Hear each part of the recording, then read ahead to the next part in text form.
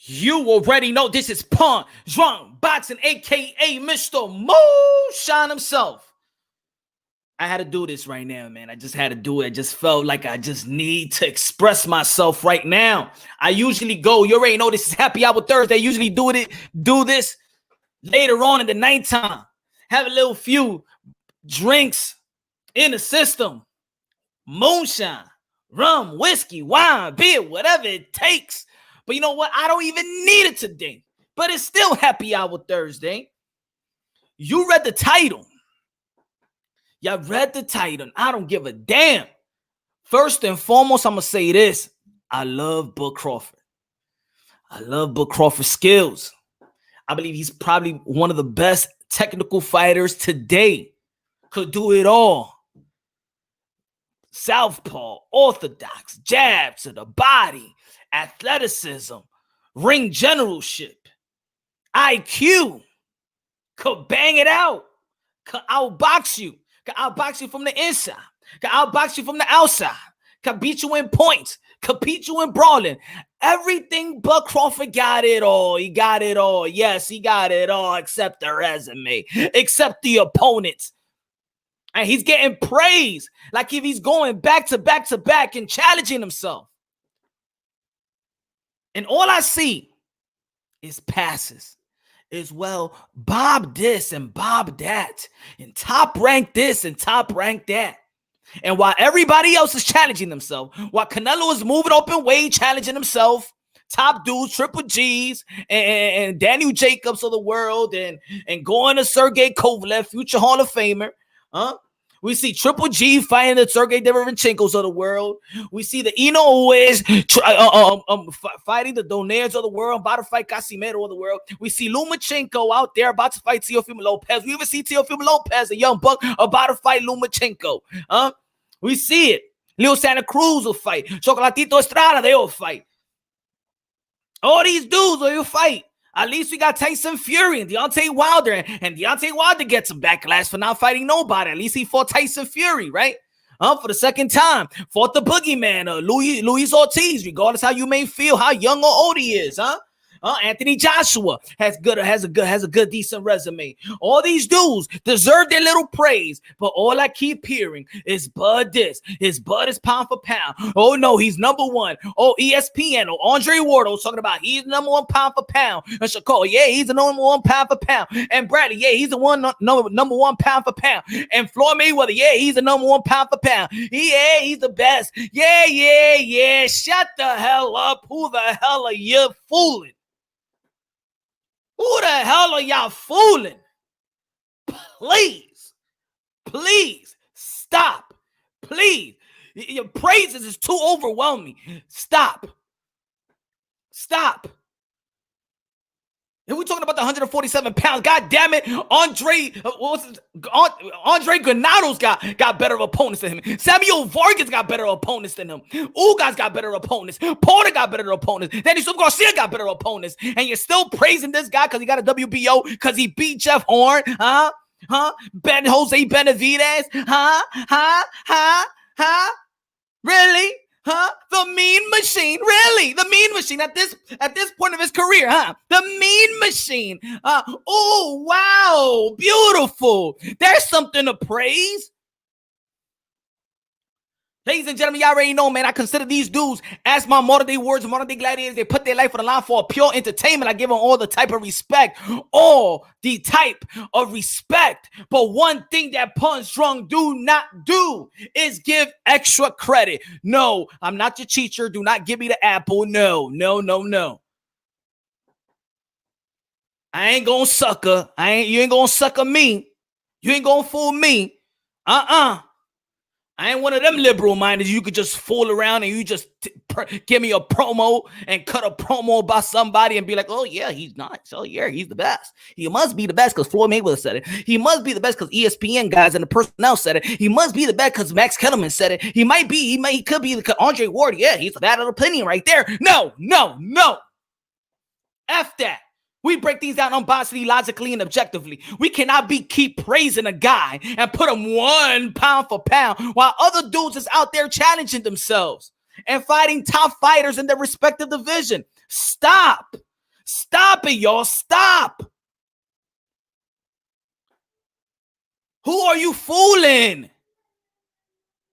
Don't even fool the casuals, because the casual don't come and watch Bud Crawford fight.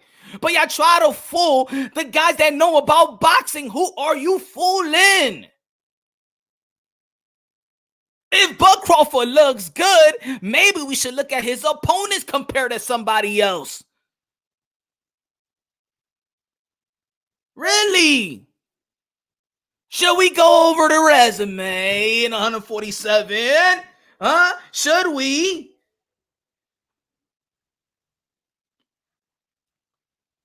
And again, this is no shot at Terrence Crawford.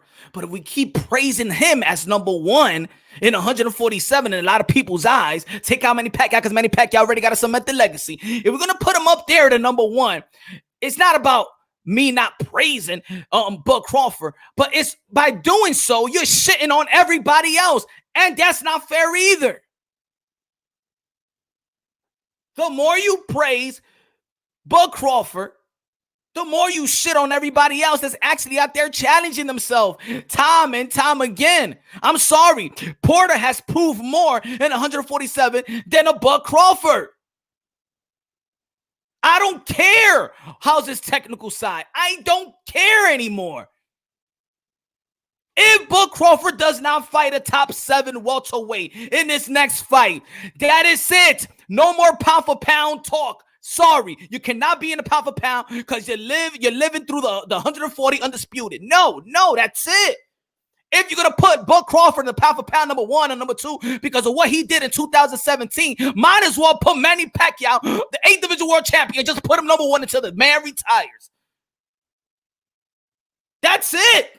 No more. No mas. No mas. I love you, Bud Crawford, but no. That's it. No more. No more praises. No more hallelujah for you. That's it. And everybody out there, stop with the damn BS. His last opponent was damn Mean Machine. And you can't even pronounce the guy that he fought his name. I can't even pronounce him. I didn't even know his real name. They were so lazy. They just said Mean Machine. You could have put Terminator. You could have put T-1000. You could have put Bugs Bunny. And he got dropped by Mean Machine. But every time you turn on ESPN, which is the best traffic sports channel and network in the world, and you hear these so-called boxing analysts telling me that Bud Crawford is top 1, top 2, top 3 pound for pound dude in the sport of boxing, and you eat it up. No, it tastes bad. Yuck.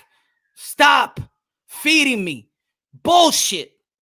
Excuse my language. Damn it, it's a Christian show. Praise the Lord. Who are you fooling? I get tight because you know why? Because you're trying to insult my intelligence. And all of us should be mad. Shout out everybody in the comment box. We all should be mad. Don't you hate when somebody try to insult your intelligence? Even when your kids are trying to lie to you, and you be like, man, this kid think I ain't never been his age before. Huh? He trying to insult my intelligence. You just spank him and put him in punishment just for that. Don't insult my intelligence. There's too much going on in the world with that ish. Too much. They do it in politics all the time, insulting my intelligence. That's why I'm fed up. Insulting. Who the hell you think you are? Huh, ESPN? Huh, Bob? Huh, Max? Huh, Ward? And Ward. We all know that's your little basketball friend. I love you, Andre Ward, but don't you be coming with that BS to me either, or to us. Because at least you work for your ish.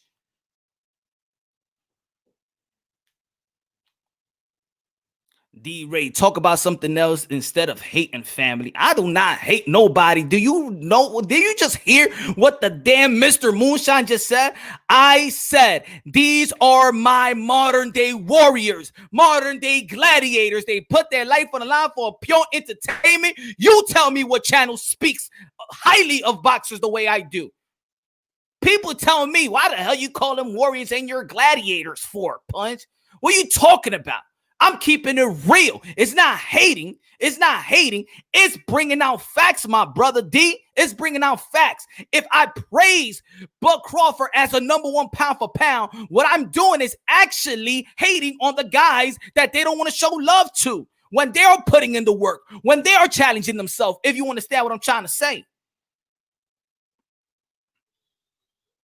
Everybody want to talk. Look, Chop, Sean Porter didn't want it. Danny Garcia, you can't be serious. Thurman could have been in trouble. Manny Pacquiao won a PBC to fight Urban. He's the easier fight between the two. Yeah. Look at them. Like, Chop, you just giving me the names, right? Well, look at the welterweight division, baby. We got Kell Brook fought Porter, huh? Yeah, Porter fought Thurman, huh? Danny Swift Garcia fought Thurman, right? Porter fought Danny Swift Garcia. Porter fought Ugas. Spin fought Kell Brook. Spence fought Porter. Manny Pacquiao fought Thurman. And you telling me that we're gonna praise this guy while these guys here are the one that's putting in the work? And nobody wanna fight him? What you talking about? He was the last one to come to the welterweight division. He gotta wait his fucking turn. But that doesn't mean that you gotta shit on everybody else. They the one that been fighting. Every time I want to people hear, oh my God, they just don't fight like back in the days in the 80s with the Sugar Ray Leonard and the Roberto Duran and the Haglers of the world and the Salvador Sanchez and with Fred Benitez and Marvelous Hagler. Oh my God. Today they just don't fight like them. Today they are fighting like that. But the thing is, when your mind is so fucking stuck about a Bud Crawford and Spence, you don't get to appreciate what already has happened.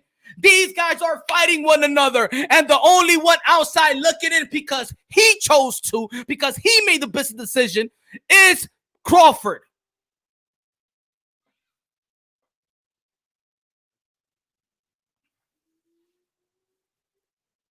This is real right here.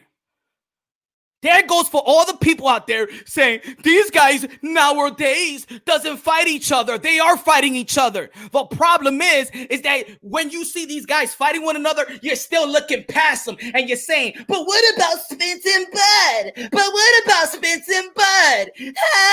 But Thurman and Pacquiao fought. But what about Spence and Bud? But Sean Porter and Spencer's fought. But what about Spence and Bud? But what about Spence and Bud? Like, Bud is the only fucking fighter in the 147-pound division. He just got there.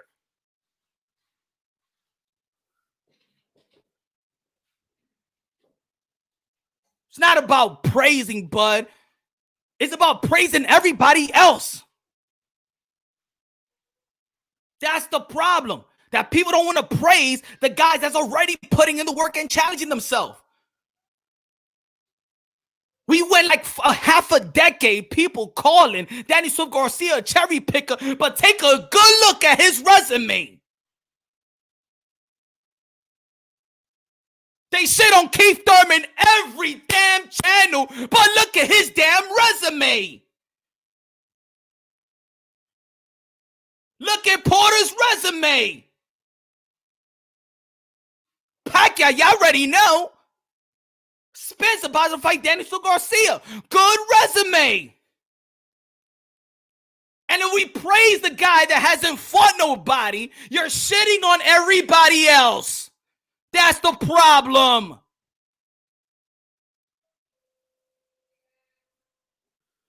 Kell Brook look unbeatable. Yeah, he wants. And Kell Brook calling out Bud. The highlight of Bud Crawford in this past year is Gary Russell calling him out and him going back and forth with Gary Russell. How about you go back and forth with Sean Porter? How about you go back and forth with Thurman? How about you go back and forth with Garcia? How about you go back and forth with Ugas? How about you go back and forth with them?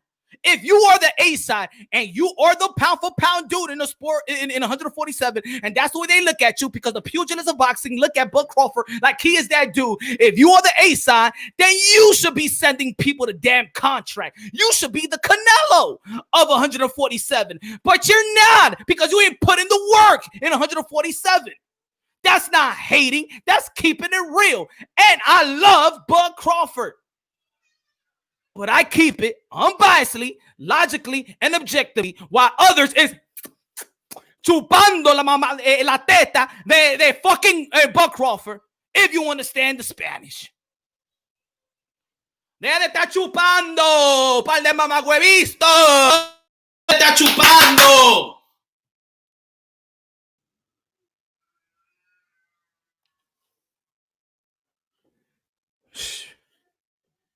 Don't tell me I'm hating. Get the hell out of here. Hating on what? I'm saying what? Go back to the resume, damn it. Let's go back to the resume. Andre Granado's got better opponents than this guy. Rather praise Adrian Granados. I'd rather praise Samuel Vargas, who fought the Spence of the world, and Danny Swift Garcia's of the world.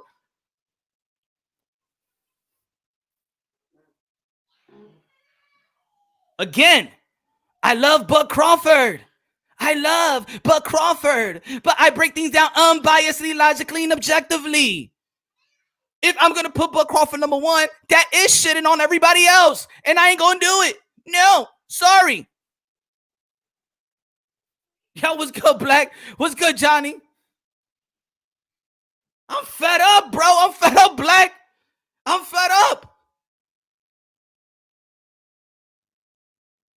Let's call it like we see it. Let's call it how it is. Let's check the resume, ladies and gentlemen. Come on. Let's see how much am I hating.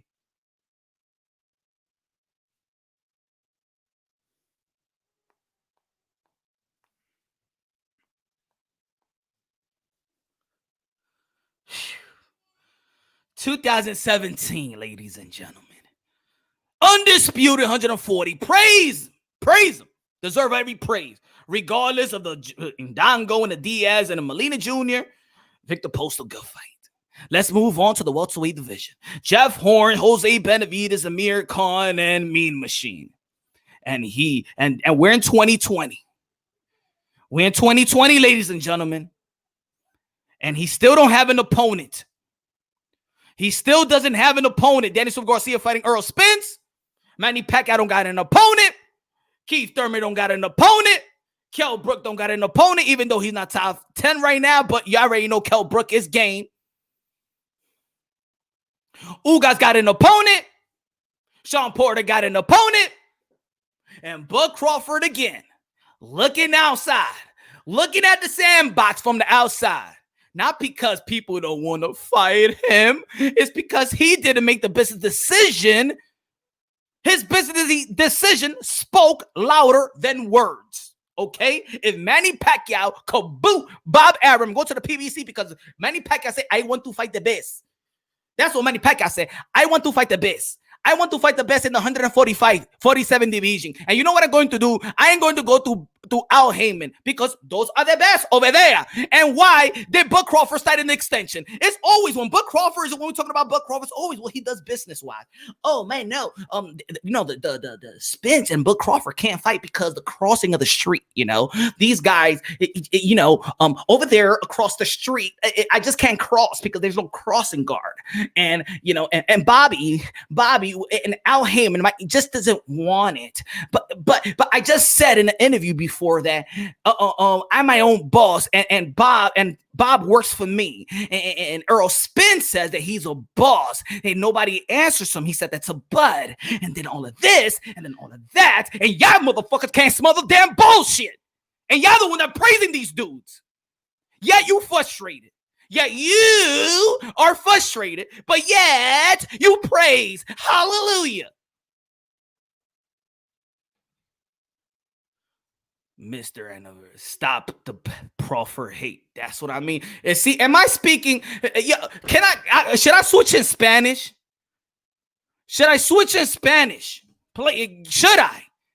How is that hate? Mr. Anniversary, Devontae, do you know, want me to tell you again, his fucking resume compared to the others, and you gonna tell me that it's hate? Are you fucking dummies? Let's go at it again. Mean Machine, Amir Khan, Jose Benavidez Jr., and Jeff fucking Horn. Am I saying do not give credit to Buck Crawford? No, I'm not saying that, Mr. Anniversary and Devontae. I am saying I am not giving extra credit. What people are giving him extra credit. I'm not giving nobody extra credit. I keep it unbiasedly, logically, objectively. Se lo digo en español para que me entienda. Buck Crawford no está peleando a nadie. Nadie. A este momento, él no tiene que pelear un mismo shin. ¿Me entiende? Cuando Errol Spence está peleando, Sean Porter, Danny Sur García, Keith Thurman está peleando Manny Pacquiao, Ugas está peleando con Olmar Figueroa también, que era un peleador muy bueno.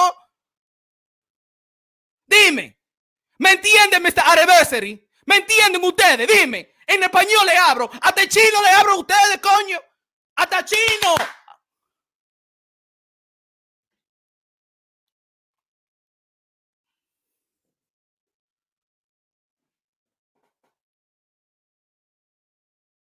How can you claim they have better resume when they don't want to fight? But that's what I mean, Mr. Cheese, my brother. Why is always that they don't want to fight Crawford?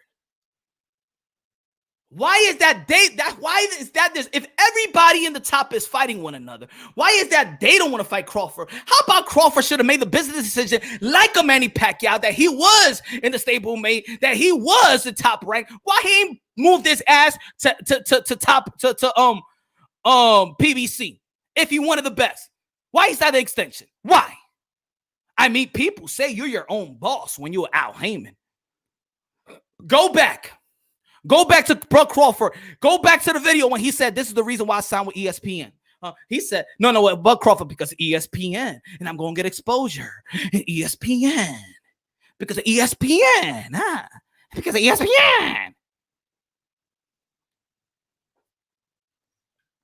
I'm not hating on dude.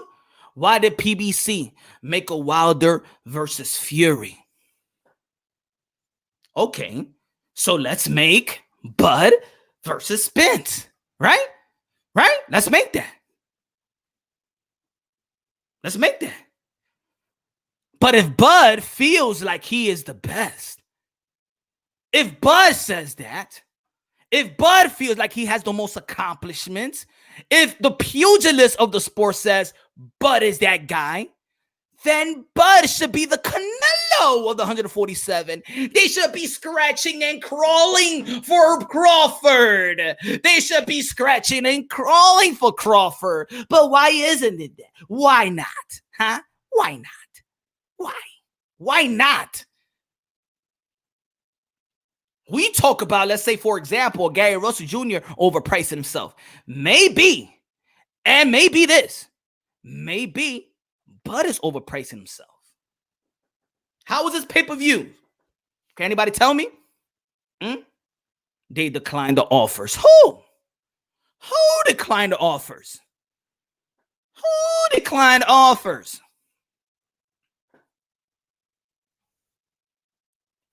Because PBC had the majority of the welterweights. Good. Then go to the majority where the welterweights is at. You call, it's easy. When people talk about like these contracts, is like you're selling your whole career when you sign. You could sign a 3-fight deal. Or Mikey Garcia signed a 1-fight deal. 1-fight deal. 1-fight deal to go to Matchroom. I don't understand why people be like, oh, but he could have said in Top Rank. He could have signed with PBC for a 2-fight deal and make sure that he's going to get a fight. Why people acting like he's selling his whole career off? Like you can't negotiate a fucking contract. Sorry with the language again. Sorry, God. It's always business with Crawford. And when everybody else is always that they're ducking, that they're dodging, that they don't want to fight nobody. But when it's with Crawford, it's business. He gets the pass. He gets the pass. But yet, all these welterweights are out there fighting one another. Oh, you think they scared of Bud? Huh? Because he come from 140? You think they scared of Bud?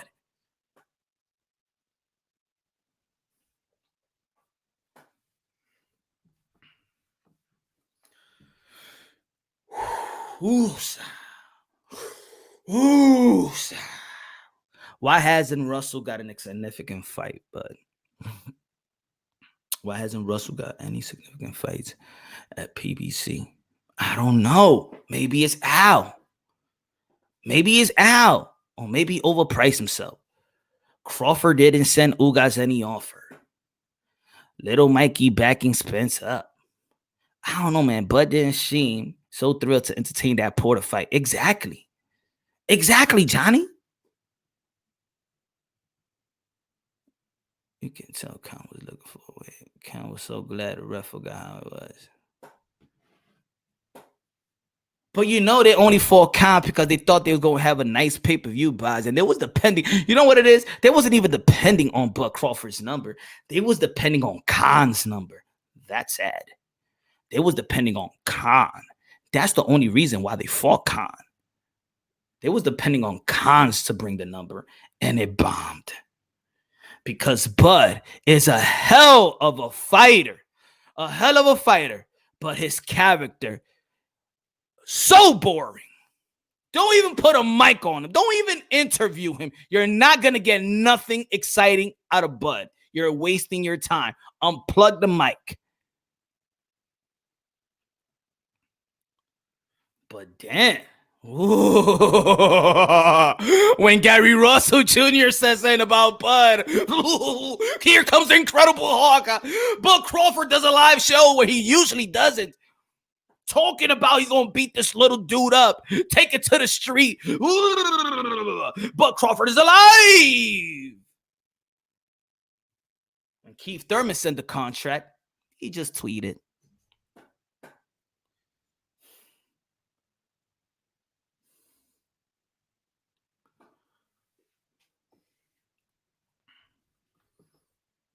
Again, I'm going to say it like I said in the beginning. I am not shitting on Bud Crawford. He's an extreme talent. He's probably one of the best top two, probably the best technical fighters that has all the tools in the toolbox. Could outbox you from the outside to inside. Could outslug you. Could outbox you. The jab, the body work, the movement. The ring generalship. He's a gym rat. You're everything you want from a fighter. I'm giving him the credit. But other guys are actually challenging themselves more than Crawford. And you got to give them the credit too. Sorry. You got to give Errol Spence more credit than Bud because he's going back to back with a Porter and a Danny Swift Garcia. And he beat Kell Brook in his country. So you got to give Errol Spence more credit. What Errol Spence is doing, Keith Thurman already is doing. He was unified champion. He went back to back with Porter and Danny Swift Garcia and fought the Guerreros of the world. And them and Porter has fought everybody else. Yeah. And Ugas had a good match. And I believe that Ugas actually contained Porter even better than a Spence and probably Thurman too. He's a good and had a good fight versus Omar Figueroa. And Danny Swift Garcia, who's been called a cherry picker for most of his career, probably had one of the best prestige resume of them all. And here comes Bud. Here comes Bud. And he gets all the praises by fighting Mean Machine. And Mean Machine, really? and Jose Benavidez. Wow. Oh my God. That's something to praise. Woo-hoo! He's the best I ever seen.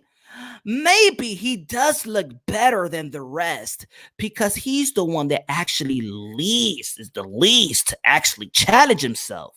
So when you do fight guys that's actually tailor-made for you to look good, you're gonna look good. You're gonna look better than the rest.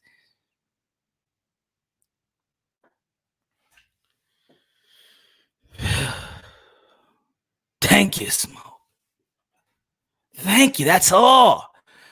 I am not disrespecting Bud Crawford. I am just not giving him the extra credit. Do you want me to give him the extra credit?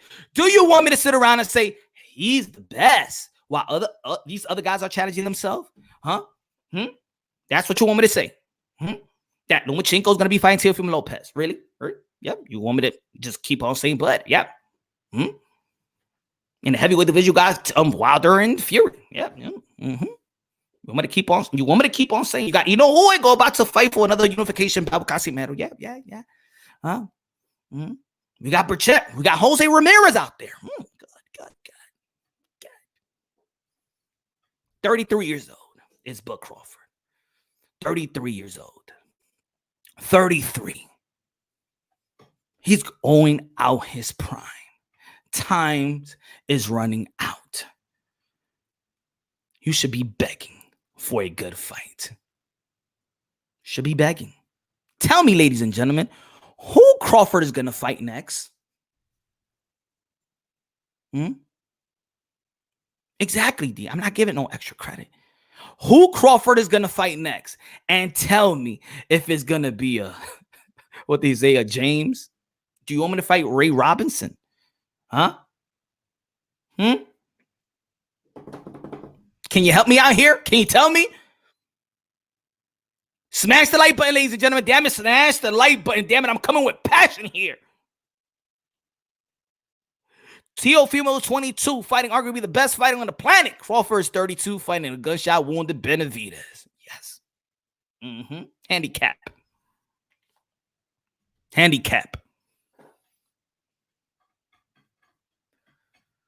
So, I'm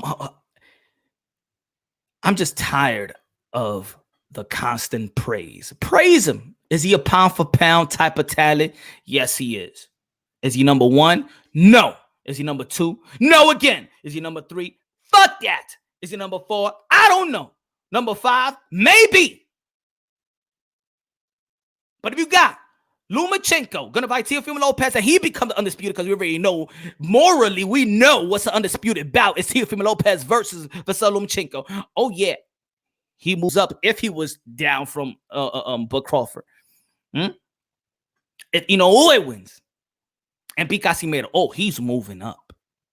Earl Spence resume, if he beats Daniel Garcia, regardless, he is moving up. Yes, he is. Canelo, he's always gonna be there. We're gonna put Bud. What you gonna do? Where you gonna put Bud?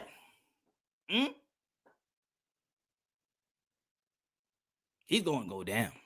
I'm sorry, ladies and gentlemen. I just can't keep him there. I have Crawford 4. If all these things happen, you still gonna have Crawford 4, intangible. I'm just saying, if all the things that I just said may happen, and you still, how are you guys? I'm not so good. Is that correct? Ladies and gentlemen, it is time. Loma, Canelo, and Crawford. You're going to put them as 3. You're going to put Canelo number 2, 3, Crawford. And the Spence B. Danny Swift Garcia, you're going to keep him. Crawford. Okay, so what's the criteria in the past going on 3 years? I mean, we're going into the fall that Crawford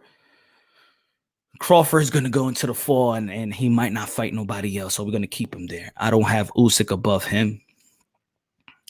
Well, Usyk is almost in the same thing, undisputed cruiserweight. He's going to the heavyweight. He beats Chisora. Chisora's ranked what in the top 10. You know, I'm not so thrilled about Chisora, but it's whatever. After Usyk, if he destroys Chisora, then he got to fight with Anthony Joshua. You know, I mean, everybody's challenging themselves. That's the thing. Can Bud Crawford give me a top 10 welterweight fight or something? Huh? Crawford already dissed the Ray Robinson. I hope so. I mean, what else for Bud? Who's out there for Bud? And then people tell me, that's why I bring up certain names that people always be like, yo, but yo, you gotta let it go. He's not the same guy like before. But I see people always criticizing other welterweights and praising Crawford. And they haven't even done nothing, half the ish. And I'm just talking about the 147-pound division, y'all. I'm just talking about the 147-pound. And all I'm saying, if we're going to keep Crawford there because what he's done in the past 2.5 years, going on 3, then I don't know. If we're going to hold him up there because what he did in 140 in the undisputed, then might as well just put Manny Pacquiao there until he retires. He's 8th division world champion. Just be one of the prime dudes in the sport of boxing. Undefeated Keith Thurman. Just let's put him up there too. Let's see Manny Pacquiao's record. Let's see.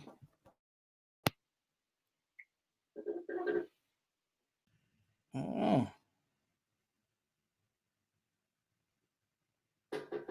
Sure. Mm. Mm. Mm. It's coming up.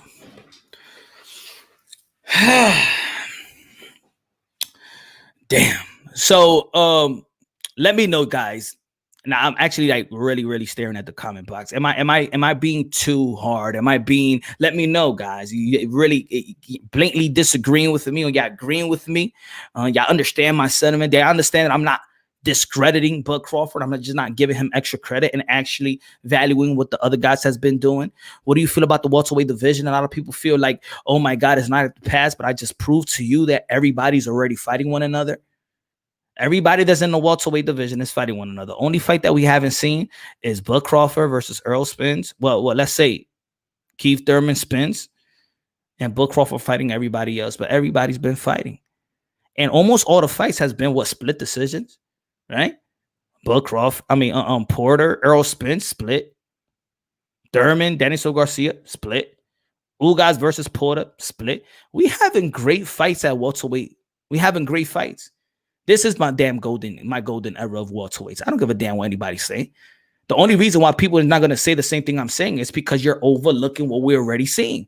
The thing is, people are not appreciating what's already happened. People are overlooking everybody else in the welterweight division because their mind is so into Bud and Spence that y'all not looking what's really going on. All these guys are fighting one another. This is a great welterweight division. That's why I do not be like, yo, these guys are not fighting one another. This is a effed up year. I wish things was the 80s. You never hear me argue that. I wish it was like back in the days. I like this era. This era, they fighting one another. This is a good era. Am I lying? People don't like it to put Manny on top because of his losses. Resume being ignored. I mean, Manny Pacquiao got to cement the legacy. Timmy, no, it's not. It's not a good welterweight era. You don't think so? Timmy, that's what you're trying to say. It's only in the WBO. Is this a great welterweight era? And it's not even done. These guys are in their prime. If the perception is that they would beat Manny because he is old, then why actually fight and risk losing the pack if the world already think they would be the favorite? They did fight. Why? Has anybody shown anybody that is going to be an easy fight if Errol Spence fight Manny Pacquiao or Bud fights Manny Pacquiao? What have they done? Who have they fought to say, this is going to be easy for me if they fight Manny Pacquiao? Because people just don't have the respect for Thurman, and Thurman lost, and y'all figure that it's easy. It's going to be an easy fight.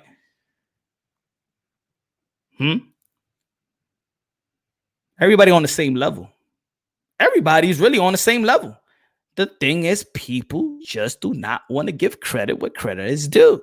They want to hate and give all the praises to Bud. But he's not the one that's fighting and challenging himself in 147 pounds like everybody else. If everybody look like they're struggling, it's because they're actually challenging themselves in 147 pounds.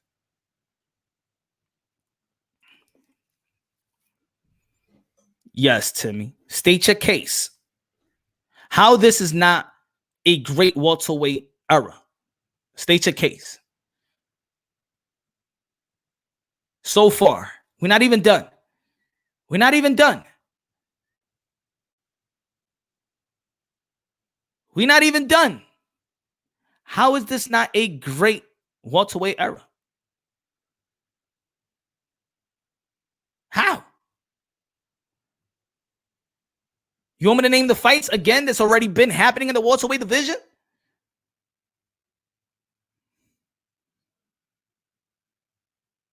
That's what it is. That's people just overlooking what already had been happening because their mind is so dialed into a Bud of Spence. It's not about, wow, who Spence is fighting. It's let me see if Spence could get through this because my mind is so, I still want to keep that Bud and Spence alive. I never thought that Spence and Bud Crawford is the fight like everybody else want to push it. That's not the fight for me. That's not the fight for me. With the hardware, yeah, but even before they had the hardware, it was supposed Bud and Spence. No, it was not. Are you sure that Bud Crawford could get out there and win a fight with Sean Porter? You don't know that. You don't know that. Could he beat Danny Swift Garcia? You don't know that. And why would you think that? You don't know that. Bud and Thurman, you don't know that. Bud and Ugas, you don't know that. I ain't never look at no Bud and Spence as being the fight because ESPN, Max Kellerman has the platform to push that fight. And then you got these other channels that's all stuck on Errol Spence and they want to push that narrative with the Bud and the Spence and the Bud and the Spence even before they had their hardware. I ain't believing that. I ain't believing that.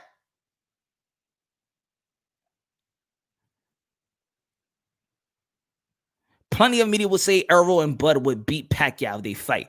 Errol and Bud get the credit before they face Pac. That's what's wrong. Exactly, Rich. That's what's wrong. That's what's wrong, Rich. Thank you, Rich. They live off perception. Off perception. I just 1 and 2 to fight, not a lot to ask for. Yeah, I want that too. But who determines who's 1 and 2? Why is 1 and why is 2? I did a video once before. I did a video a couple of years ago. ESPN, they had Bud Crawford on. And this is how I tell you how they push this narrative. I did a video.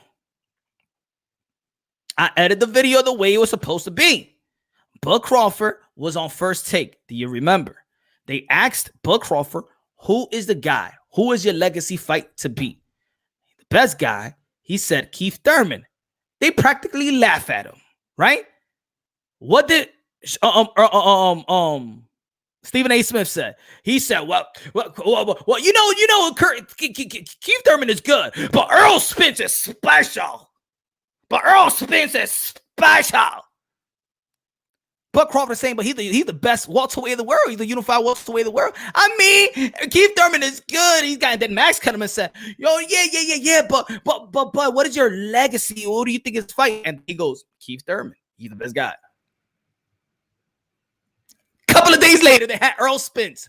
Earl Spence, who's your legacy fight? You know, Keith Thurman is the man to beat.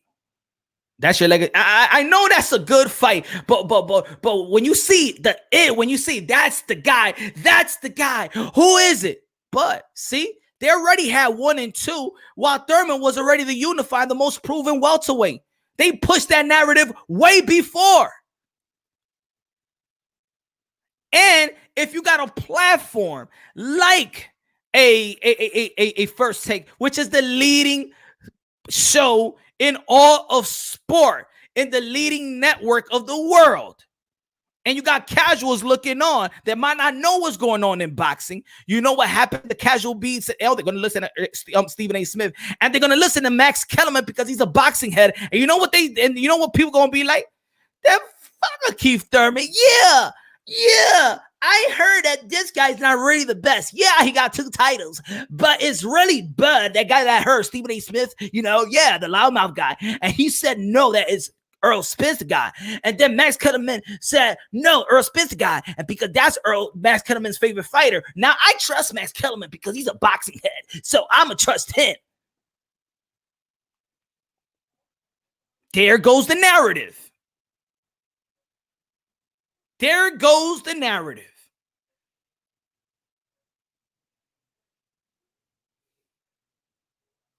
So even before, like my man Rich said, even before, people are looking at Bud and Spence. Bud and Spence. It's the only reason. Thurman is not active enough. It's not. I'm not saying about that, Mr. Cheese. I'm not saying about that. I'm just telling you where this Spence and Bud fever came about. And when the Spence and Bud fever came about, that's when people start devaluing what they're already seeing. You understand what I'm trying to say, Mr. Cheese? Is they devalue it. Yes, Earl versus Bud is a unification ring belt. It is. It is. But they're not making the fight. And maybe if Bud would have done what Manny Pacquiao did, we probably would have never seen a Porter versus Spence, and we probably would have had that unification bout. Because if you wanted to actually face the best welterweight, you would have never signed the extension. You would have never signed the extension. You could have did. You a free agent, my man. You could easily say, I will sign with PBC for a 2-fight deal. Easy.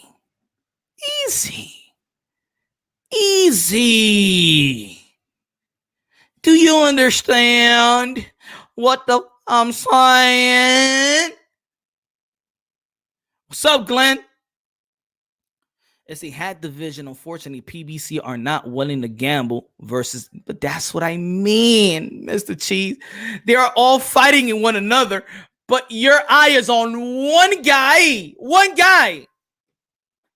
So then people look at it like, oh man, nobody's fighting one another, but they are, because Bud Crawford was not nobody in the welterweight division a couple of years ago. They are fighting one another, man. The PBC fighter is actually the one doing the right thing, man.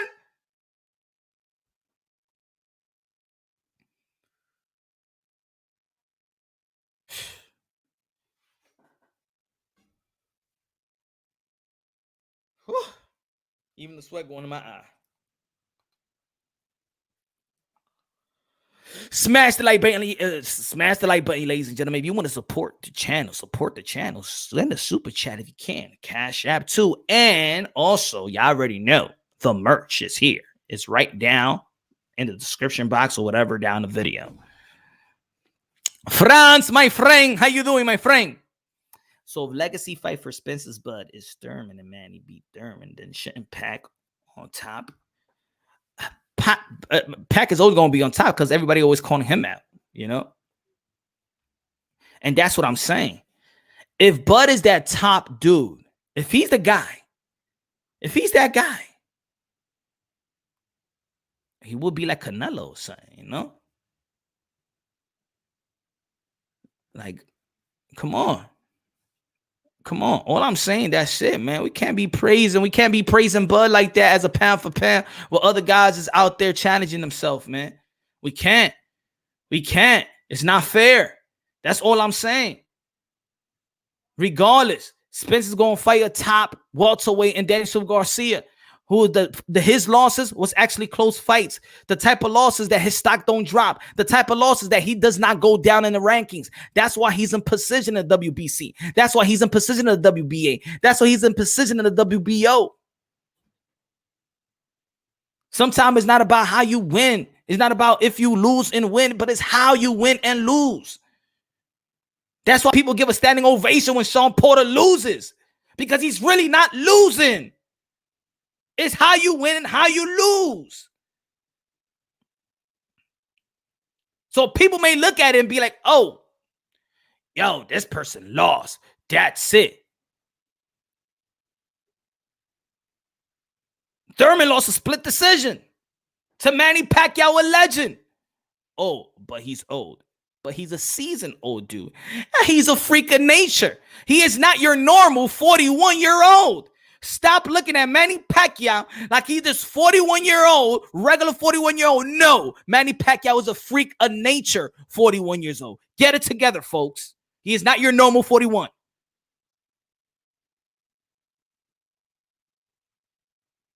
Don't compare him to another 41-year-old.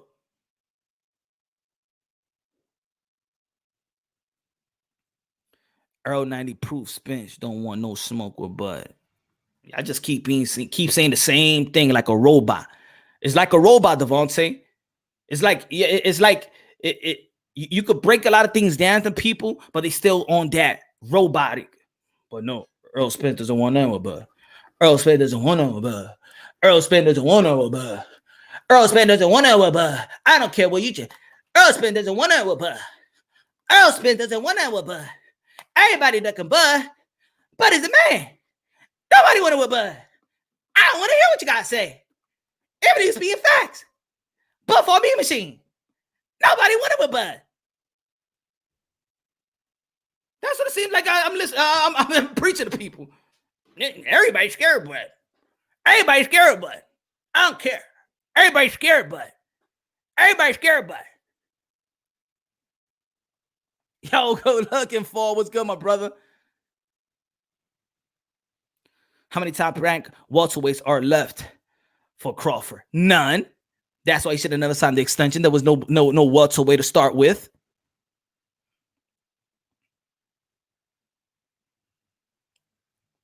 Nobody want to fight Bud. Nobody want to fight Bud. Nobody want to fight Bud. Everybody ducking Bud. Everybody scared of Bud. It's Bud. Bud this. Bud that. Oh, fuck out of here, man. Stop. Bud ain't make the business decision to get those type of fights. Where is accountability? Everybody's scared of Bud. Everybody's scared of Bud. Bud is the best. Bud be mean machine. Bud be Jose Benavidez. He's great. He's great to great. He's great to great to great.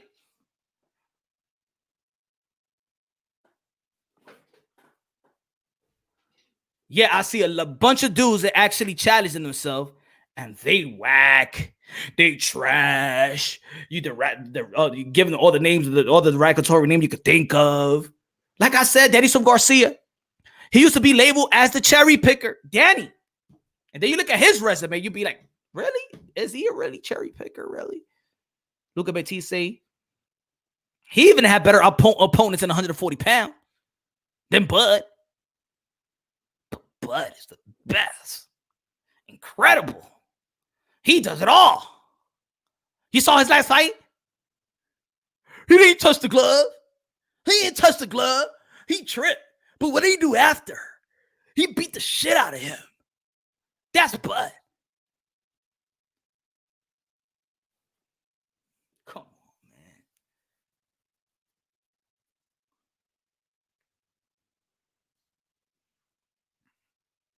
Come on, man. What top welterweight winning the fight? Crawford. What? Top welterweight Crawford's winning the fight? Mr. Cheese? Say the other way around, my brother. Say the other way around. What's good, Matthew? Say the other way around. Come on, G. Come on, my brother. I know you be on it. G. Let me know. Talk to me, man. Who sold you that bud? Bud? Who sold you that bud? Bud? I know you. I know you on that right now, man.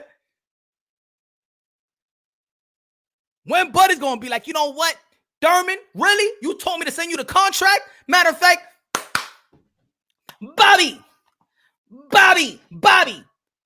That's motherfucker Thurman said to send down game contract. What he said, Bud. Is he serious? He just lost to an old man. We got him. We got this easy money. And he just came over pay-per-view. So, you're going to get some good money out of this. Let's get that ponytail dude. Yeah, man. Man, give me the contract. I'm going to send it to this ponytail dude. And he's losing hands, stuff like that. Yeah, I'm really going to do a number on them. Yeah. Send a number. That's all he got to say. That's all he got to say, Craig. That's all he got to say. That's all he got to say. If a dude's telling you to send me the damn contract, Bud Crawford, you know and I know, regardless if it was going to be a championship bout or a unification bout or not, even if Keith Thurman is the best dude in your resume, send the damn contract, big boy. Send the contract. Send the contract. That's a real call out. That's a real call out, Bud. Bud. Send the damn contract. But no, when it comes to Bud, it's about his business. It's about that people don't want to fight him. How about you, Mr. Boss Man? He said in the interview, like I said before, he said that Bob Arum works for him. All right, call Bobby and send for contract. Kell Brook right now. He's working now. Go check him out. Twitter right now. He just put a video right now calling out Bud Crawford. He said that Bob Arum wants it. Now it's up to you. When? You know why I want to know? Yo, Mr. Cheese, I want to know when, because it's easy. He could do what Eddie Hearn. People could do what Eddie Hearn did. You could sort of email and be like, yo, my man, I did send them the contract. And they send it right back. That's a real call out. Send the damn contract. All he told Keith Thurman was tweeting, stop playing with my name. Stop playing with my name. Nah. That's a real call out. You want me, you send me the contract, big boy. You send me the contract. You the A-side, man. Enlighten me.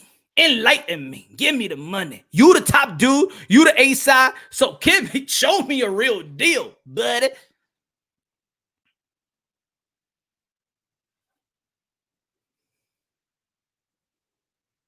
Pray. That's what it seemed to me, man.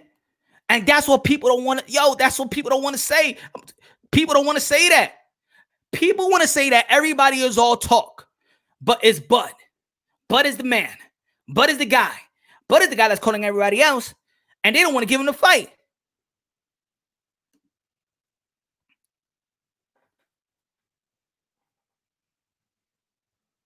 You know how I feel?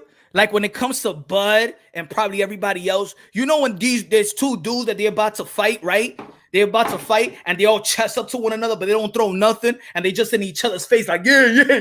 So what you gonna do? But what you gonna do?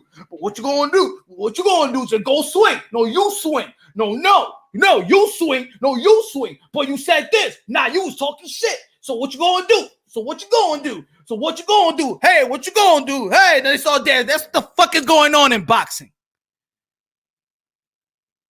Even the craziest shit that I heard is about crossing a damn street. No, you crossed the street. No, you crossed the street. No, you crossed the street. No, you crossed the street. But the light is green. No, it's not. It's yellow. You gotta wait. It's yellow. No, you cross the street. No, you cross the street. But there's no crossing guard. But a school bus is coming. You can't cross the street. No, you can't cross the street. The fuck are we talking about here with grown men about crossing streets?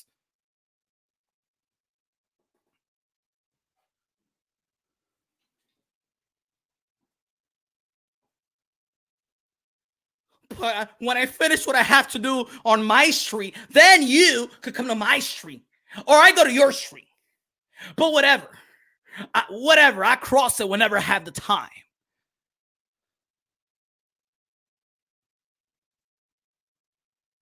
And you know what? You know what it is? Then we talk about it. Then we become the dummies. We have contact. Even the YouTubers created. We'd be like, hey, guess what happened? Bud told that they can't fight because he got to take care of his street. And then another video goes about not Spence.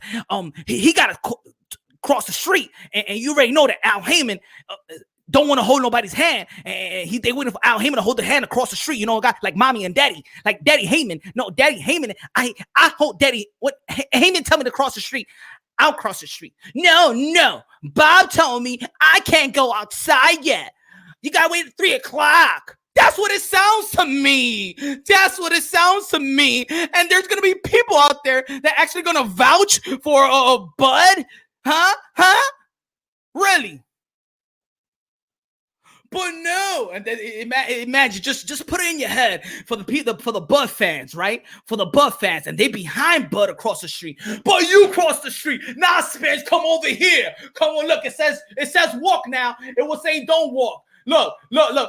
Matter of fact, you don't even got to read. Now they got the hand sign. Go, stop, go, stop, go.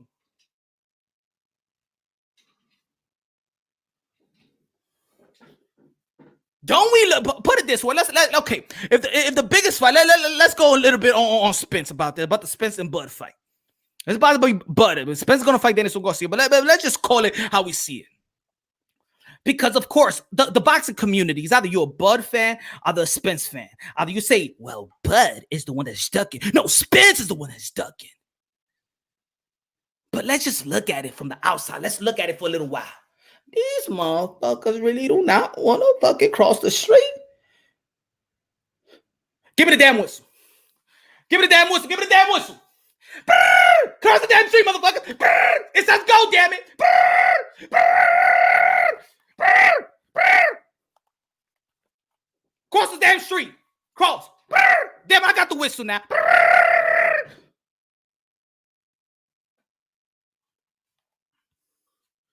Don't be vouching for these warriors. They ain't putting no damn money in your pocket so you could be sounding dumb yourself. Look how I'm sounding. Look how they got me. Look how they got me, y'all. I don't want to cross the street. Bob told me. Not yet. We have to marinate the fight. It's just like cooking dinner. You know, you got to marinate. You got to marinate the fight so that it could taste good. You got to marinate and then put in the refrigerator for 5 fucking years. Because you think that you're Mayweather and you think that you're Manny Pacquiao. Ha, right, yeah. You want to follow the blueprint, right? Okay. Danny DeVito. Okay. I mean, Joe Pesci. Okay.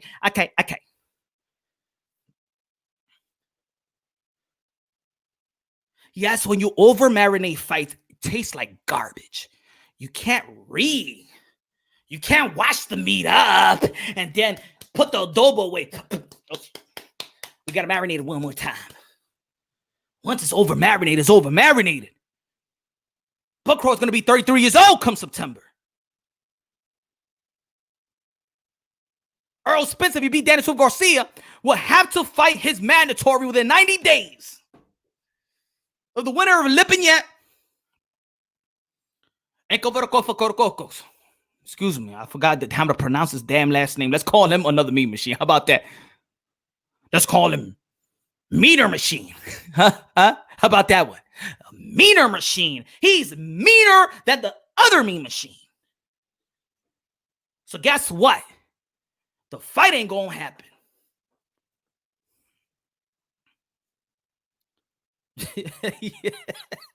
Yeah, Johnny. Okay.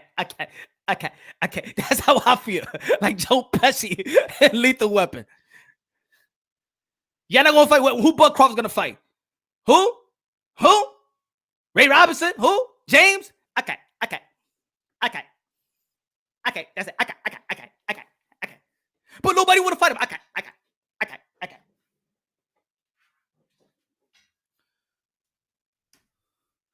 Subscribe to the channel. Subscribe to the channel. Hit the notification bell. God damn it. Like, smash the like button. Smash the like button. Damn it. I am fed up. Call me a hater all you want, but people know that I'm no hater. The thing is, I break things down unbiasedly, logically, and objectively, and sometimes people want me to pick some sides. No, I speak on it. I speak on it. I love Bud. I love Bud.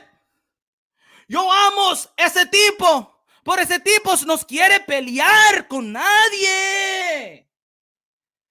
Se los digo en mexicano. Él no quiere pelear con nadie.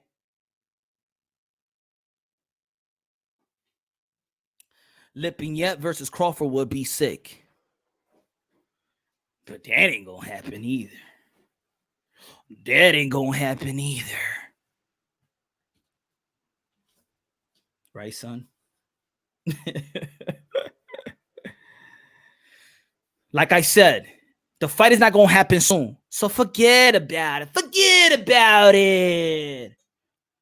Forget about that fight. They ain't gonna fight anyway because Spence will have to fight as mandatory if he beats Danny Swift Garcia. Well, furthers the fight. You might see the fight when Bud Crawford is 35 years old, y'all. You might see the fight when he's 35. And guess what? It's out there prime. And that's why we got to pay attention to these young dudes, man, because they might save us. I appreciate hard hitting topics. Thanks, Chop. Good looking now. Chop. Lipinette versus Virgil. That's a good fight, Smoke. That's a good fight. But you know what, Smoke? People don't want to see good fights because they're always going to overlook the good fights. And that's why I vouch for this welterweight era. Because I believe these guys are fighting one another. I'm not that dude that be like, yo, they ain't fighting one another, man. Yo, I wish things were like back in the days. Yo, so I think people always like back in the days, son. Nah. You know what? Where Hagler for this one and Tommy Hearns, yo, it was like that back in the days. They're fighting right now. They fighting.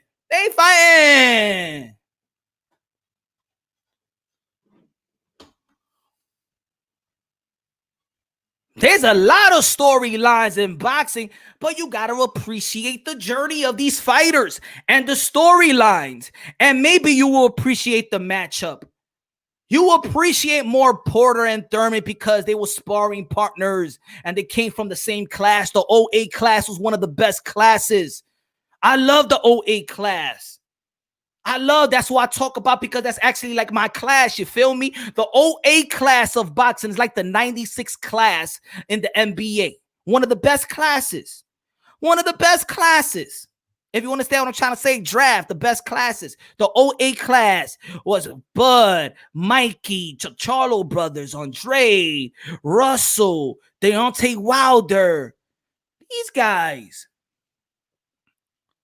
Porter, Jacobs. These guys, I like them. Usyk was part of that class, but he just came to the professional level, man, late. When Porter beat Usyk in the amateurs. When Porter knocked out Jacobs in the amateurs. When Ugas beat Crawford in the amateurs. When Danny Swift Garcia beat Bud Crawford in the amateurs. When Bud Crawford beat Mikey in the amateurs. When Andre beat Thurman and they beat one another in the amateurs. When when Thurman beat Charles Hatley in the amateurs. When Andre beat Hatley in the amateurs. That's my era. So that's why I talk about the era. And that's why these guys already been fighting in this era. But if y'all just came out of nowhere and start paying attention to boxing right now, then you don't know what the fuck y'all talking about. When people be like, oh, these guys are scared. They ain't scared. They battle for free. You just wasn't paying attention. Don't say Danny Swift Garcia is scared of Bud Crawford when he beat him in the amateurs for free. When Ugas beat Crawford for free. For free. None of these fighters are scared. So for all you fans that like to be like, oh, these guys are pussy. These guys fear.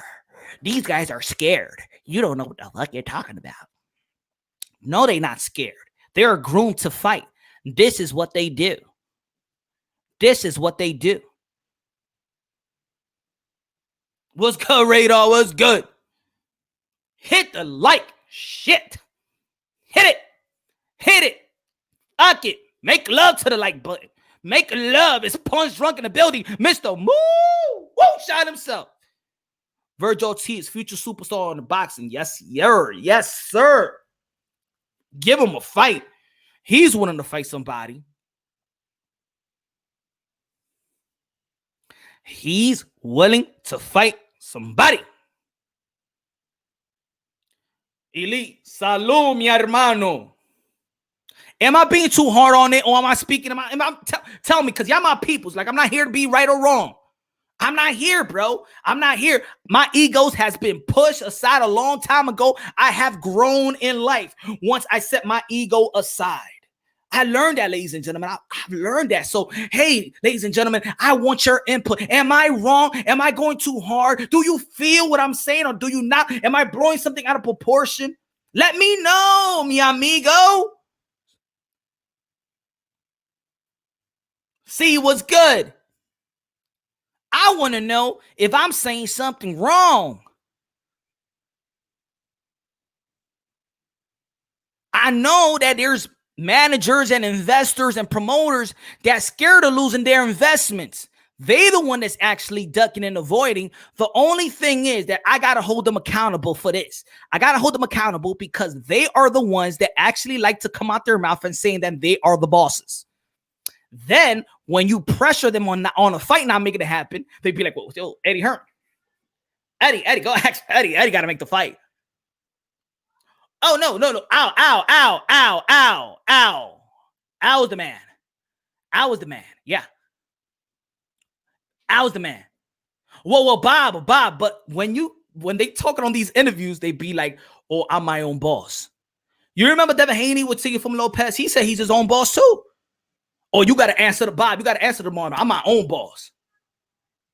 But then when it comes to Gary Russell Jr. and think, well, Eddie, did you talk to Ed? Eddie, yeah. What happened to all that boss shit?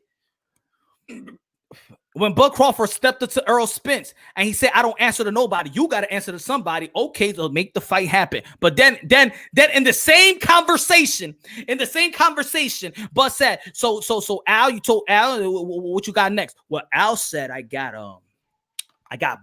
Porter, and then after the Thurman and Pacquiao fight, then I got the winner of that. And oh, you got somebody to answer to. Stop saying that you're bosses if you can't make the boss moves. Thanks, Johnny.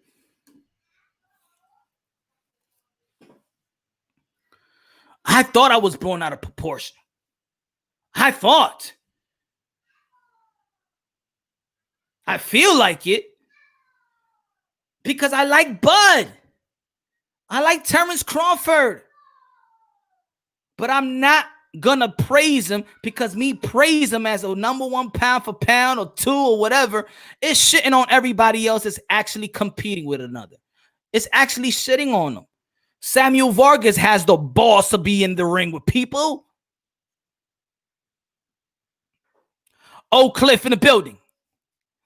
Look, I'm gonna tell you like this also, and I even wanted to do a video about this. People talk ish about Adrian Broner, and he has the balls to get in the ring. Well, I'm not gonna say everybody got the balls. All the fighters got the balls. Let me retract that. But he's willing to risk it.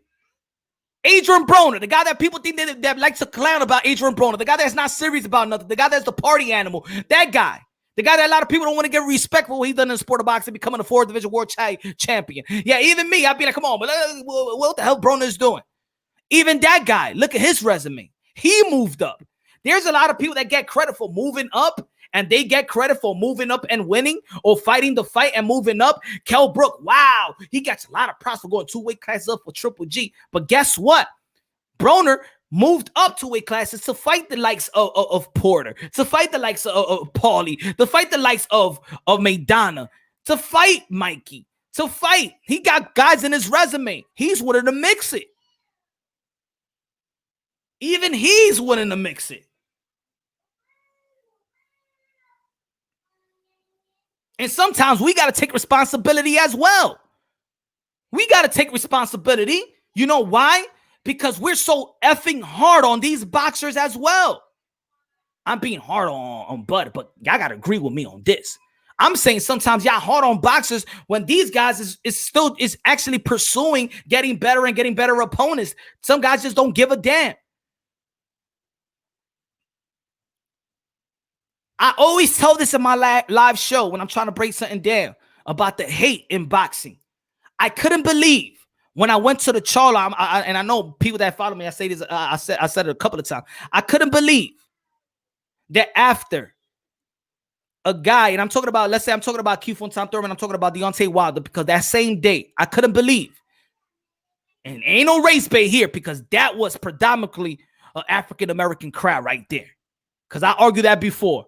Oh, no, there's New York City. No. That's how I mean, there's a culture that people that hate their own. The Charlo Lubin fight. Keith Thurman was in the building. Deontay Wilder was in the building. After Deontay Wilder knocked out his last opponent, and after Keith Thurman went back-to-back and beat Daniel Garcia, they were sitting in the stands, and they put him in the Jumbotron.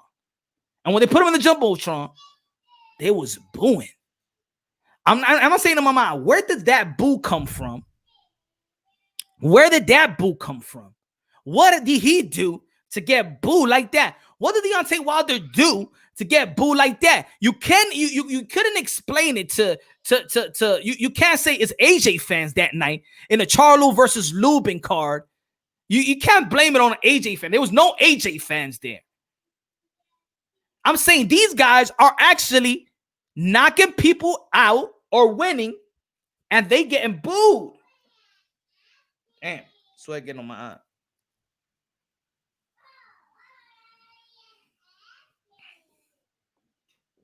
These guys getting booed.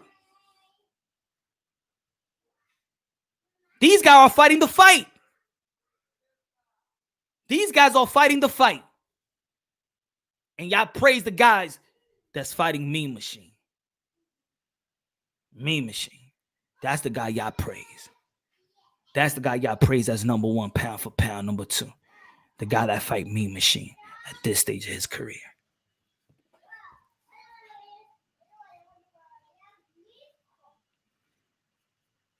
Let's get our priorities straight, man.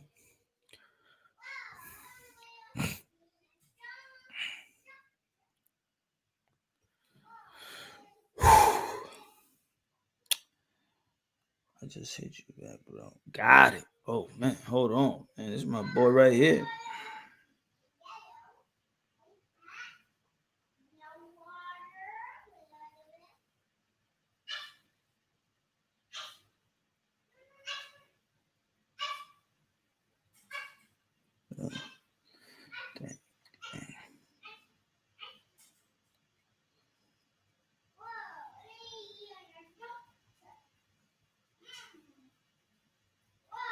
You ready, bro?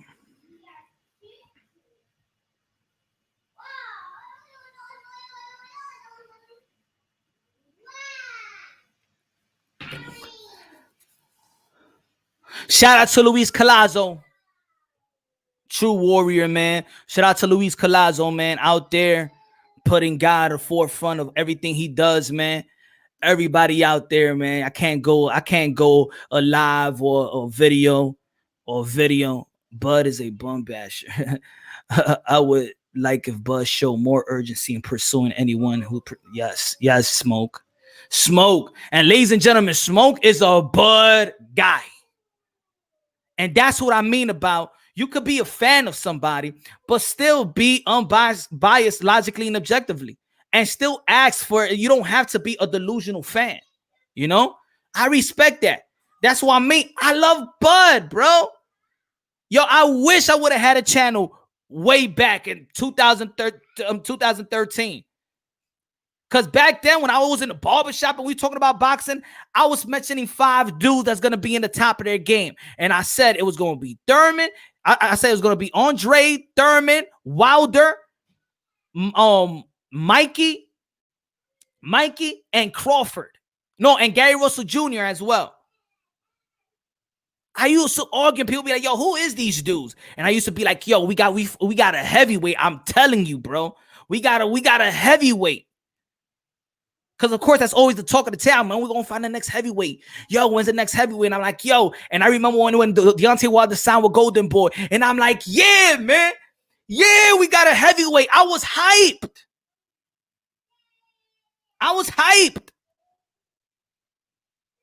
When I used to see the Keith Thurman in the amateurs, I was like, yo, this dude, he don't even got an amateur style. He's going to be knocking dudes out through the body because he was knocking out dudes in the body in the amateur. I said, this guy has a professional style. Demetri Andrade, I couldn't see him losing to nobody. He was just too awkward. He had too much tools at one point. Gary Russell Jr., I thought that was the evolution of speed when I saw him. And I get on Gary. And people that know me know that Gary is one of my favorite fighters. But I get on them. Let me know how many videos I got on my channel praising and being biased to Gary. And he's one of my favorite fighters. But I call it like I see it. My man, your career is going down the drain. You are wasting time, Gary. I keep it real. I love Bud. I love what he did in 140. You can't knock Undisputed. It's just so many Undisputed in the history of the sport of boxing. In a 100+ year sport, I give credit. But I just can't keep you up there for what you did almost 3 years ago. If I do that, then I got to put Manny Pacquiao number one. If we're going to go by what they got to do in the past, or we're going to keep them pound for pound on what they did recently. And I'm not saying that I'm not saying just drop Bud Crawford down. I'm not saying that. I'm saying if there's going to be other fighters that's challenging themselves and gaining hardware, then they got to move up. And while they move up, I'm looking at who Bud is fighting. I got to put him back down. That's the way it is. It's not like I want to voluntarily just put him down. The other guys are challenging themselves. If Errol Spence beat Danny Swift Garcia, you think he's going to be below Bud Crawford still? No. I'll put him above Bud Crawford. If Inoue beats Casimero, I'll put him above Bud Crawford.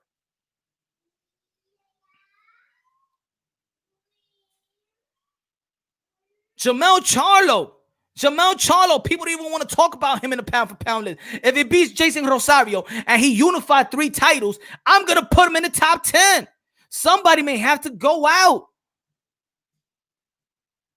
If Chocolatito beat Estrada, damn, I might put him up there. If Oscar Valdez and Bachet fight and Bachet wins, I'll put him in there. Somebody will have to eventually come down or lose their spot.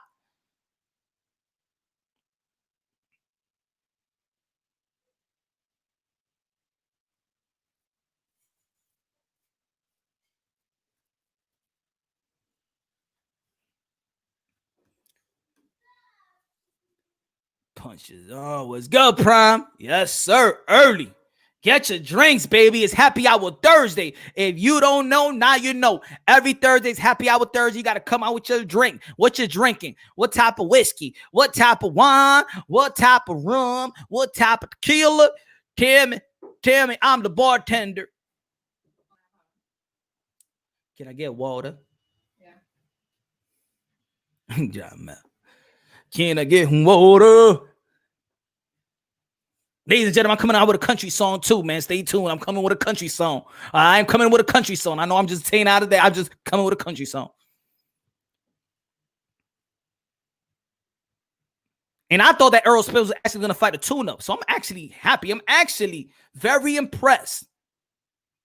I'm very impressed, y'all, that Errol Spence, because I really thought that he was going to find a tune-up. I thought he was going to find his way just to get a tune-up fight.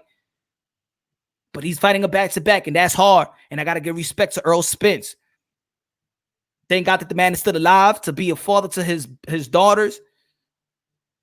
He escaped it, y'all. He's escaped it. I give him props. I give props to all these fighters, man. These are my modern day war, modern day gladiators. At the end of the day, we all got to respect these dudes, man. We all got to respect these dudes. I know we get emotional sometimes. We get frustrated. This is what sport does to us. We want our bragging rights. But at the end of the day, these guys do what they got to do to feed their family with their bare hands.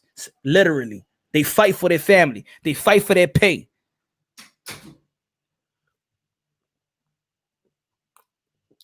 Kalua. Come on, man. You know you can sneak a little chaquita there. Come on, Kalua. Buy a little lick and be like, go through. Come on, man. Dennis Garcia is glorified tune-up. Nah, man, you gotta respect Daniel Garcia. We can't say that. Maybe in another fight. How about this, Kalua? Let Daniel Garcia lose bad, and maybe we could start talking about. Maybe we could start talking about that he's a gatekeeper or something. But it's still early, and I would not be shocked if Danny Swift Garcia whoops Earl Spence behind. I wouldn't be shocked. And I don't think nobody should be shocked. Now, if you go for Earl Spence to beat him, hey, cool. But I wouldn't be shocked if Danny Swift Garcia beats Earl Spence. I'm almost going to drop it. Hold on. This punch right here, baby. I do work from home, so maybe I should grab. Yeah, that's what I'm talking. Little modelo, negro modelo at that. Negro modelo. I ain't going to drop it now. Nah. Don't be afraid of smoke, Punch.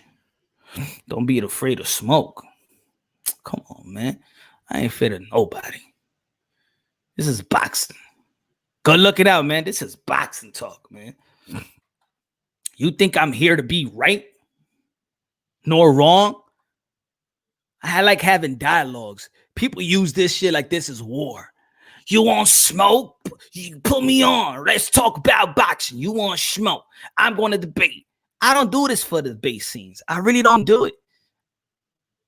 I do it to elevate the sport. I do it to elevate the minds. I don't do it to debate. You want to debate? I don't feel like debating. What is there to debate? What is there to debate? What I'm saying is not factual. You're going to say that Bud is not facing guys like the Mean Machine, like Jose Benavidez, and he's been praised to be this type of number one type of guy. That's what you want me to say? I ain't gonna lie. I'm not gonna lie.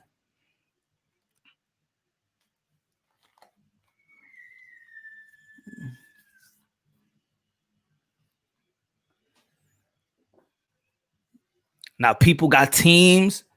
I'm PBC squad, and I am top rank squad. This is the crossing the street thing going on again in the sport of boxing. We fans, yo. We fans. All we care about is watching the best challenging fights and enjoying these guys and women pursue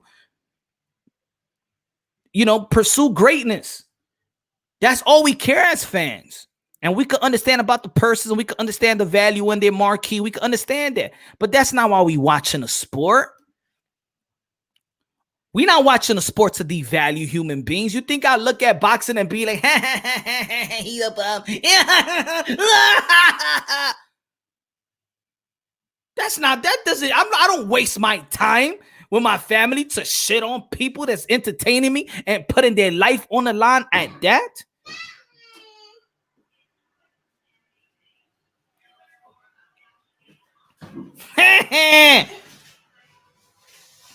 Anthony Joshua lost. Deontay Wilder got knocked out. I don't do it for that.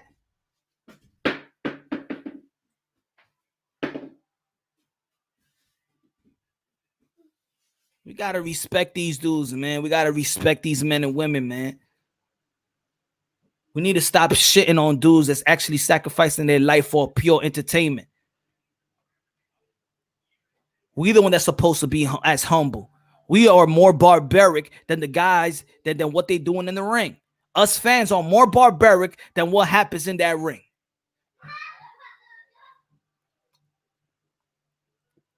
You funny. Danny Silver Garcia let red cats bite him and give him rabies. You stupid. Vampires of Brooklyn. And giving him hickeys. He was giving him hickeys. Danny Silver Garcia after the fight, probably his girl didn't even watch the fight and be like, I thought you had a bout tonight. Babe, I did, man. So what's that on your neck, motherfucker? What's that on your neck? You cheating on me, Danny? Huh, Danny, you cheating on me? Huh? I said, babe, nah, that was a fight, man. My opponent, he bit my neck. Really? He bit your neck. You a fucking liar. I'ma see the replay, motherfucker. I'ma see the replay. How you gonna tell me in a fucking boxing fight in Barclays Center? You gonna tell me that nigga was biting your neck in a damn boxing fight? You a liar. You a liar. Babe, what you talking about? What you talking about? I'm for real. Everybody saw it. I'm saying when I was fighting the dude, oh, so you going that way, nigga? You going that? I knew there was something about you. I know with your little silk shirt, silk shorts, and shit like that. I knew you gonna let nigga kissing up on your neck. Babe, what you talking about? This dude was you trying to be a vampire, give me a hickey, trying to bite on my neck. And what you did? And what you did to him, huh? What you did to him? Nothing, right? Your little punk. Prime month was last month, nigga. Prime month was last month.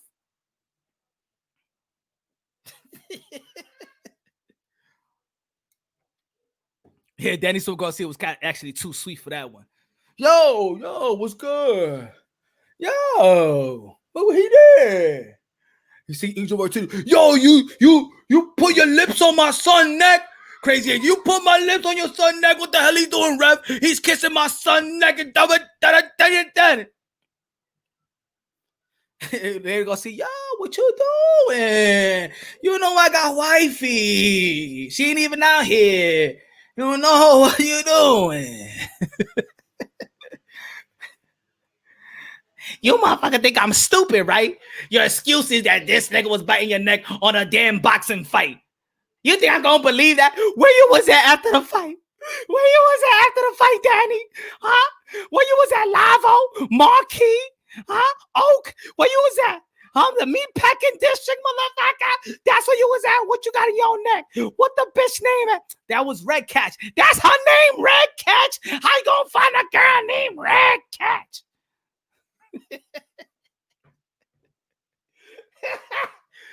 Low. Smash the like button, ladies and gentlemen. Smash the mother effing like button.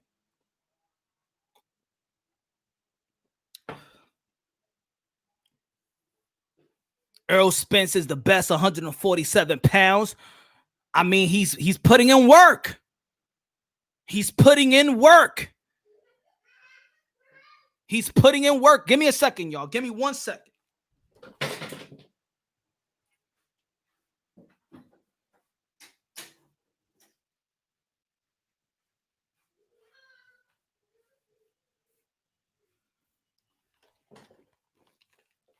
He's putting in work.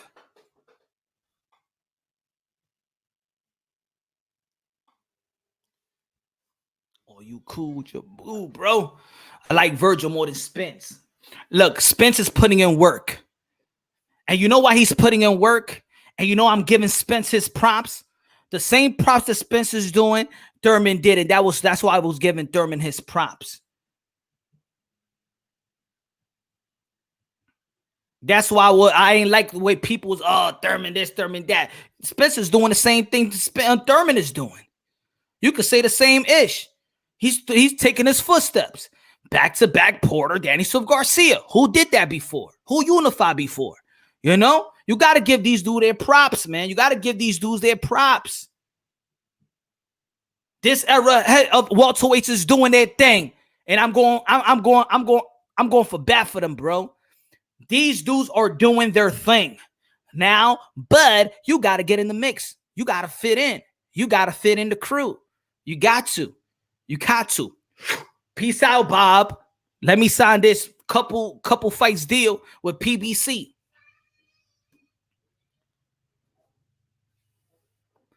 It is what it is. Your business decision speaks louder than words. Your business decision speak louder than words. I don't care what you got to say no more, bud. I just don't care. That's it. You cannot go another fight. You cannot go another fight not fighting a top 7 welterweight of the world. You can't. You can't go another fight and people keep praising you like you number one. It's not going to happen here, and it shouldn't happen there. It shouldn't happen in your channel, your thoughts. Nah. No. That's it. No more praises. No more hallelujah. No more hallelujah. No more Jesucristo con la chancleta. No. No.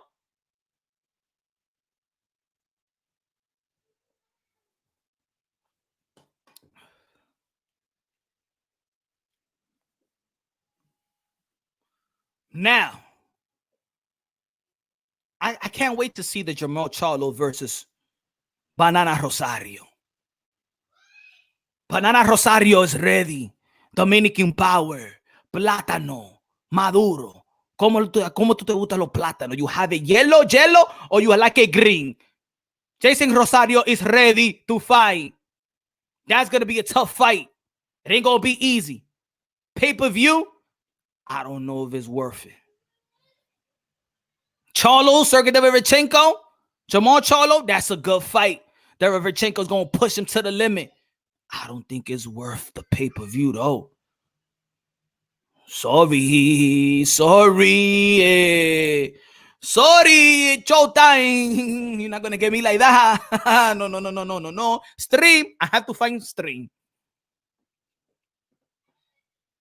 If Mike Tyson and Roy Jones Jr. is $49.99, that shit better be 13 pesos. 13 pesos con un patelito. Un patele. Something like that, my friend. Who I'm picking? Dragon was good. Who I'm picking for what fight? Filipino. Which one? Banana and Charlo. I got Small Charlo and Derevchenko. That's good, Adam. I mean, these fights are 50-50 fights to me. I mean, I expect Charlo to beat Banana, but I don't know, man. I think he got momentum, man. I think the dude is hungry. Banana is hungry because you know why? That's the worst nickname. Banana. That's the hey. If you know he's Dominican, that's not a worse nickname. He should have called himself probably un platanero. Green plátano maduro, más o hielo, plátano maduro, coño, mangú con los 3 golpes, mangú con los 3 golpes, soy yo, Jason Rosario. You know mangú con los 3 golpes, mangú con los 3 golpes, tropical cheese, salchichón con eggs, ahí mimito, 3-piece, plátano maduro, Jason Rosario versus Jermell Charlo. That's gonna be a good fight, baby. That's gonna be a good fight. Unification bout. Jermell Charlo, look at his resume. I like it. Hey, Punch, what's your email? Got something for you. Yo, Kalua. I put in the description, punchdrunkboxing@gmail.com.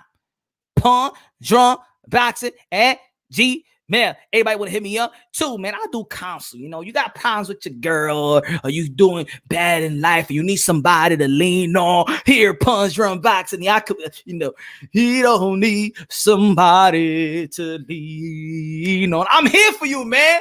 I'm humble like that, y'all. If anybody know me, I'm humble like that. You got problems, you need a stranger to speak. You know what I'm saying? Like, yo, man, Punch, man, I'm going through this shit, man. I don't know what to do. I'm about to kill this shit because you're taking me to child support. I got you, man. I'm going to calm it down. I'm going to let you know what you got to do, man. I'm your boy, man.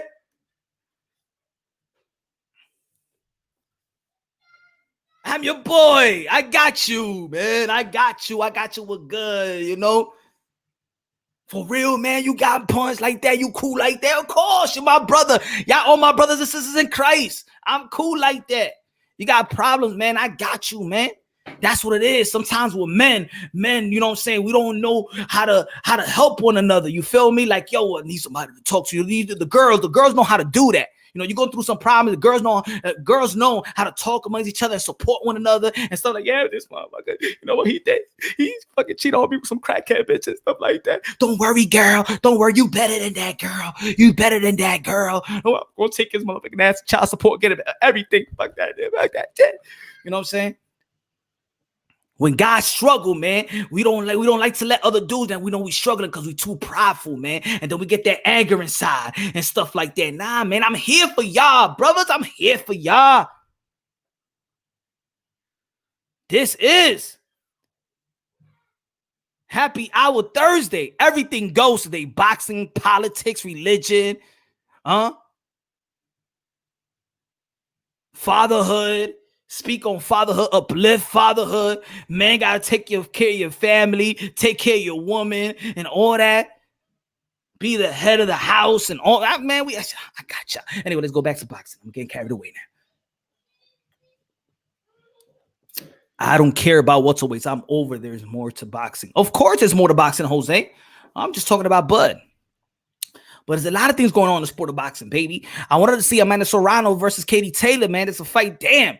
I still want to see Inoue and Casimero. I don't know if that's fight is going to happen. Man, Teofimo Lopez versus Lomachenko, baby. Teofimo Lopez. I got Teofimo Lopez whooping that behind. Oh, yeah. I know I'm going out in a limb. I know a lot of people saying, Loma, he got experience and he's fast. And maybe he never faced a guy like Loma. But I got Teofimo Lopez.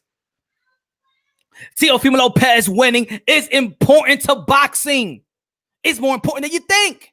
It's more important than you think, ladies and gentlemen. Why am I saying that? Why am I saying that Teofimo Lopez win is more important? Because if Teofimo Lopez win, we are frustrated as boxing fans because we're not watching guys fighting the fight. We're not watching the best fighting the best. We're not watching the 1 and 2 versus one another. If Teofimo Lopez beats Lomachenko morally, we know who's undisputed. It will be Teofimo Lopez. I know there's a belt out there, but we, the boxing fan, know who will be undisputed. And if he wins, happy birthday to Teofimo Lopez today. Happy birthday. Happy birthday to you. Happy birthday to you. Have a good life and good more years to come. 23 years old. He was supposed to fight him before that. Supposed to be fight him and probably be undisputed at the age of 22 and be one of the youngest dudes to ever win the undisputed. Probably be the fifth youngest dude to ever win the undisputed crown. It could have happened, but damn COVID-19 happened. Damn coronavirus. Why the hell you came into our lives? Anyway, but he's 23 years old, still young. If Teofimo Lopez wins, and this is what I'm saying that is very, very important for Teofimo Lopez to win. If he wins, then he is starting the trend. What is the trend? He is starting the trend because if he wins, then all the young fighters have to follow suit. Because now every time somebody fights a fight that is not supposed to be that challenging fight, we always going to look at Teofimo Lopez. We always going to be like, what, Teofimo Lopez could do it, you could do it. If Teofimo Lopez could do it at the age of 23, then y'all got to do it at the young age. Then Virgil Ortiz, you got to step up. Boots Ennis, you got to step up. Another 10-round bout. I'm sorry, Boots. I like Boots a lot. I like Jaron Boots. But another 10-round bout with no name, TBA, I'm sorry. You got to up. You're 25 and 23 knockouts. You got to up your opponents. I love Boots Ennis, but that is it. No more easy work with that type of skills that you possess. Shakur Stevenson, he's a champion, so I can't even say anything about Shakur Stevenson. Shout out to Shakur Stevenson. Won it the right way. Won the belt the right way. Earned the belt the right way. We got Ryan Garcia and Luke Campbell going to be fighting. Good fight. We got Devin Haney going to be fighting Gambo.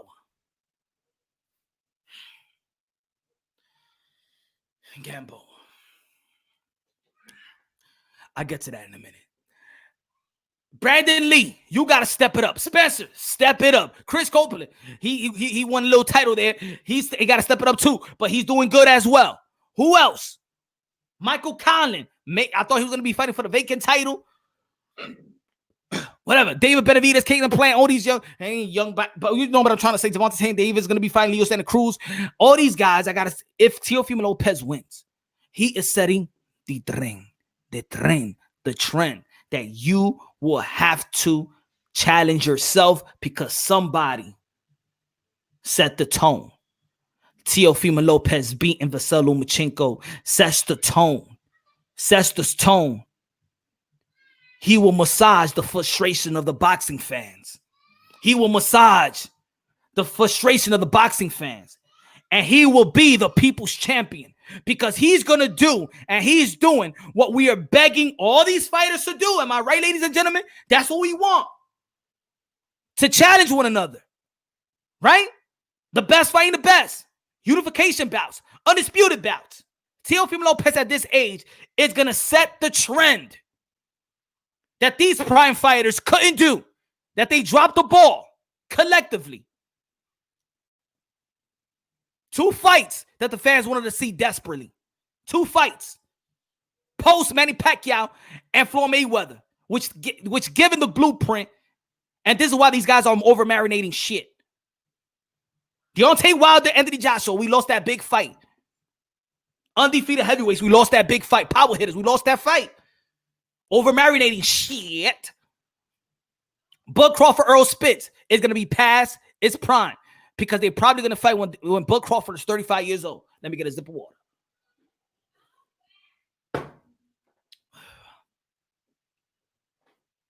Therefore, Lopez will officially be undisputed. Damn right.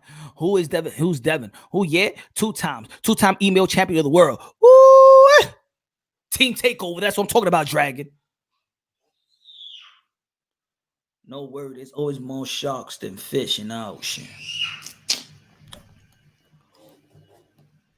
This is why it's important for Teofimo Lopez to win. That's why I got Teofimo Lopez, and also because of the skills, because I believe he's athletic, and I believe that he possesses something that a lot of people just don't possess. A lot of fighters do got power, but a lot of people don't got natural power. The natural power that Teofimo Lopez possesses. The natural power that a guy like Gervonta Tank Davis possesses. That's why I like Gervonta Tank Davis. He is special. He's a special fighter. When he puts it together, when he's focused and have determination. Because think about it. You never hear in no channels and no debates or anything of that nature. Look at the Twitter feed. Look at the comment box. We don't get on Gervonta Tank Davis' skills and talent. We look at it. What he does at the outside was good. Elite. Thank you, my brother. We look at the outside. Is he gonna go? Is he gonna drain himself? He's gonna come. He's gonna be a professional, and just not a prize fighter. It's a difference between a professional fighter and a prize fighter. You gotta live 24 hours. A professional fighter lives 24 hours. A prize fighter just get ready for a contractual fight, and that's it. And he balloons up, and it's just about money. But a professional fighter, he lives and breathes this game. Always be prepared. Always prepared.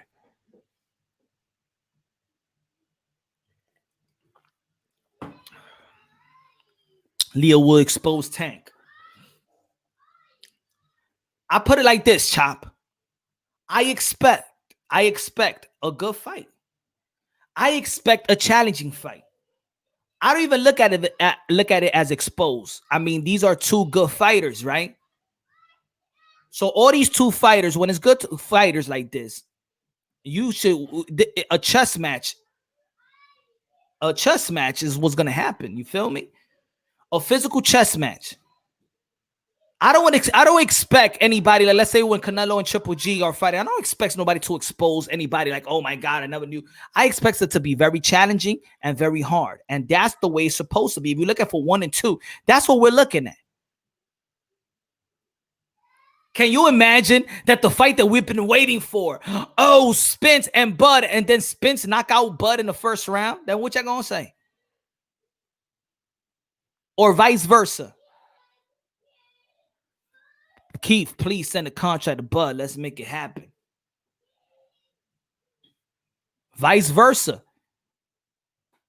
I'm going to tell you like this for real. Hollow.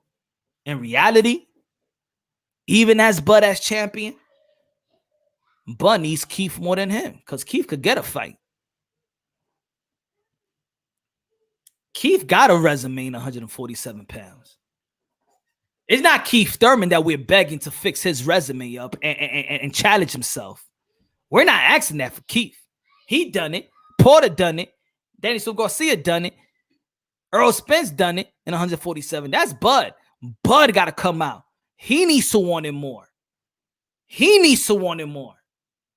And if he's the guy and he's the better, and if he's better than Keith, then give him the number. He's the little man. Show him what you got.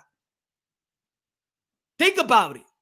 If you that guy, if you the man in the street, are you expecting a little child, a little bum to give you money? Nah. Yo, my man, here, do me a favor. Do this for me. You present him with the cash. That's the way it goes. Canelo Alvarez is looking for an opponent. You, I want you. I'm going to give you this. You don't want it? Get out of here. You, I'm the man. You want Canelo? You want the title? I'm going to give you this money. You don't want it? Get out of here. You.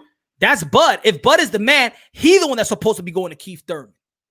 He's the one that's supposed to be going to Daniel Garcia. He's the one that's going to be like, yo, Sean, here, I got the contract right here, and I got that money that you're looking for because I'm the man. I'm Bud. I'm number one. I bring that cachet.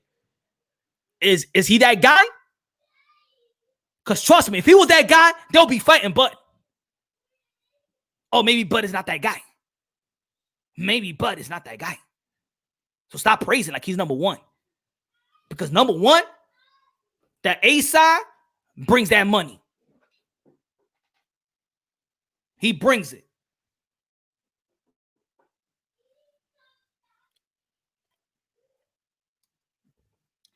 Keith Thurman, I just came from a successful pay-per-view. Earl Spence, I just came from a successful pay-per-view. Man, you got to come to me right. Come to me correct. It's prize fighting, baby. It's prize fighting. And you need me more than I need you. Because ain't nobody questioning my resume. They questioning yours. You're only in the top pound for pound because people think that ESPN and their rankings is the official one. And you sound a top rank. Let's be honest. Let's be clear. Let's be real.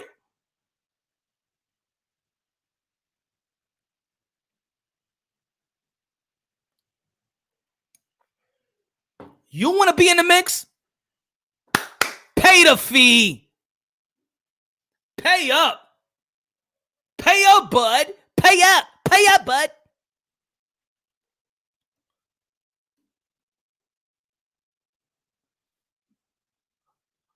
Or fight another mean machine. But if you do, ain't no more praises for you.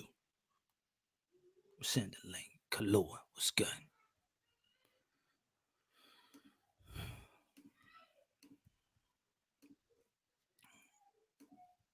Let's talk.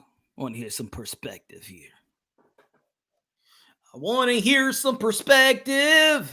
I'll send a link who want to join in with Punch Drunk Boxing. Who wants to join in? Come on. Got a problem with me?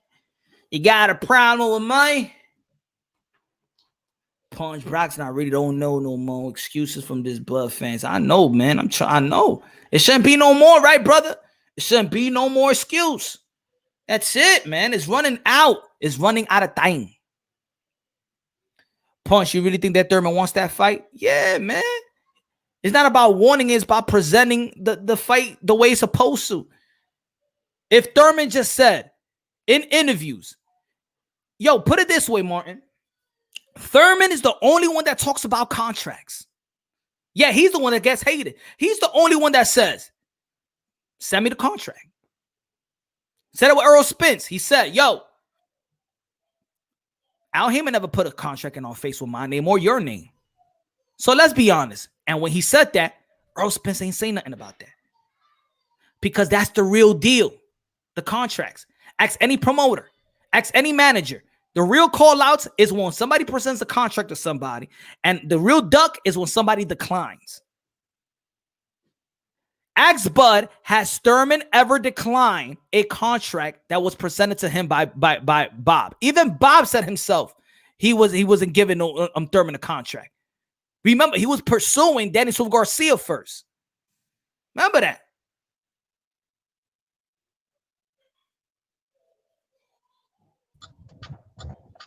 Jose, is that you? Yeah, what's happening? What's good, man? Not much, right here enjoying another great stream of yours. Thank you, sir. Thank you, man. I appreciate that. What you think, man? Am I going too hard on Bud? Or should I take a little easy on Bud? Like you froze there, buddy. Can you hear me? I hear you, but you're not moving. Probably it froze you. The audio is good though. Oh, okay. I mean, maybe a little bit. I think so. I wasn't really looking at it that way. I just think it's sad. I mean, you are correct in the how you say that Bud hasn't really fought anybody and he doesn't have a top resume in the welterweight division. But let's not forget he was undisputed. He was a man at 140 and 135, and now he's jumped already. This is what his third, fourth weight class. Meanwhile, the His other third. welterweight, right, is third, and he's been champion at each weight class. And Yeah. meanwhile, we have these other dudes. They've been at 147 their whole life. They haven't stepped up. Spence waited what 7, 8 years to unify one title. I think you're kind of giving him too much credit right there. And I just think it's sad, man. Like I think it's sad that Bud can't get no fights, Oh, whether now, he well, wants to or not. I don't know if it's him. I don't know if it's a promotional company. I don't know if it's PVC or Top Rank. Of course, Top Rank says that they send the contract to Thurman, Spence, and Danny. Are we gonna believe them? I don't know. That's what they said. I heard that in well, interviews, and well. I just think it's sad, man, that he can't get these fights, and he's not able to show his skills and show everybody that he could be the man at There, 147. At least, in my opinion, my boxing night test, it says that he is the man, but that's what I got on that. there was only two contracts that's been sent, and the guys have said yes, they have approached them, and it was Broner and it was Danny Silva Garcia, but not they never sent no contract to Thurman, and they never sent a contract to Spence, and they never Yo, sent yo, a yo. contract to Porter. So What's going on, um Mr. Moonshine? yo, what's good, bro?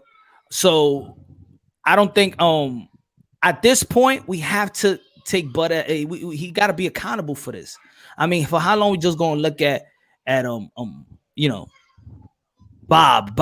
Yeah, he's the easy target. He's the promoter, but that's what I always say. We gotta take these guys' words accountable. If Bud is gonna have an interview and say that, yo, y'all think it works this way, it doesn't work like that. My promoter works for me.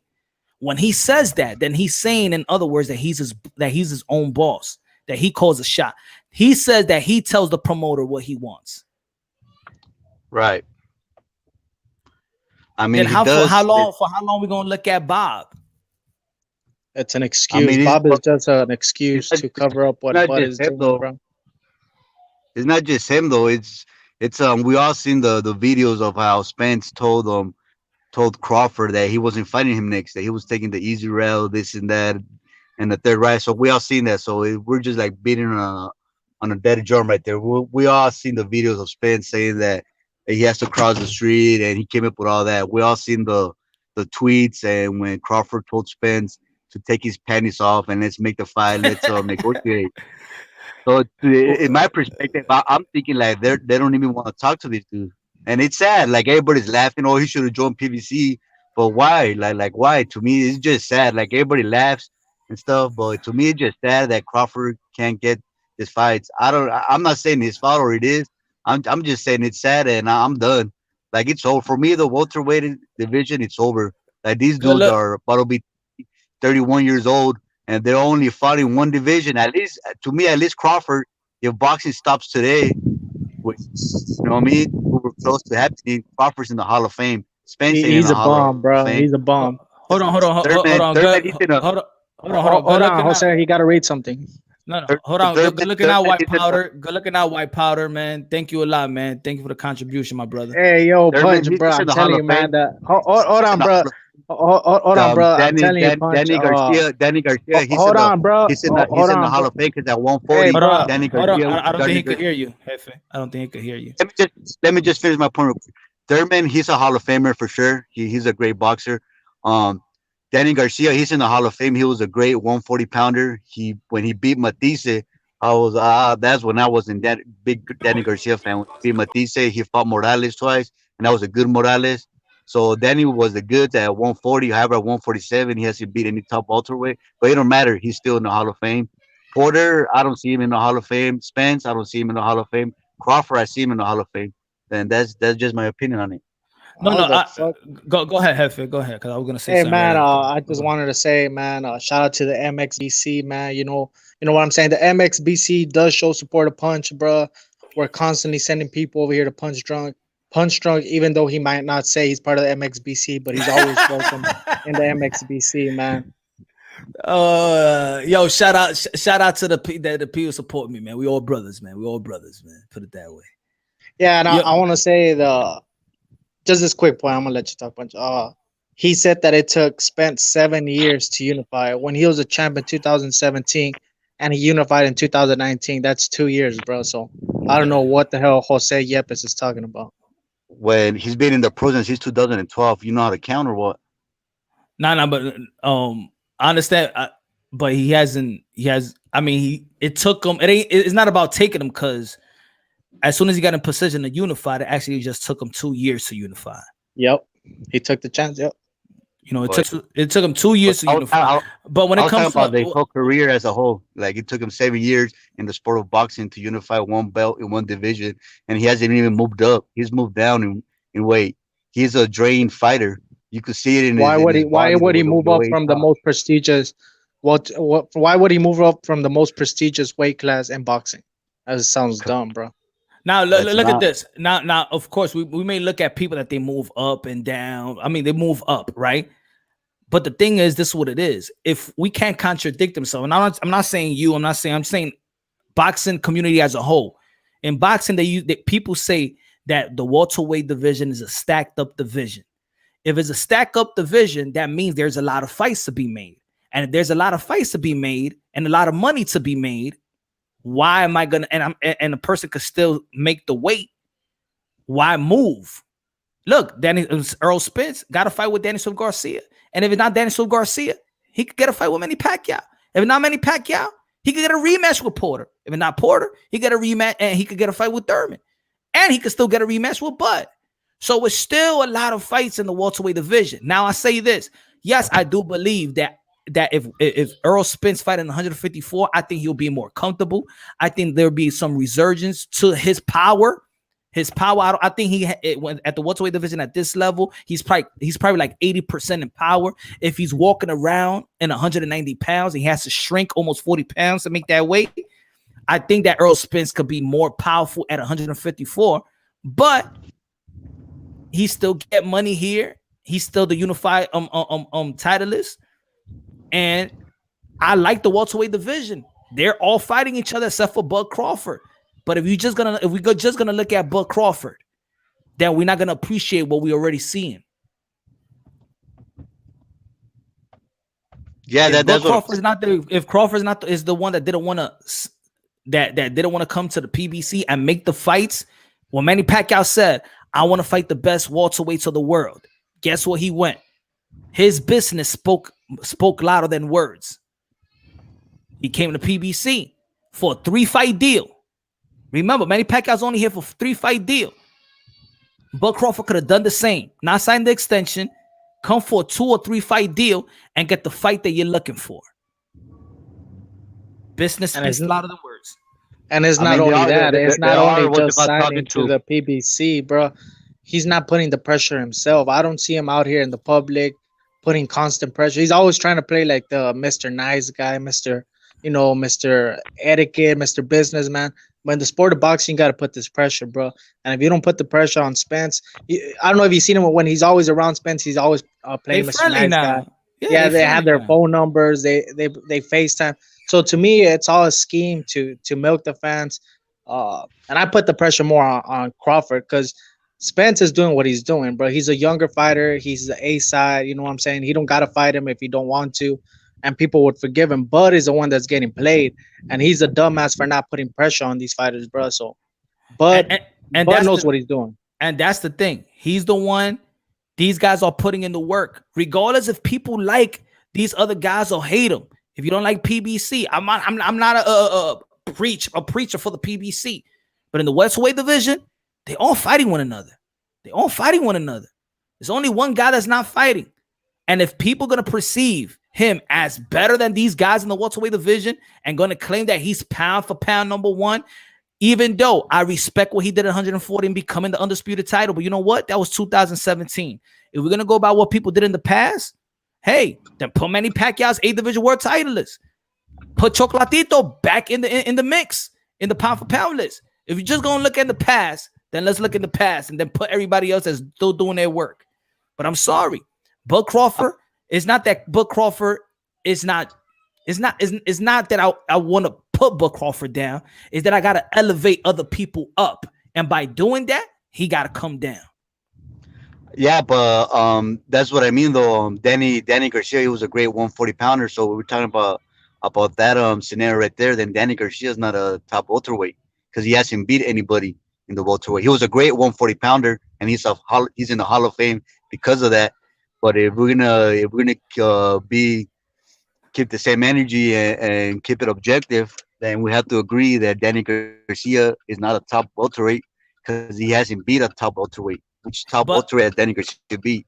I understand. I understand that when you say he hasn't beaten, yeah, I understand that. But I say on my channel all the time, it's not really, Right. it's not always if you win or lose, but it's how you win and how you lose. That's The why effort. Danny Silva Garcia stock don't drop. It's because how he lost. That's why he still could be ranked high in the WBA, the WBC, and the WBO. He's in position because the way that he lost his stock does not drop. Sean Porter loses to the top welterweights. Guess what? Every time he loses, he gains more fans the way he loses because it's how you lose, not just because if you win and lose and you still keeps that position. You know, he's not getting No, knocked out like Amir Khan and getting knocked out the rankings. I understand that, but he still lose. You don't. It's still a sport, and it'll be whether you win or lose. Like the Dodgers, they lost back-to-back close World Series. You think me as a Dodger fan, I'm gonna celebrate that? No, because they still lost. But okay, but look who That's Danny Garcia. fanboyism, bro. If you lose, this is at the end of the day, this is sports. That's a Either you fanboy. win, or you lose. And Danny Garcia still lost. Whether you say it was close, whether you say it wasn't close, he still lost, But you know, and he hasn't That's proved what's it. wrong with boxing, bro. And he's losing to guys Competitive. that are top 5 in the welterweight, and Bud Crawford is fighting guys that's not even the top 10 welterweight. So of No, course, well, Danny Silva, I'm agreeing with you though. That's my point. Though I'm agreeing with you as far as that. But I'm saying if we're gonna be objective, then we have to say that about Danny Garcia. We have to say that Danny Garcia is not a top welterweight. If we're gonna say Bud Crawford is not a top welterweight because he hasn't beat any top welterweights, well then we have to say the same thing about Danny Garcia because he hasn't beaten any top welterweights. And I could go on and on in boxing with this. We could say that about Jermall Charlo at 160. He hasn't beat any top 160 pounders. We could say that about Andrade. Like I could go on and on. I'm not one of these fanboys that doesn't know my boxing. I know what I'm talking about. We could say Andrade hasn't beat any top 160 pounder. People were saying that about Wilder, even though I didn't agree. I thought Wilder was a great champion. He just lost fair and square to a better champ. A lot of people were saying he hasn't beat any top heavyweight. So that's just my point. If we're gonna be objective, all right, that's cool, but let's just be objective, not say Danny Garcia is a great welterweight because he's not. And I already said he's in the Hall of Fame because what he did at 140, but he's just not at the welterweight division. And then with these boxers fighting each other, well, Thurman never fought Spence, Pacquiao never fought Spence, Crawford never fought Spence. Um, Spence is fighting Garcia 2 years too late after already lost his belt. He fought Porter after Porter already lost to Thurman and Kell Brook. but somebody got So to it's just somebody got to lose and somebody got to win. The thing is, they're fighting and somebody is losing, but they're losing to top guys. Danny Silva Garcia is losing to Porter and Keith Thurman.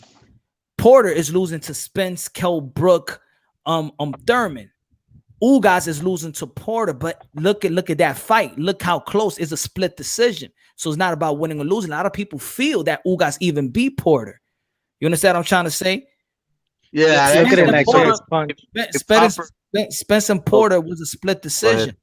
These guys are Right. competing. We gonna see somebody lose. It's a close fight. It's a close fight. And so you're saying if Crawford fights Danny Garcia and Danny Garcia beats Crawford, but it's a close fight, you're gonna call Crawford a top welterweight because he lost a close fight to Danny Garcia? That kind of what you're getting at? I call it. Look. I call it that it's a good win by Danny Swift Garcia, and I wouldn't be surprised if Danny Swift Garcia beats Crawford because in the amateurs he had his number too. Right, but I'm saying if Crawford fights Danny Garcia and Keith Thurman back to back, and he loses both fights, close decision, split decision, but he Oh, then loses both back to back. Are you gonna call? I already know the fanboys are gonna go crazy and they're gonna laugh at Crawford. Well, I know you ain't one of them, so I'm not talking to you. I'm talking to everybody else. But like nah. based on the logic that you're telling me right now, so if Crawford loses back to back to Garcia and Thurman in a close split decision fight, are you gonna call Crawford a top welterweight for losing the close fights I'm gonna call him. to Crawford? He was a champion, and his skill is very elite. But I'm still gonna put him as a top welterweight. Now, is he gonna be top Oh, three, top two? No, Nope. but he's gonna be he's gonna be one of the top welterweights.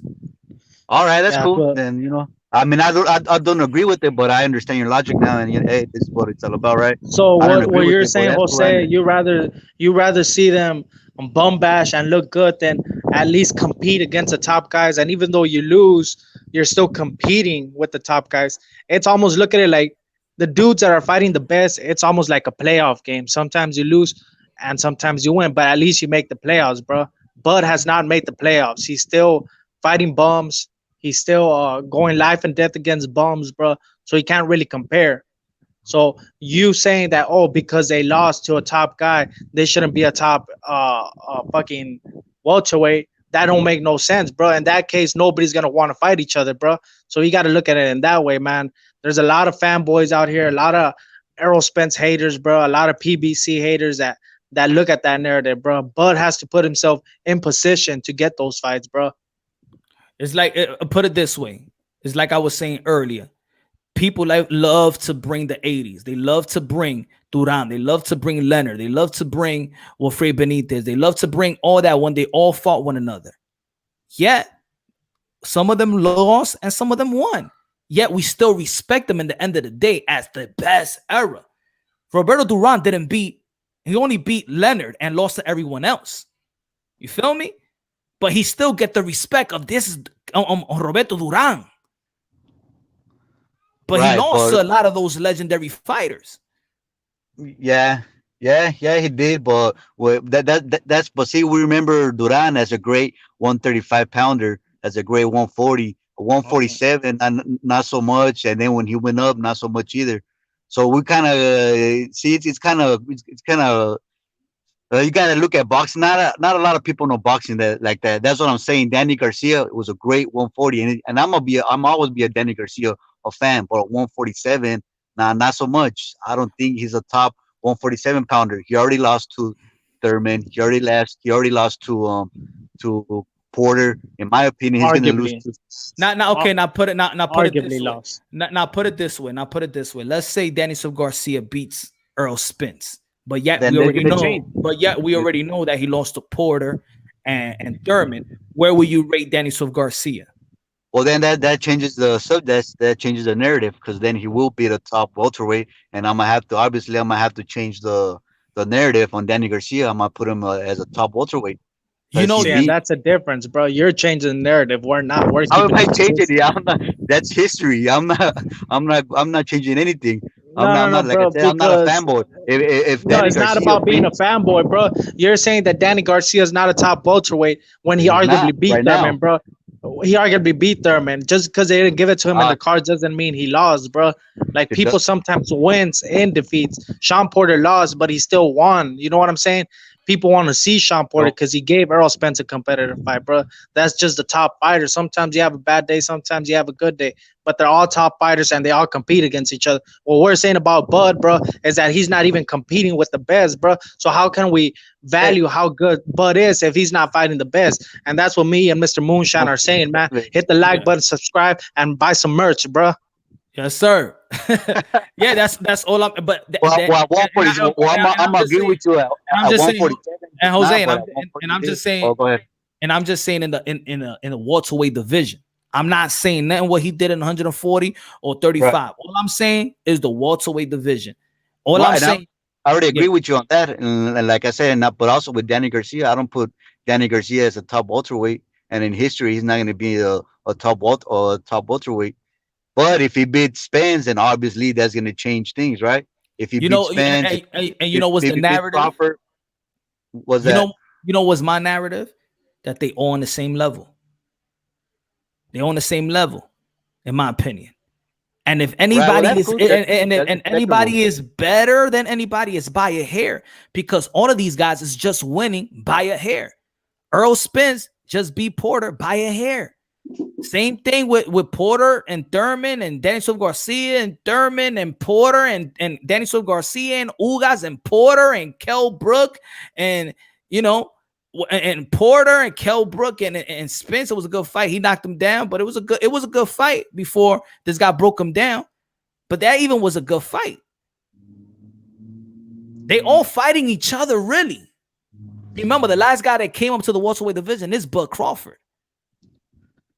And he just got there though. Bud Crawford, he just got there not too long ago, too, a couple years ago, and he beat Jeff Horn. And you know who Jeff Horn beat? Jeff Horn beat Manny Pacquiao. Manny Pacquiao. So we can. A lot of people they just go off narratives, but I give credit to Crawford because in his first fight he beat Jeff Horn and he beat him easily. He stopped him, and I don't care what anybody says. Jeff Horn beat Pacquiao, and who did Pacquiao just beat? Keith Thurman. So you know what I mean? So even look, I say that it was robbery, right? But hey, a loss is a loss, right? I'm not even going to argue that, whatever. A lot of people feel the same way, but I respect what you're saying as well because Jeff Horn did bully Manny Pacquiao. Right. He made it dirty. He bullied him, and the referee let it happen. And hey, it's a fight in the end of the day. So I get respect for Jeff Horn. Right, and then not only that, but the way Crawford—I don't know if you've seen the fight, but the way Crawford, of course, he bullied him. He beat the crap out of Horn. You know what I mean? Yeah, he bullied him. He bullied him. Like to me, like I'm not even laughing or at Crawford. I just think it's sad that he ain't getting the fight, or that he can, or he doesn't want to, whatever. I just, in my opinion, I think Crawford's the best 147 pounder. I wish he would get the fights. For some reason, he's not but getting them. that's why I came with the title. See, if you could say he's a better fighter, maybe, but a better 147. No. I can't say better 147. Well, you can't. Obviously, you can't. Just like you can't say that Danny Garcia is a better 147 pounder than these other guys because he lost to all of them. But I'm just saying he challenged himself more, so you could gauge him better. Yeah. I'm not saying you can't gauge this guy, but you could gauge him Daniel Garcia better. Who he fought? Who he fought in the welterweight division? He fought Pope Paulie. He fought who else? Guerrero. He beat Guerrero. And Paulie. Those are the guys he beat at 147, if I'm not mistaken. Paulie and at that time, Guerrero was top 8 welterweight at that time. Guerrero was all right. I never had him as a good 147. He was a good 140, 147. I never had him as a top guy. Hey, but hey, it's the same thing. If he was just good in 140 when he came to the welterweight division, the same thing with Bud. He became champion, right? Right, and I could be wrong. I mean, even though, like I said, Crawford, he already beat a top welterweight, Jeff Horn, and he was a top welterweight just because he beat Pacquiao. But hey, if Crawford comes out here and he loses to Thurman, and he loses to Porter, then I'm gonna have to admit that he wasn't a good 147 pounder, and that's what it is. This is not about me changing the narrative. It's about what it is. We can't change history. Maybe we don't. Maybe we don't change the narrative, and we don't make up narratives. But we also got to look after people that actually that have a good following, has a powerful voice, who change the narrative, and we need to identify that and debunk those narratives to save boxing. That's what it is. Because it's like I said, a lot of people say these guys don't fight one another, but I say all the fights, and they are fighting one another. But if people are just looking at Bud and Spence, they would never appreciate those other fights that's happening. Devin Alexander was a top guy at one point. Nobody was talking about Spence. Devin Alexander fought Porter. They was top dudes. Andre Berto was a top dude. Lost to Soto Carras. Thurman beat Soto Carras. There's a lot of people forget real easy. That's what it is. Devin, you're talking about back in the day when, not even back in the day, like in the early 2010s when Devin Alexander and Timothy Bradley was out here fighting everybody. that was when everybody was fighting everybody at 140. That was my favorite division actually. Yeah, And Danny yeah. Garcia was part of that. Danny Garcia was part of that. Rival Of Morales, freaking Matisse, who was a of killer course, at the and time. what they was calling Danny? What was Danny Garcia? What was the tag around him that he's the cherry picker? That was the tag. And remember, Danny Garcia, they never put him in the pound for pound list. They never put Danny Silva Garcia. They hated Danny Silva Garcia for whatever reason. Yeah. They never put him in the pound for pound list. Yet in this era, he probably had the most prestige era up to, let's say, now that these guys are actually fighting one another. I mean, Danny's in the Hall of Fame. In my opinion, it's Manny Pacquiao, Canelo, and maybe Danny Garcia is the best resumes in boxing right now. Well, let me say Just to show you something, bro, because how much we respect I just have with Danny we just Garcia. caught you double talking, bro. A couple minutes ago, you said Spence had no Hall of Famers in his resume, and Danny Garcia is part of Spence in his resume, bro. He's So about how to does be. Spence? Yeah, he's It's about about to be how they basically. fight, how they Come on, fight it, come on. We how they already know fight it. Spence is gonna win, bro. You don't know. You don't even know that fight's happening, bro. Especially right now with COVID, we don't. November. It's not official yet, bro. I mean, we just had I'm not Chocolatito, Juan Estrada, who I know you know who that is because you're a fanboy. All you know is Spence. Estrada just tested positive for COVID, so that fight got dropped with Chocolatito, which Bro, sucks. you I was can't tell me forward. about Estrada. I know But more about Estrada than you, bro. Come on, Let bro. me ask you real quick. Yeah, well, Fulton also just tested positive for COVID. no, I understand. I understand that part because I did a video. Matter of fact, I was tweeting about it. I said, "What happens if?" What happens if Charlo, one of the Charlo brothers, God forbid, unfortunately, or Banana or Sergey Deverchenko in the last minute, test positive for COVID? Are we still gonna pay for that pay-per-view? Fuck no. Is still gonna charge us? So I understand what you're saying that anything could happen until the fight happens. I understand that. Yo, Kalua, what's good, man? Talk to me because you saying Danny Garcia is what is not a top dude. He's not a top dude anymore. The fact of the matter is, like you could say that what you said earlier that he keeps fighting competition and keeps losing. You get that thing one time. If every time you step up, you lose, you drop. You get one time like with Spence versus wow, I forget his name. Porter. Porter went up because he fought. People think he got robbed, but it's a one-time thing. If it happens to him again, he's just gonna disappear from out of anywhere because it's like you can't just keep like, oh, I'm almost there and keep joking. Like nobody like looks at the Buffalo Bills. That's some iconic franchise. Even though they went to 3 Super Bowls, they're a joke. Why? Because if you keep making it to the dance and you lose, people lose respect for you. Exactly. They laugh at LeBron. He was really good at 140, but once he was 147, he hasn't done anything except lose to top competition. So who is he? Is he mediocre? Probably because he loses to top competition. Like I said, man, it's about for me. I gotta put that in the mix. It's how you win, how you lose. When he lost to Porter, it could have gone either way. Lost to Thurman, it could have gone either way. It was a split decision. And that's why he does not drop from the rankings. That's what I'm telling people. He's not dropping from the rankings. He's staying in the mix. He's only lost 2 times. For somebody to say that, oh, he's a gatekeeper for losing 2 close ones and still in the mix. He's about to fight for a unification bout. I mean, not a unification bout, but he got the chance to be unified champion. Let's wait. Let's see. Let's see what he does after this. Let's see. Is Porter a gatekeeper? Okay, let's say he does beat Spence. Who is Spence at this point? Do you know who Spence is? You don't. I know I don't. A pound for pound fighter. That's who he is. Is he really? After that accident, do you know? Yeah. No, bro. We're not doctors. We can't speculate. The doctors gave him the green light, so he's good to go, bro. Exactly. Stop putting excuses, bro. I'm not even gonna mention none of that accident or whatever because now is gonna be if he loses, he wasn't the same before the accident. No, he signed for the fight. He signed the contract, and as soon as he started having these interviews, his first interview, that he's ready to go. He wants to be in the ocean like a shark. He don't want no easy bout. He's ready. then that's it. Forget about that accident. All what happened in that accident is oral surgery. He lost his teeth. He could do that in a boxing fight too. I don't want to hear it. No excuse. Yeah, man, that's trying to discredit DSJ, bro. Let's not do that. How many times have we not seen athletes go through a minor injury, like they broken and then they're never the same afterwards? We've seen it plenty of times where they get an injury for the first time and then they just never recover. So we don't know. Right.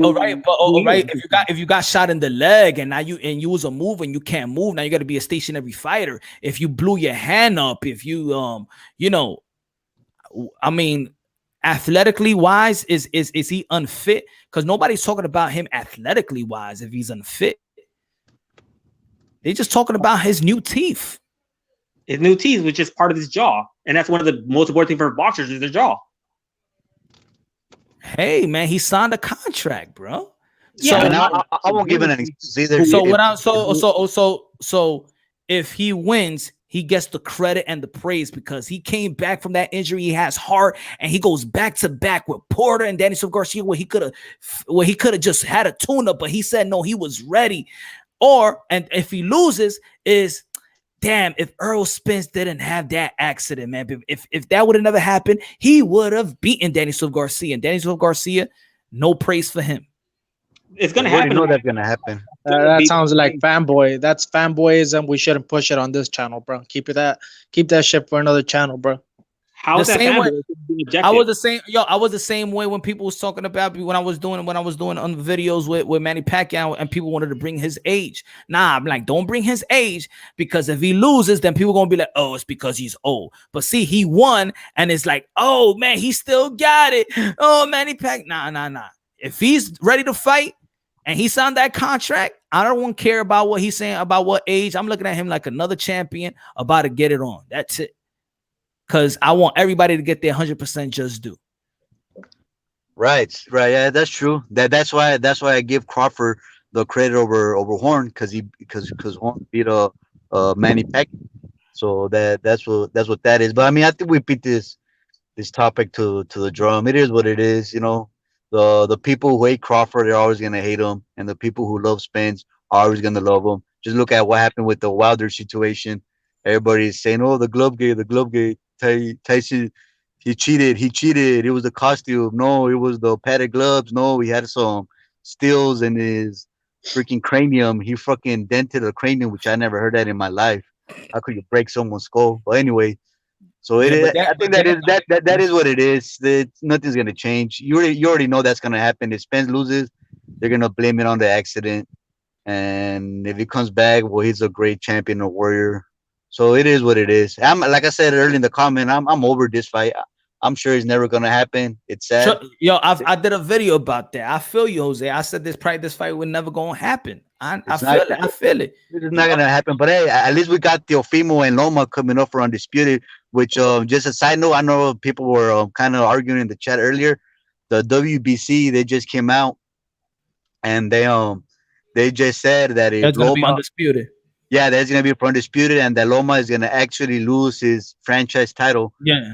Because I guess you could lose that franchise title for Undisputed, which, yes, I know they make up their rules, but hey, that's how boxing is. So to me, this fight is actually for Undisputed, even though people I don't know if you ever heard me say that before, but I told everybody, people wanted to argue. I said, this fight would not go that is not going to be Undisputed. This is too big of a fight. A lot of people going to be watching. WBC is just not going to sit around and be like, oh, this belt can't be transferable in front of the whole world. It's not going to happen. This is going to be for Undisputed bout. And this is why I said from the beginning, when people thought I was hating Devin Haney, I said, throw that belt away. Throw that belt away. It doesn't mean nothing. And people thought I was hating. Hey, fun. Pretty much, let's say Tio beats Loma, but then gets hurt, so he can't do his mandatory challenge against Haney. Would Haney become a 3-time email champion? This is, but you know what, Kalua? This is what I always, when I talk about that situation, it's like you speaking to people that really don't look at the rules. You know what I'm saying? At least look at the rules. And I know that rules be changing, but at least look at the rules. It's like with the like I have beef with the Super WBA. To become a Super WBA, you have to make 5 straight defenses, and then you could be elevated as a Super WBA champion. Canelo. This guy broke the rules on Floyd Mayweather when he was fighting Maidana, and then Thurman was the mandatory, and they elevated after that. They elevated Floyd Mayweather to Super WBA champion. Remember, there was no Super WBA champion in the welterweight division, and that's what got elevated. Politically moved that. The WBA is under PBC's pockets, bro. I don't know if you. I see the movements. I see what they're doing. WBO's with Top Rank, ESPN, Frank Warren. WBA's with PBC. The only neutral ones that I would consider is WBC and IBF, bro. Yeah, the IBF is real strict. The IBF, but they do a lot of favors as well. They strict, yeah, for sure. But they do favor. But the favor that they do, but the favor that they do is like, okay, I'm gonna give you this favor, but you're gonna have to face your mandatory right after this. And that's why I said this last year. I remember I was on a live show and I said, yo, we are not gonna see Bud or Spence till 2022, because believe it or not, I was telling everybody Earl Spence got a mandatory that been sitting there since March 2019. And this is what I see, the hypocrisy that I be hating. Because at the same time, the same fans, because a lot of people that like Devin Haney also like Earl Spence. Right. And I'm like, yo, why y'all not calling for Earl Spence ducking his mandatory? But yet y'all want to talk about Lomachenko. Like Lomachenko, first and foremost, even if Lomachenko was never gonna have his franchise belt, let's say he still got the regular WBC. Devin Haney won his interim 2 weeks after Lomachenko beat Luke Campbell. It takes 12 months for you to fight your mandatory. Lomachenko was not gonna fight Devin Haney next because 2 weeks after, WBC is not gonna be this your immediate mandatory. WBC already said before he even fought Luke Campbell that he was not gonna be mandated to fight the winner of Haney and what's his name, Abdulaev or whatever his name is. I did a video about it. Mauricio Sulaiman said that before. That's when Teofimo Lopez went to the IBF. Right, and that fight was never going to happen also because go for undisputed. He was going to have his 3 belts, and then Teofimo and Komini, they were already scheduled to fight each other, so that was going to be the 4th belt, and they already promised them that they were going to make that fight for undisputed if Teofimo was able to beat Komini, which I didn't think Teofimo was going to beat Komini. Honestly, I thought he was going to lose. I thought Komini was too much for Theo, but he proved me wrong. And like I said, I have no problem saying when I'm wrong. I was wrong about that fight. Yeah, my fault. I picked Komini. I picked Komini to win, but he didn't. He proved me wrong, and now I'm a Teofimo fan. That doesn't make me a double talker or whatever. That's just the way it is. I'm not a predictor, like, you know. My fault, Kemar. Black told me about that Teofimo Lopez denied the 1.2 million, something like that. I haven't read nothing like that yet. You know me, I'm gonna go straight to the source after the live show, and then I'll let y'all know. Yeah, man. What boxing, they saying, bro? What they saying about Teofimo Lopez? Because I don't even got nothing on me, like my phone. That he dug. That's what I heard. Nah, he dug. they're saying that he already signed it. They're just waiting for the venue. They're waiting for the venue for the what's it called? That's wrong. September that's or wrong, the bro. That's wrong. Or Kemar, what you saying? What you on the comment box? What you saying? Black and Brown says something about 1.2. I don't know. I don't know what's the news right now. What they said. I think Lopez need more money punch, but he ain't ducking. All right. Hey, shout out to Hype Trains, man. That's a head of a comment, bro. 100% facts. But yeah, man, I think with these belt situations, bro, I think fighters need to have their lawyers really read these rules, really find ways to get themselves in the best position for title shots. And if they see any shady shit going on, sue them, bro. because that's the best way you could hit him, bro, in their pockets, man. Once you Yo, hit him in but the pockets, yeah, just they'll like straighten what's up. this guy that's suing Trout, Dillian White. not Dillian White, Trout, bro. Trout, Yeah. yeah. But that's what I did. That's why I did the video before. That's why with Devin Haney. As soon as I said, yo, drop that belt.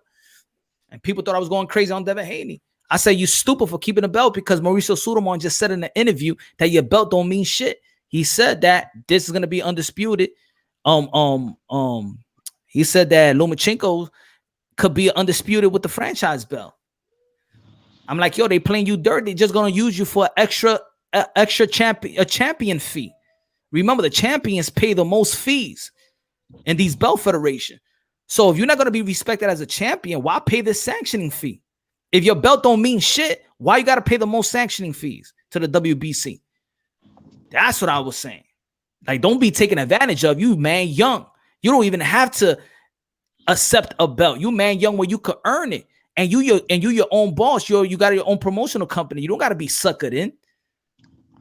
That's what I was saying. People That's the same thing that happened with Tank too. Everybody is saying that he's a champion at 135, but he has a fake belt as well. Tank ain't no champion at 135. He has a fake belt. He's still he's fucking and even how he got his first belt, bro, it was fucked up because Machado was a super, and suddenly out of nowhere they moved Machado to regular and they put Tank as super. If I was Machado and Gordon Boy, they should have sued right there, bro. But it is what it is, bro. Like, I understand if Lomachenko would have gone to 140 pounds, and I'm like, I stay with the belt. It's almost like Charlo and with Jamal Charlo. Canelo Alvarez, he got elevated, and I was mad about that too. But you know what? Canelo Alvarez left 160. He hasn't fought since. So okay, that belt was still so legitimate as an interim to move up. If another guy's not going to be fighting 160, then it's legitimate. But then if Canelo comes to 160 and he's still WBC, we're going to look at Canelo Alvarez as the real WBC champion. But with Devin Haney, Lomachenko is still there. So nobody look at you like a real champion. And you shouldn't even be mad if nobody look at you like that. You should be like looking at your belt like, is this real? Like, yeah, is this real? Yeah, WC, man, dropped the ball this year, man. They made a whole lot of dumb decision where they had to. But you know what? And I said, okay, you're going to have the franchise belt. Okay, I'm mad about the franchise belt. Nobody liked the franchise. But then you got to make the franchise belt like the super WBA belt that is transferable. That, yeah, you could lose it and gain it. Then you got to make that belt like a super WBA. And if they did that now, then at least they trying to rewrite the wrong. Yeah. All right, man. I got to roll out, Punch. Thanks for having me on. And let's just hope that COVID doesn't fuck up all these other fights. Let's just hope we get them in. And they just got to stay in the bubble, man. They got to stay in the bubble. Yeah, they got to stay in the bubble. I mean, look at Robert Garcia. He tested positive. He couldn't be in Virgil Ortiz's corner for that fight either. But so why? You know why? And they don't want to say it. The thing, these guys testing positive because these niggas don't want to stay in the bubble. Stay in the fucking bubble, man, and collect this money. Look at the Marlins. These guys are going in the middle of the night or something, going to 7-Eleven or something. Get some chicken wings like Lou Williams. Yeah. They leaving the bubble. It's mad. You throw all the money in the world, and it's like, can you imagine? Imagine if these dudes get locked up in their life. If they can't even stay in a big bubble with all the luxury shit you can have, they need to get out. Ay, no puedo. Oh, go crazy. But all right, man. Thanks for having me on, and I'll catch your show. I'll be listening to it. Good looking. Do your push-ups, bro. Do your push-ups, Jose. Yeah, Kalua, man. Yeah, so talk, man. Talk. I disagree with you on the Danny Silva Garcia. Give him one more fight. Let him lose one more time at least. And let's see. Let's see what we have. Well, but even his next fights, I already have issues with that one. And one thing I keep seeing people talk, you keep saying that they're fighting each other, but are they really fighting each other? Because they're only fighting within PBC huddle. Do we know how good that PBC huddle is if they're not fighting outside competition? You could look good, like it's sort of like you ever play video games You could be the king of your arcade, but once you go, exit out to other arcades, you get rocked. Okay, so let's take out the names, right? Let's take out who they affiliated with. All right, so take out PBC away from Danny and Porter and Thurman and whoever, and take Top Rank away from this guy, and take Golden Boy away from Virgil. Name me the top welterweights. Oh, right now, seeing how, like, I would say Ugas is in there. We have to add Ugas, Crawford, Bud. You said Crawford and Bud? You told me to start drinking. I already did, so you got to give me a drink. It's happy hour there. Okay. You get a pass. You got a pass. Hey, bro, can we all say what we're sipping on before we get started? I already did Modelo. Modelo. Okay, I'm sipping on lean. Negro, lean. Why you sip on lean, man? Why you sip on lean, bro? Yeah, bro. It's a it's a serious thing, question. Bro. Serious question, man. Oh, yeah, man. It's a Texas thing, bro. It actually helps for my medical conditions, bro. It helps me out. What's your medical condition, man? We could help you out. You know what I'm saying? We could turn this into a therapeutic session, brother. I have a throat infection, bro. So I need my promethazine and codeine, bro. 100% facts, bro. Oh man, come on, man. You should never say you have a throat infection because it's just like opening yourself up big time. I'm off the Molly, the Zans, the lean. That's why I'm feeling retarded, or moving rather. Oh man, this is sounding like a intervention right now, man. Don't do it, Intangible. Don't do it, bro. We're here for you, bro. It's all right, man. Don't do it, right? Don't do it, man. We're here for you, man. If I got to dedicate this live show to you, man, I'll do it. Yeah. This is Oxygen right here. Is it Oxygen or Bravos? Where they got the intervention on. This is the most therapeutic stream I could ever be a part of. Yeah. Yes. Sir. My drug addiction is officially over. I've been sober since the first time I entered the Punch Drunk Boxing stream. Yo, say it again, man. I'll put that on the edit, man. Say that you was on drugs and then boom, and you came to Punch Drunk and he said, this is the Dr. Phil of boxing content right here. All right, man. I just want to say, man, Punch Drunk Boxing is the Dr. Phil of boxing because, bro, I was a drug addict, but once I jumped on my first Punch Drunk Boxing live, I was officially sober from then forward. Man. So hop on the Punch Drunk live if you want to get over your addiction. Yeah, listen, Intangible. Yep. Thank you, man. I hope everything is good, and you're safe and you're healthy and, you're doing your, what is the APP or, whatever you need to do it. Yo, so what's your, what are you guys' thoughts on the whole? You're really stuck up and really white when you do that.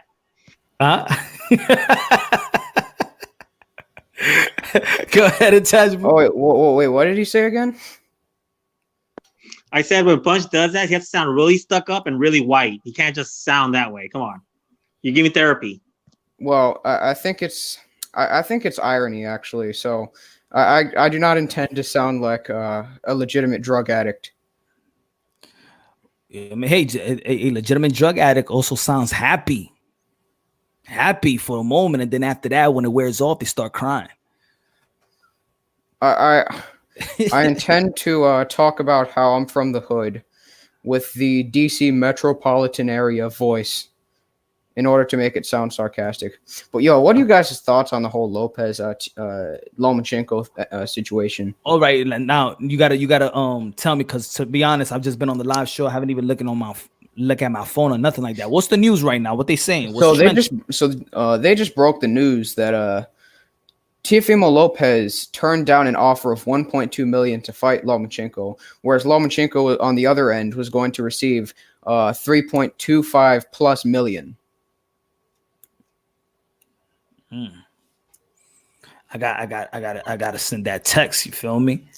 I gotta send that text to actually just know what's really going on, and then I'd rather go to the source on this one. But if that's the story, I mean, I knew numbers, and it was way more than that they were supposed to be getting. So it looks like probably they was mad about the pay cut because it was actually supposed to be 7-3.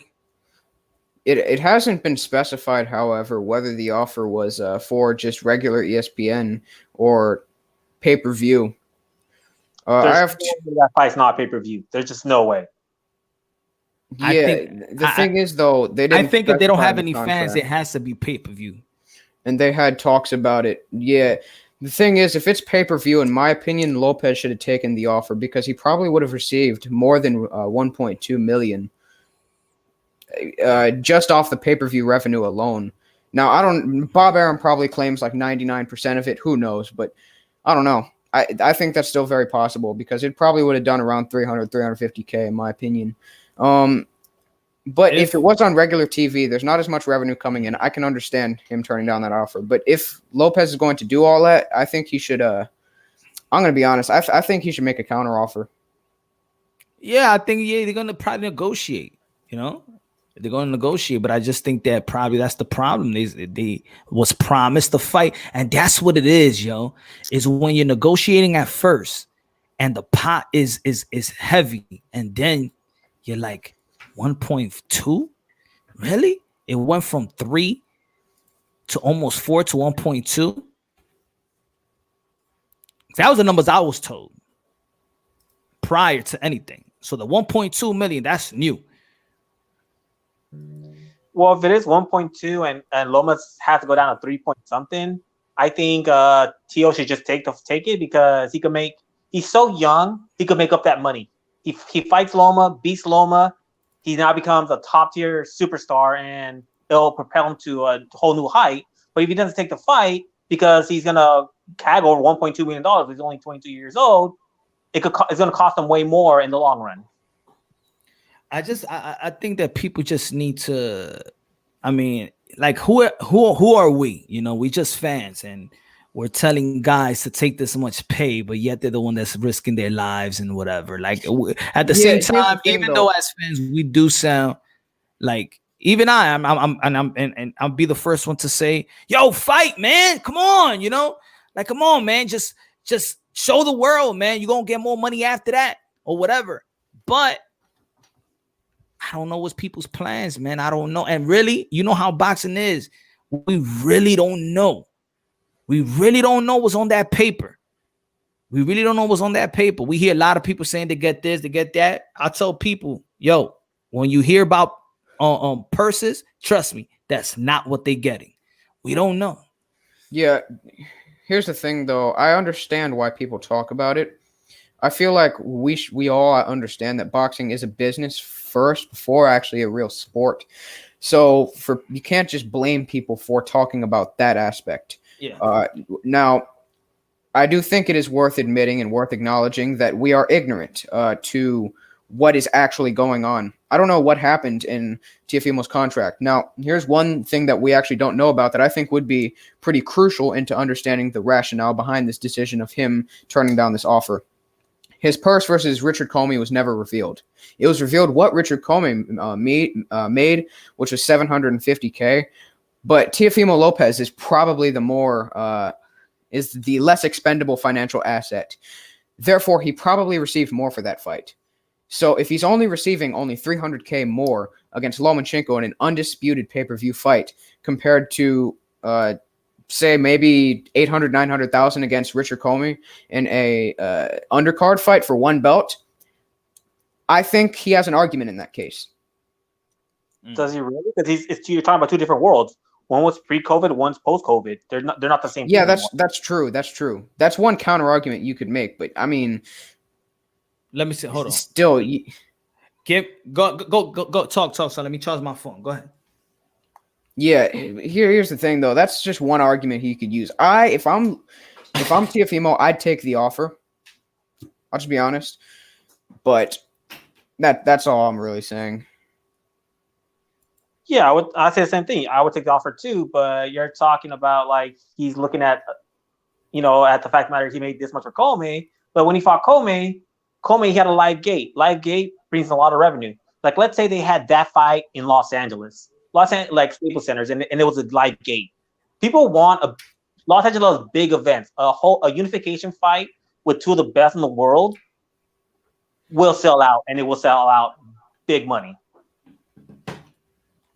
Yeah, I don't think Top Rank is going to make this fight. To be honest, I think there's more to lose making this fight than there is to gain.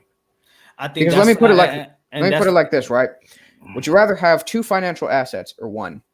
If you choose 2, that's the more rational option. And would you rather have 2 financial assets rather than 1 in a time where you cannot maximize the revenue of a fight? There. I think you're wrong because you could use one asset to increase the value of your other assets. Case in point, Canelo Alvarez, age 22, lost against Floyd Money Mayweather. And what that do, that propelled him to a whole new level, and now he's the money man. So yeah, but that's Floyd Mayweather. Both guys have much more to lose rather than to gain, in my opinion, or definitely in the case of Loma, right? So Loma is going to request for more money in that case. Neither guy is nearly the star like they are against Floyd Mayweather. Neither guy is going to gain as much as Canelo Alvarez would, even losing to Floyd Mayweather, if either of those guys even win. Loma has nothing to lose in this fight. If he he does. He like it's a win. He has everything to lose. And same thing for Lopez. It's a win. It's going to be a win-win for both of them because no matter what, it's like Loma loses. Guess what? He gets to drop down, go back to be dominant, and everything's peachy grease. If Tio loses, guess what? He lost against a top 3 pound for pound fighter. Nobody's gonna look down on him about it. But if he wins, he becomes a top 5 pound for pound. So for Tio, it's a win-win no matter what.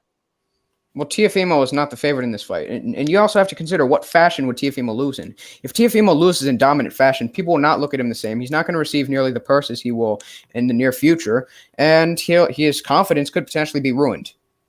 Did Canelo look good against Mayweather? No, but he's fighting Floyd Mayweather, the biggest pay-per-view star in history. You cannot compare Lomachenko's level of attraction to Floyd Mayweather. Well, but there's a reason why they call Loma the Matrix. Looking bad against the Matrix isn't that bad, and on top of that, Tio has a huge shot to win it. For Bob, it's a win-win. No matter who wins, he wins. He would actually prefer Tio to win over Loma because Loma's already getting up there in age. So then why isn't he giving Tio more money? Because the money's not really there right now. And on top of that, he has to incite. Why is it a 70-30 split? If he's so confident in Teofimo, and Teofimo is supposedly maximizing his potential earning revenue, why isn't he giving him more than a 73-27 split? Intelligible. You know what you're worth? Do you know it? You're worth what you can negotiate. If Loma knows he can negotiate for a lot more than Tio does. Tio needs this fight more than Loma does. So, of course, you're gonna have to pay Loma more because he could easily negotiate more because he doesn't need the fight. Tio does. So Tio's always gonna take less for it. Yeah, but I honestly would disagree with one of your points. Though you said Loma doesn't lose much. It's still a win if Teofimo loses to, or if Loma loses to Teofimo. Like he's losing to a guy who's not nearly on his level. And if he drops down in weight, he's stepping down in competition. And who is there down at 130 and 126 who's going to bring in nearly the financial revenue that a Teofimo Lopez fight will bring? Because let's be honest, what Teofimo Lopez has done in terms of chasing the clout that Loma has, as far as maximizing the hype around this fight, is something that can't really be replicated by Jamel Herring or any of the guys down at 130. Okay, Loma had already talked about moving down anyways, and guess what? If After Loma this fight, Tio, after the fight, he's already talked about moving down. If he wins this fight, if he becomes undisputed, that's what he said. He said if he becomes undisputed. Like I said, even if he won, he already talked about going down. But guess what? If he loses, it sets up a mega fight for the rematch. Either way, it's a win-win. How do you know the mega rematch? I got breaking news, bro. I don't know if you guys heard. Paulie Malignaggi got fired from Showtime.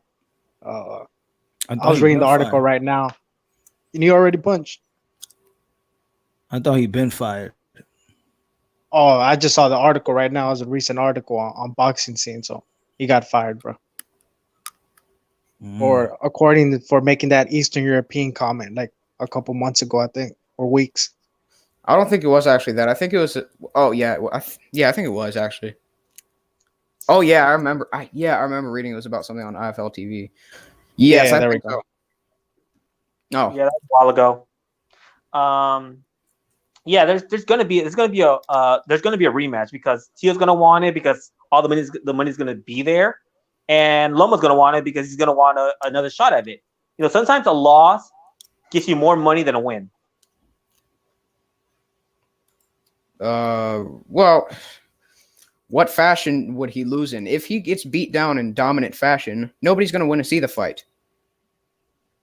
If he gets knocked out, people know that's Teofimo Lopez. He like, oh, it was a lucky punch and that beat him. So people will want to watch that fight. But you said to yourself, you know, you're favoring heavily the Matrix. I'm like, oh, well, Teal beats the Matrix. There's going to be a rematch, and it's going to be big time. I don't know, man. I don't even think this is that big of a fight, to be quite honest with you. It's a relative, but neither guy's really a cash cow fighter. Lomachenko isn't, at least. Lomachenko's not a big attraction. I don't think this is now. He's of course a big asset in terms of the top ranked stable. There's not a lot of huge stars in the sport, but I mean, I think they'd be lucky to do 400K pay-per-view buys. Isn't Spence called a pay-per-view star at this point, and his best buy was 400K and gets Mikey? Spence is sort of a pay-per-view star, but I mean, the standard's kind of lowered for pay-per-view stars, to be honest. No, I think if it does do pay-per-view, it does around 250K, bro. But that's a market, bro. That's a boxing market. You know what I'm saying? Anything above 300 is considered good. I think 250 is average, okay. One thing you also have to consider, though, guys, hold on, intangible. Hold on, bro. Respect your OGs, bro. As I was saying, bro. I think the split is good, bro. 3 million for Loma, 1 million for Teofimo, and then you get the pay-per-view splits, international money. I don't see no problem with it, bro. It's a 60-30 type of fight percentage. I think it's okay. I think Teofimo should take the risk, man, because if you beat Loma, you're the A side, bro, for the rest of your career, man. It's a risk you gotta take, bro. Even if you don't take it, it's gonna look bad, bro, on you. I'll be the first one. I'll be the first one to say I'll take that fight. I'll take that fight. I don't give a damn. I'll take that fight. If that's all that's being revealed, I would too. Now, here's the key difference between Lomachenko and Spence in terms of pay-per-view stardom. I wouldn't quite consider Spence a big pay-per-view star, but you know, relative to the boxing market around him, he's at the higher tier of pay-per-view stardom, at least among these guys.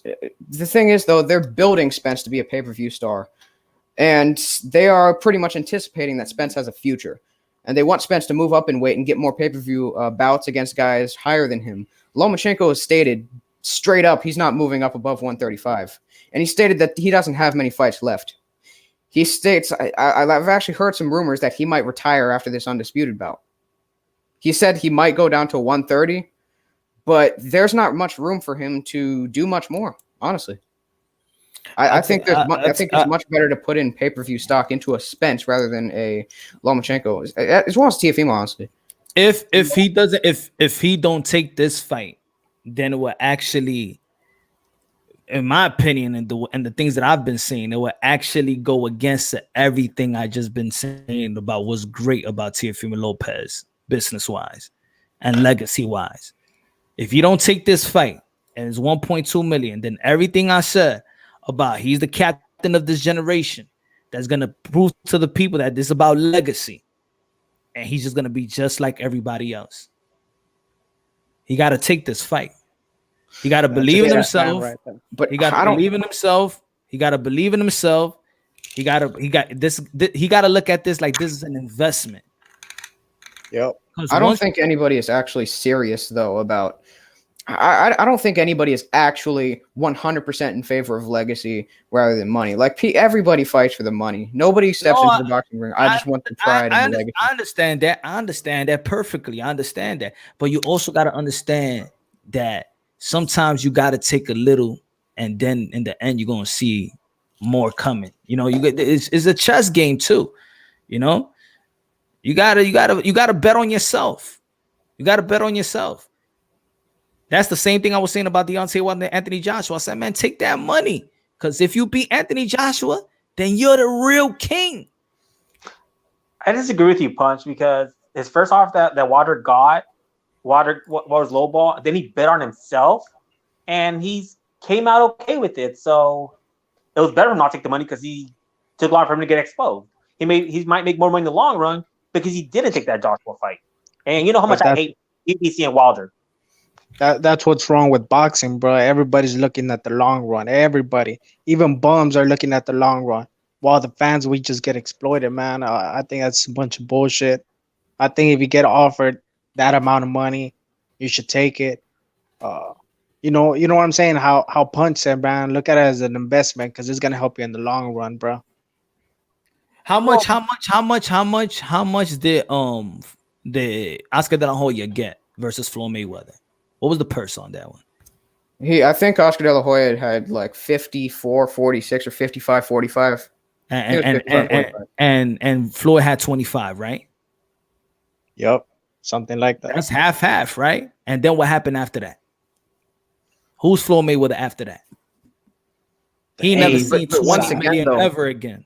Lomachenko and Oscar De La Hoya are not the same as financial assets. No, but I'm just saying if you look at it at low, I understand your general point, but Lomachenko, the paragram, I think Loma provides as far as business wise, higher risk and lower reward compared to Oscar, who was once the biggest pay-per-view attraction in the sport for better part of a decade. Teofimo did it on himself also, bro. Teofimo was, you know what I'm saying? Teofimo was talking all that shit. He was talking major shit, bro. To put himself in this position. So he got to prove himself now. He got to take the fight. You know, it's not like they're giving him crumbs. They're giving him 1.2 million plus back end, bro. Like, come on, man. That's why I said, though, like a lot of these guys, when they talk about how much they don't care about money and they just want to fight and all this and all that, like it's disingenuous. I mean, I've already kind of hinted at that. Yeah, I know. Like I feel you. I was praising Teofimo Lopez because I'm thinking he's not gonna be that guy. Just for this fight. Ask for the money all you want, but this is this is a legacy fight. This right here is a legacy fight. This is the type of fight that, you know what, 50, 20 years from now, you're going to live off this fight. You got to have legacy fights. That's why these guys could sit in their couches, these old legends, the guys that had legacy fight, and whenever they want to get off that couch and be like, yo, let me get a gig, they get that gig because of their legacy. There's a reason why Mike Tyson can come out of retirement after 15 years and get an exhibition and make all this money and pay-per-view for an exhibition. He hasn't fought in 15 years because what he did as legacy. These guys don't, I'm going to tell you like this. If these guys don't care about legacy, after they retire, 5 years from now, they ain't nothing. Ain't no money coming in. They better invest really, really well because ain't no more money coming in because your legacy ain't worth a dime. Your name ain't worth a dime. Hey, Punch, isn't Mike Tyson, Roy Jones about to be right? Because people are talking about 1.2, 1.5 million buys for this pay-per-view is going to happen between them, and they're older than dirt. But you know why? Because they establish a legacy, and legacy is immortal. Legacy is immortal. That's the legacy is real. Legacy is real wealth. Mike Tyson's daughter, she could play tennis, and everybody gonna want to see her because of Mike Tyson, because what he did, what his legacy represents. All these fighters right now, they retire 5 years, you forget about them. They can't even make money no more because their money, their name holds no weight. Facts. Dennis Rodman could be partying, doing and drinking his life away, but once he wants to, do something, put him on any show, he could get money just off the strength of legacy and chips. These guys got to win the thing. They thinking about they chasing purses, but not legacy. Purses go away. Then you go and catch yourself begging Showtime and Al Heyman like Adrian Broner. Like, yo, give me the $10 million or I'm not going to fight no more. You shouldn't even be begging for $10 million. You should already be having $10 million in the bank. These guys don't worry about legacy, man. Legacy is important. Legacy is important. People think it's cliche now. Watch when they retire. Since this fight is about to since the wheels have pretty much fallen off the wagon, we should just. I think Teofimo Lopez should fight Leo Santa Cruz at lightweight because I just want to see Leo Santa Cruz get hit with a left hook and be sent into the Atlantic Ocean through the roof. He's about to by Tank Davis. If he don't fight, look. If he don't fight right now, if he don't fight Lomachenko, then he's gonna move to like 3rd and 4th place when it comes to these young dudes. Then people they're gonna be looking at Devin Haney. They're gonna be looking at Ryan Garcia past Teofimo Lopez. He needs this fight. And he should bet on himself. Take that 1.2 million, man. As a matter of fact, take it as a disrespect and take that 1.2 million, fight and knock the hell out of this dude, and then you could leave Top Rank. You see how you did me dirty? Y'all believe in me? Y'all was throwing pennies in my face. I'm going to Eddie Hearns. I'm going to PBC. I'm out of here. Thank you. So, Punch, you saying that Teo should be the anti-Crawford? Yes. He should be the anti-everything. Everything that how we as boxing fans are frustrated about.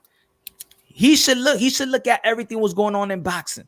And he should be the one that's supposed to be different and setting a tone at his age. 1.2, you could be undisputed, bro. You ain't gonna take that 1.2?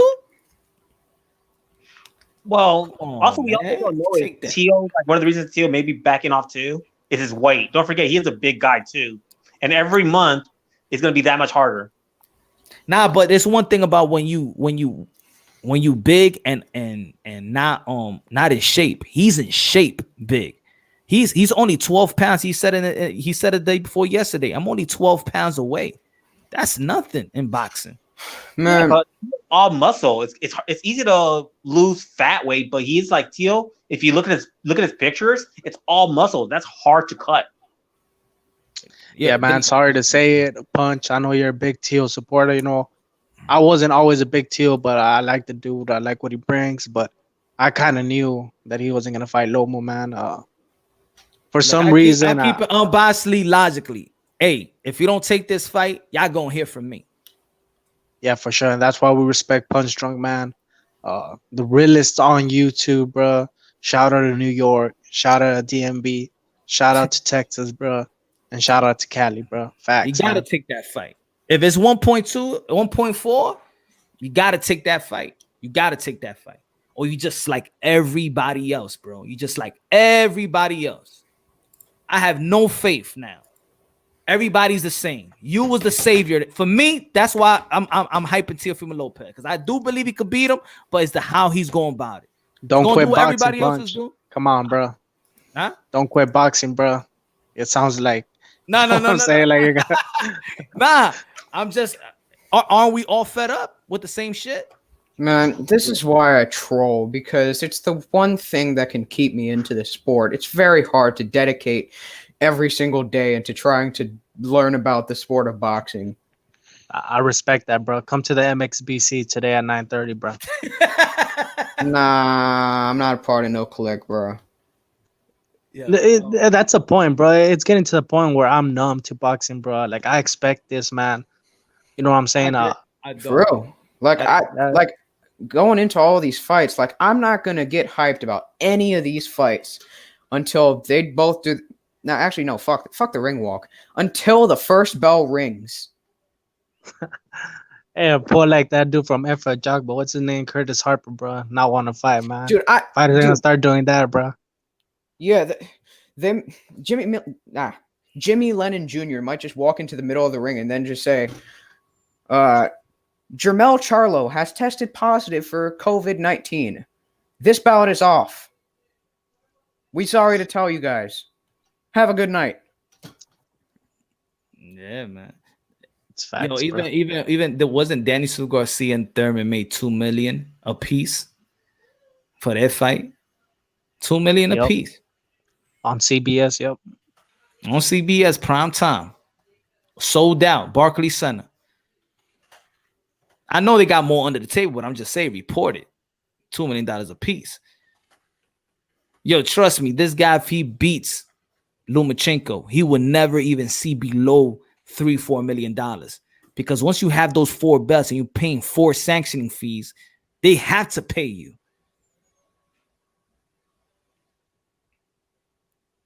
And that's how he got to look at it. That my purse would never be no 1.02, no 2, no 3, no 4. I beat the guy that y'all gave 3 point something. Y'all got to give me 7, 8. Y'all gave Mikey Garcia 7 million, and he never been undisputed. I'm this young, and I got a lot of promising. Oh, man. He don't know what's coming to him, bro. If he don't take this 1 point, he don't know what's coming to him, man. You might see this purse a little bit, but you don't know when the network be like, yo, sign Teofimo Lopez. Give him a contract like a Canelo Alvarez. We're gonna put the machine on Teofimo Lopez. He's young and he got a lot of years.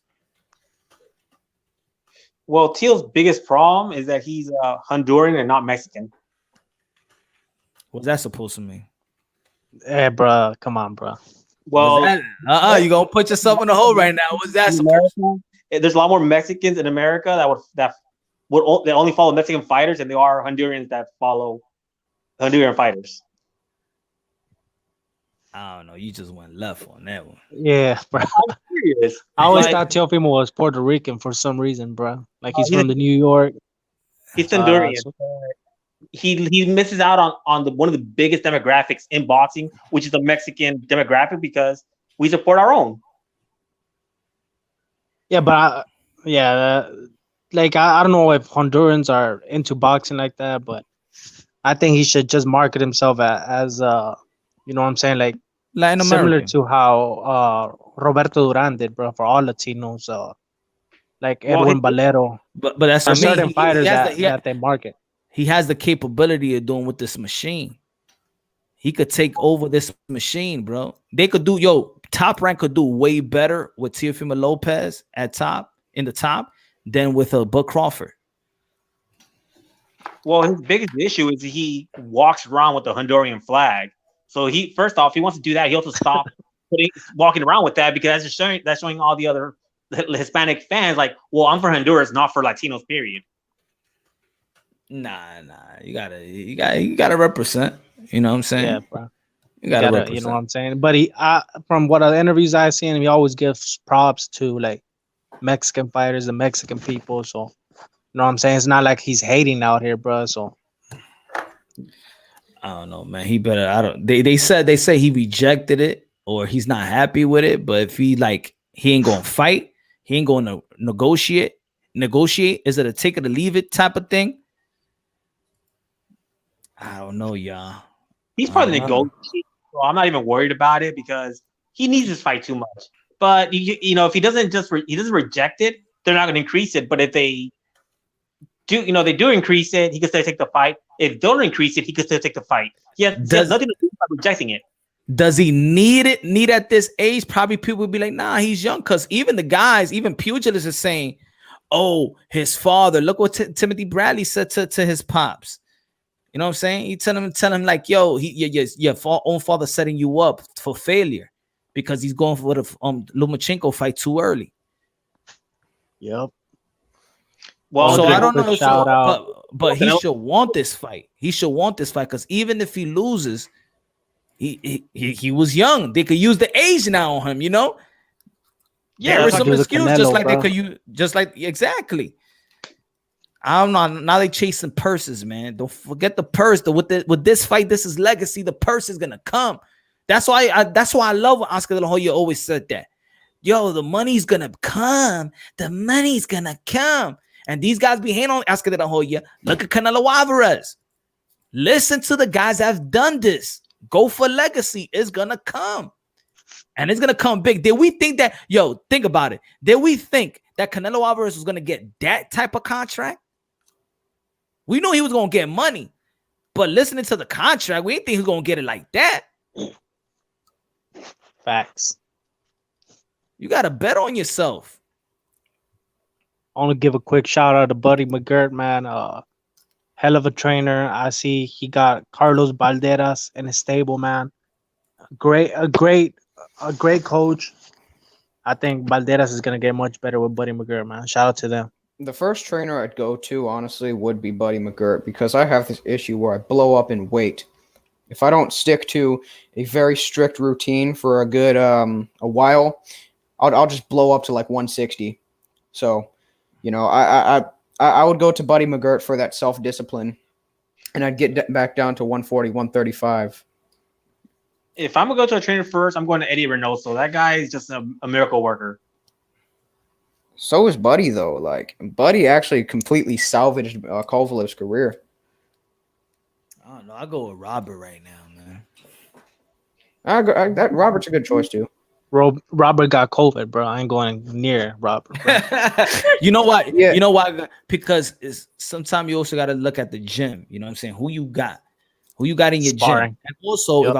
And also, when I'm with Robert, I know I got great sparring partners, and also I know his pops is also an OG that I could listen to. Dog, if I was 135 and I could spar Kovalev, man, my body punching technique would go through the roof.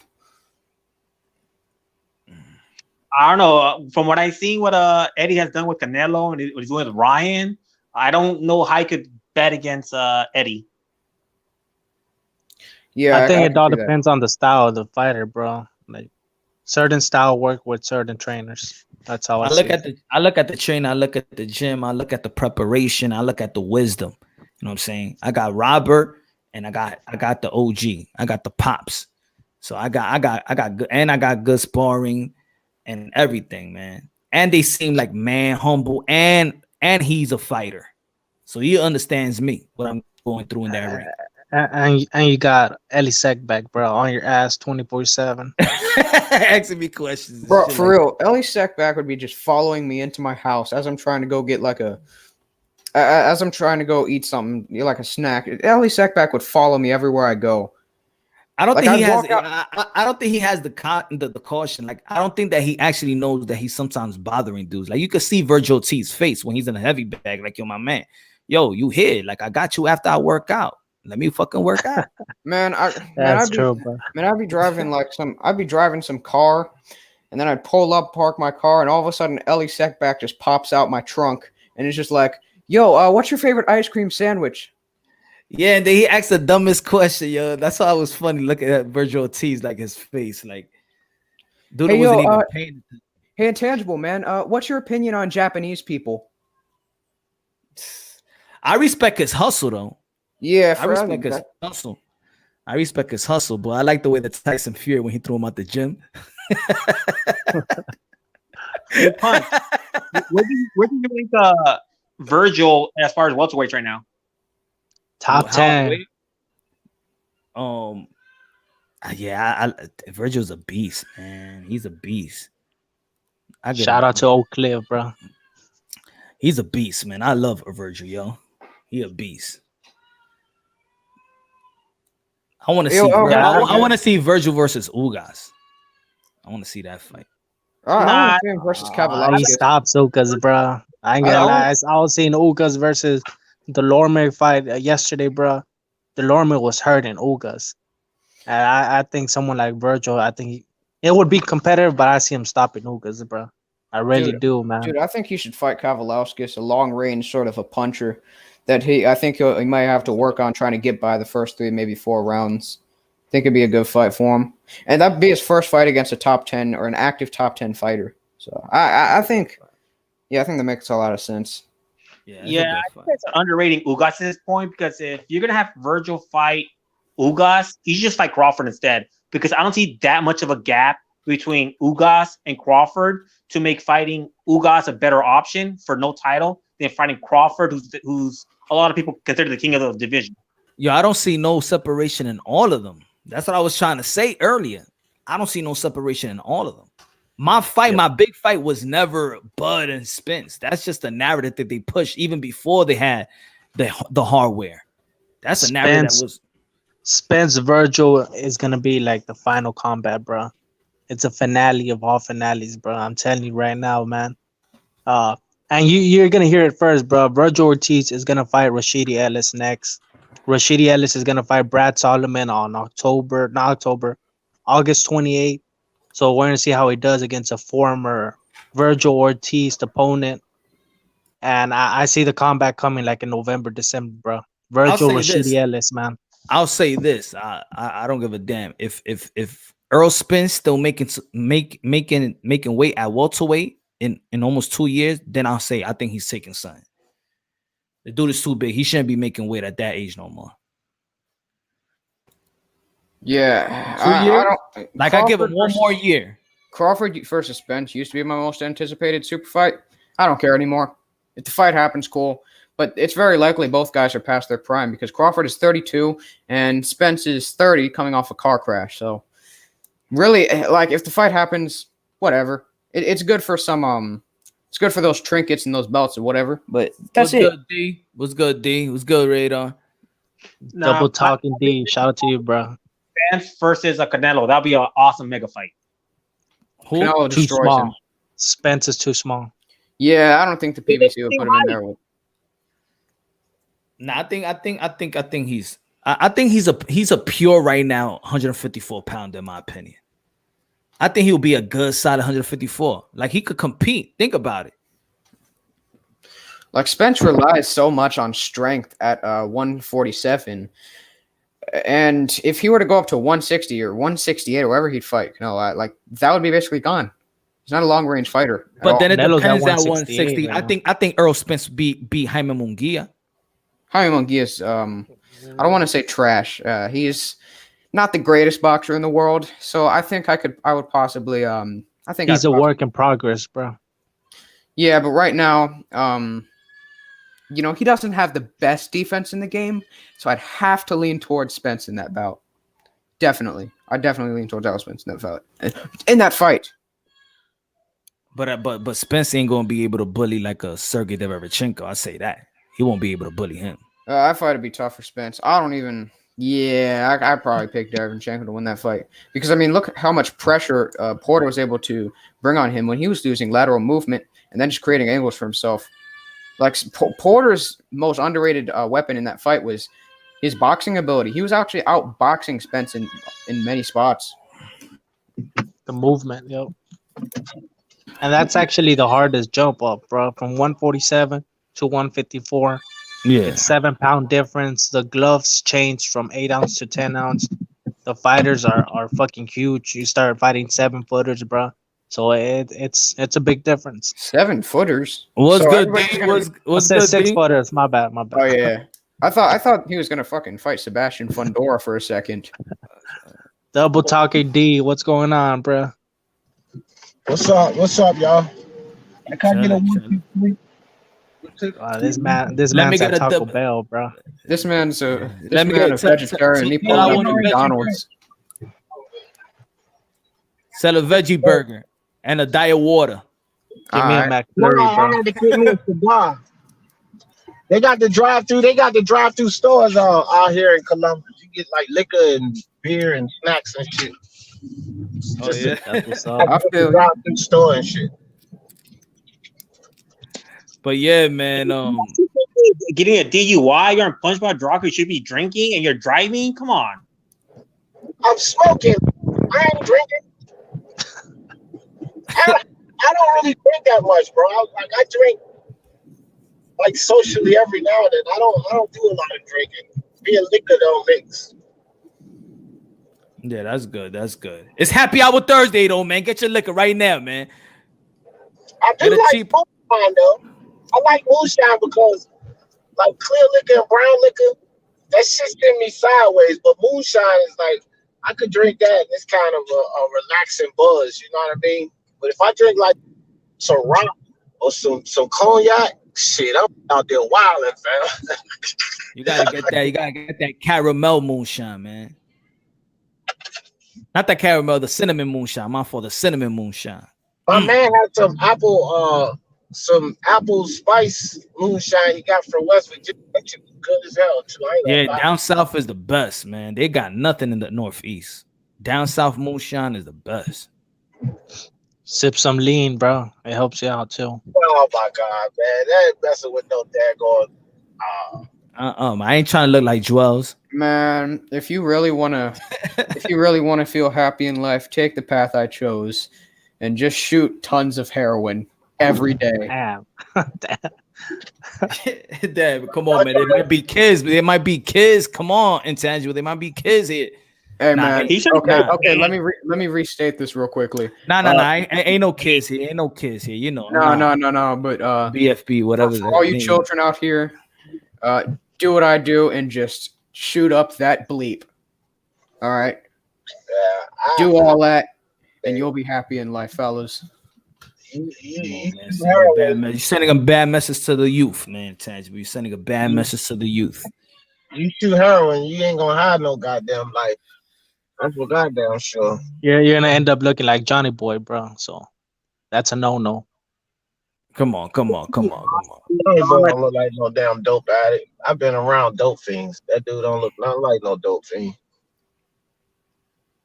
Yeah, say Tennessee got green moonshine. Yes, they do, man. Yeah, man. I gotta get my order in. Moonshine, man. That cinnamon moonshine.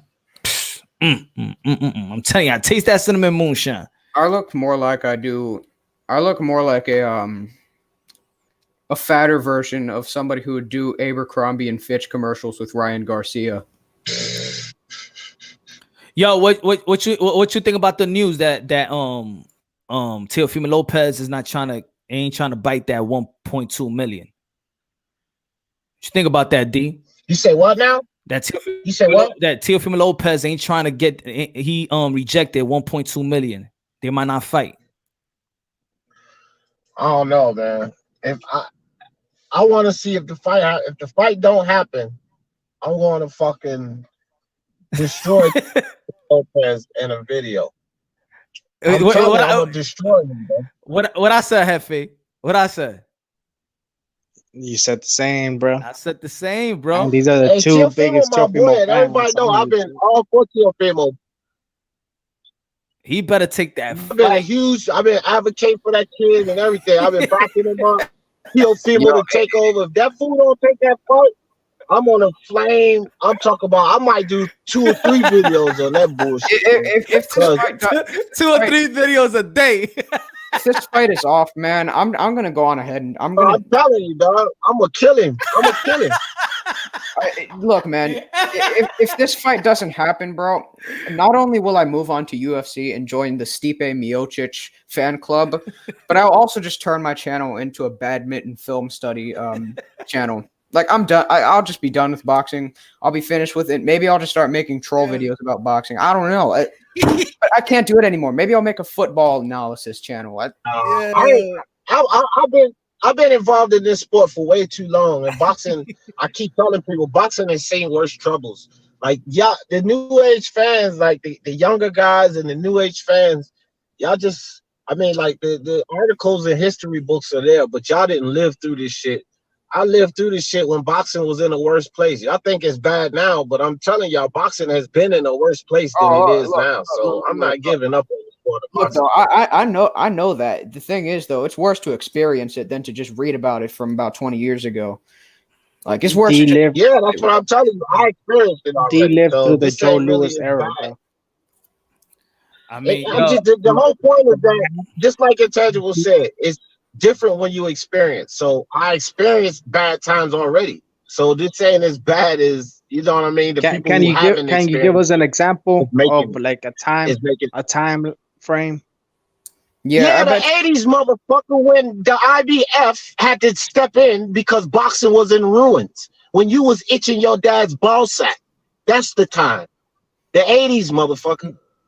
Yo, D out here. The 80s had a lot of great fights, bro. Hold on. You want more history? Hold on, bro. Like everybody don't know shit, young buck. Hold on, bro. I was alive during that time. Watching boxing during that time. Hold on, bro. F.A., let me just say this, bro. You're talking to a man. The 80s had a lot of great fights, bro. Don't compare the 80s. However, F.A., you got to understand, bro. D was out here preaching and ranting when Jack Dempsey was out there ducking Harry Wills for 3 years, bro. You're speaking to a true OG. No, Harry Wells, I was itching my daddy ball sack with Harry Wells. but El Jefe, you need to stop, dude, because I was actually watching boxing during the time that the IBF had to kick in, bro. I was actually watching the sport at that time. Yo, it's funny. Yo, I'm getting all these notifications. People doing videos about Teofimo Lopez. Yo, oh man, yo, Fimo, don't do it, man. Don't do it, man. Don't do it. Bro, he's Come gonna on, get man. crucified. He's gonna get crucified, and I'm gonna be right on the train crucifying him. I'm telling you right now, bro. I'm Long telling live you, Lomachenko, bro. I don't. It's the same thing I did with Tank Davis because I used to advocate for Tank Davis and all of that. I used to advocate for Tank. Be like, I was a Tank fan, but I got tired of Tank. I got tired of all the bullshit, and I started trashing Tank. I will look. I go for boxing first. Yes, Teofimo's sir. my dude, but I'm for boxing first. So if Yeah. Teofimo don't do right, he gonna get this flame like everybody else because he going against boxing. When the Yeah. fighter goes against boxing, fuck him. I don't care who he is. Tyson Fury, y'all know he's my boy. If he goes against boxing, fuck him. Facts. You know what's Facts. bad? Because D is like one of the biggest like Teal fans I've ever seen, and if he's gonna trash him, I could imagine his haters.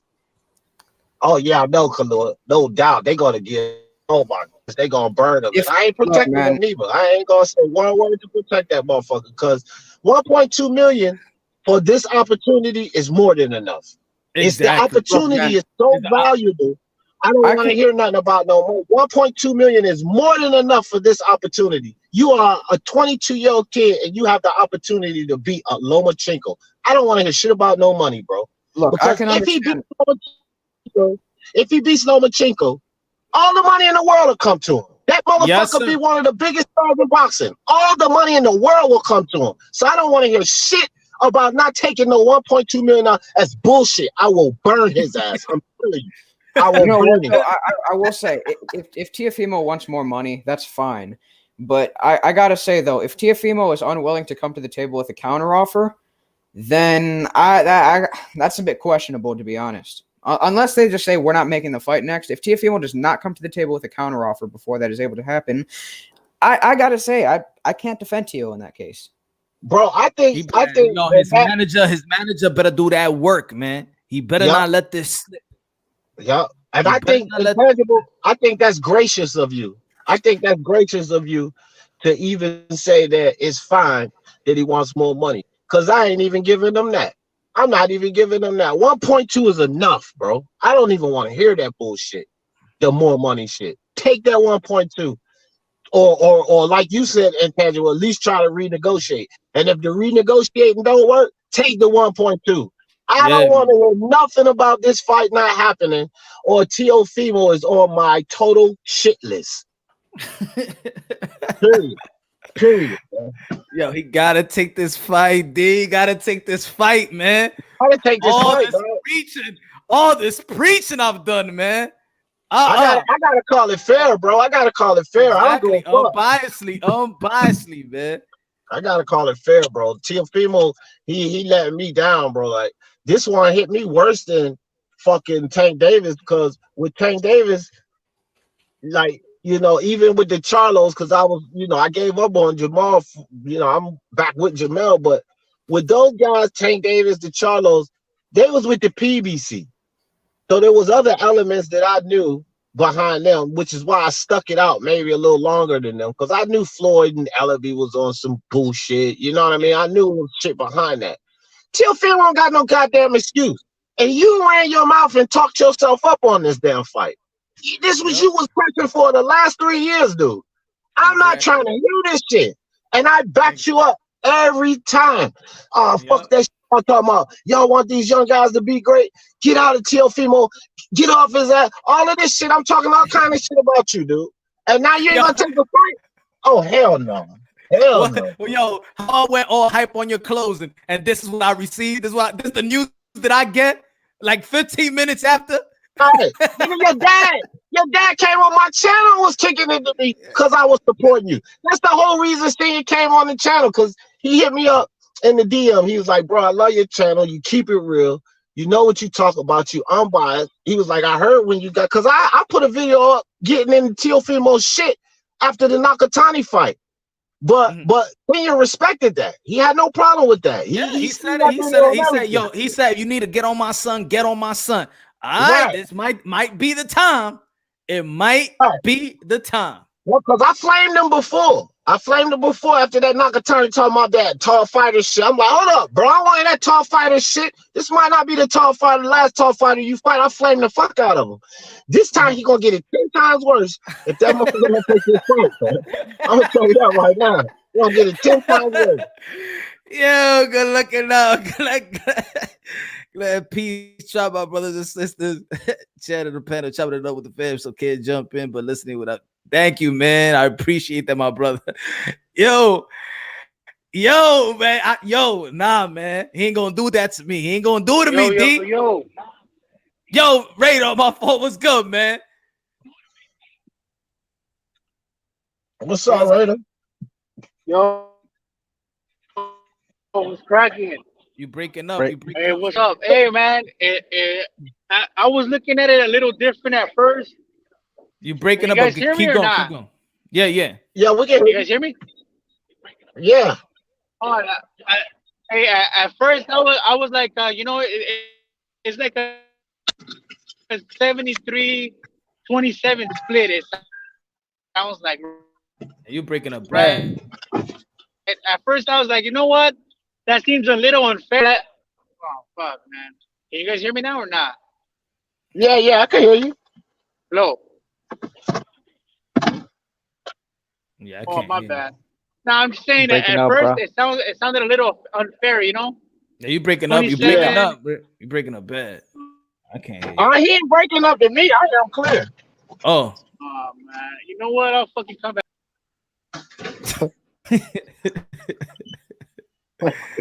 Yo, man. Nah, You better I not know do when you was this. about to do that. Let me ask y'all this. If it comes out like, I still don't give them no excuse. I don't want to hear nothing. I want to fight. But if it come out, because look, man, we all know Bob Arum too, bro. And I hate these situations. When it comes to Al Hammond and Bob Arum, I hate always putting shit on the boxers, bro. Because people got to understand something about Heyman and Arum. They're the worst. They're the worst too in this damn sport, bro. And for example, if Bob Arum is doing something treating the kid unfairly, that's a fucked up situation. I'm still gonna flame him because I think 1.2 was enough. But like when I was just listening to what Raiders said, I don't know. I don't never get into the splits and the politics as much. I talk about it, but I don't research that shit. Like Ring IQ researches that stuff, right? And Punch researches that stuff. I mean, he's taking a major cut of what he was supposed to be getting. I know that. Yeah, but this is my thing, Punch. I expect all of these motherfuckers should take a cut. But what type of cut? And this is what I'm saying about Bob Arum. We know when it comes to Lomachenko, even with the Crawford situation, when it comes to Vasyl Lomachenko, Bob Arum has pushed Vasyl Lomachenko extremely hard. Remember, with the Crawford Khan fight, which was a big fight, Lomachenko was all over the fucking promotions. It's like, wait a minute, this is a Crawford fight. You got Lomachenko over the promotions more than you got Crawford, and this is a Crawford fight. So we have seen Bob Arum go the extra mile for Lomachenko. If he's doing that shit again, because remember, both of these are his fighters, bro. Yeah. Teofimo is the future. Yep. Now we got to think about this. Lomachenko's old, but Teofimo is the future. Now, if Bob Arum's pulling some shit here, I mean, I'm going to flame my boy, but goddamn, dog, we're going to have to give Bob Arum some flame on this, too. No, he's going to get that flame. He's going to get that heart attack. Yeah, he's going to have to get somebody. He's going to have to get some flame on this, too, because they both his fighters. And like I was saying earlier on my live, it is his job. He gets the money. He divvies it up. It's his job to please both of these guys. Now, if you please the one guy and Lomachenko, okay, yeah, you got to take a cut, but it's a little minor cut. Then you go over here to this guy, and he got to take this big-ass slash. Is that right? Fuck, no, that's not right. Teofimo earned his way up there. It's not like he just got some deal and he slid his way into a championship fight. No, he earned his way to get up there. So you can cut him because of the situation, but how much is Bob Arum trying to cut him? And is Teofimo making a valid complaint? Because that could be the case. Yeah, that could be the case. I think I got a good idea that might very well be the case. But still, even if they ain't trying to budge, Even they giving that type of deal, like take it or leave it. You better take it. Yeah. Just take it, man. Just invest on yourself, man. Look at it like that's an investment, bro. You're gonna get that money 10 times more, man. Read the Bible, man. You're gonna get it back. Yeah, bro. And I'm like this with Bob Arum. Even if it come out that Bob Arum is running some foolery, I'm still flaming Teofimo. I'm telling you, bro. I don't want to hear nothing about not taking this fight, dog. Nothing at all. I can't. Yo. Can you guys hear me now or not? Yeah. All right. No, I was saying, you know, at first, it didn't sound kind of fair. You know, the split looks like a 27-73 split. You know what I mean? But at the same time, I was like, you know what? Fuck, Canelo and Floyd, when they fought, fucking Floyd made 41 million and Canelo made 5 million. You know, sometimes you gotta do shit in life that you don't want to do to go to be where you want to be at. You know what I mean? But hold on, Raider. I get that. I do get that. Canelo, but let's be honest, bro. Canelo, when he fought Floyd was a mega star. Canelo won't Canelo yet. He won't nowhere near. Teofimo is in stardom. And Lomachenko, the reason Bob Arum goes the extra mile to push, because he ain't hitting the casual fans like that. His star power is not of that level. So you can't take that kind of split. Floyd deserved that split with Canelo. I don't give a fuck what no one say. Because Canelo didn't prove but so much at the time, and Floyd was the mega star. He was the man. Lomachenko's star power is nowhere near what Floyd's was at that time. Nowhere close to what Floyd's was at that time. So a 75-23 split, no. That's bullshit, bro. That's Bob Arum's bullshit. The split should not be that far. Lomachenko is not that big, but Bob Arum has consistently tried to put him up there. It's the same thing I was just talking about with the Terrence Crawford situation, with how he blasted Lomachenko over Terrence Crawford's promotion. Lomachenko's not that. He's not that caliber fighter, but Bob Arum's trying to make him that caliber fighter. So a 75-23, 77-23 split, that's bullshit, man. That's complete bullshit. Yeah, 73-27. But like I was saying, you know, sometimes you gotta do shit that you don't want to do to get to where you want to be at. And this is you don't get that many opportunities your whole life. This is what he's been wanting his whole life. Man, there's some guys that will probably do it for less than that to get a shot at that. Yeah, but they don't have as much. Hold on. You're cutting me out. Cutting me out. I'm saying, like, so, you know, you gotta do it. Like, you have to, because it's an investment. If you really believe in yourself, shit, you'll do it for cheaper, because you know you're gonna win. I mean, if you really believe in yourself, you know you're gonna win, and you're gonna do it, no matter what. Because guess what? If you win, just like everybody says, all the world's gonna come down to you. You're gonna be the next star. You're gonna get money beyond whatever you thought you were gonna get. You might even get a huge, bigger deal. You know what I mean? So you gotta take those risks. You never know if you might get it again or not.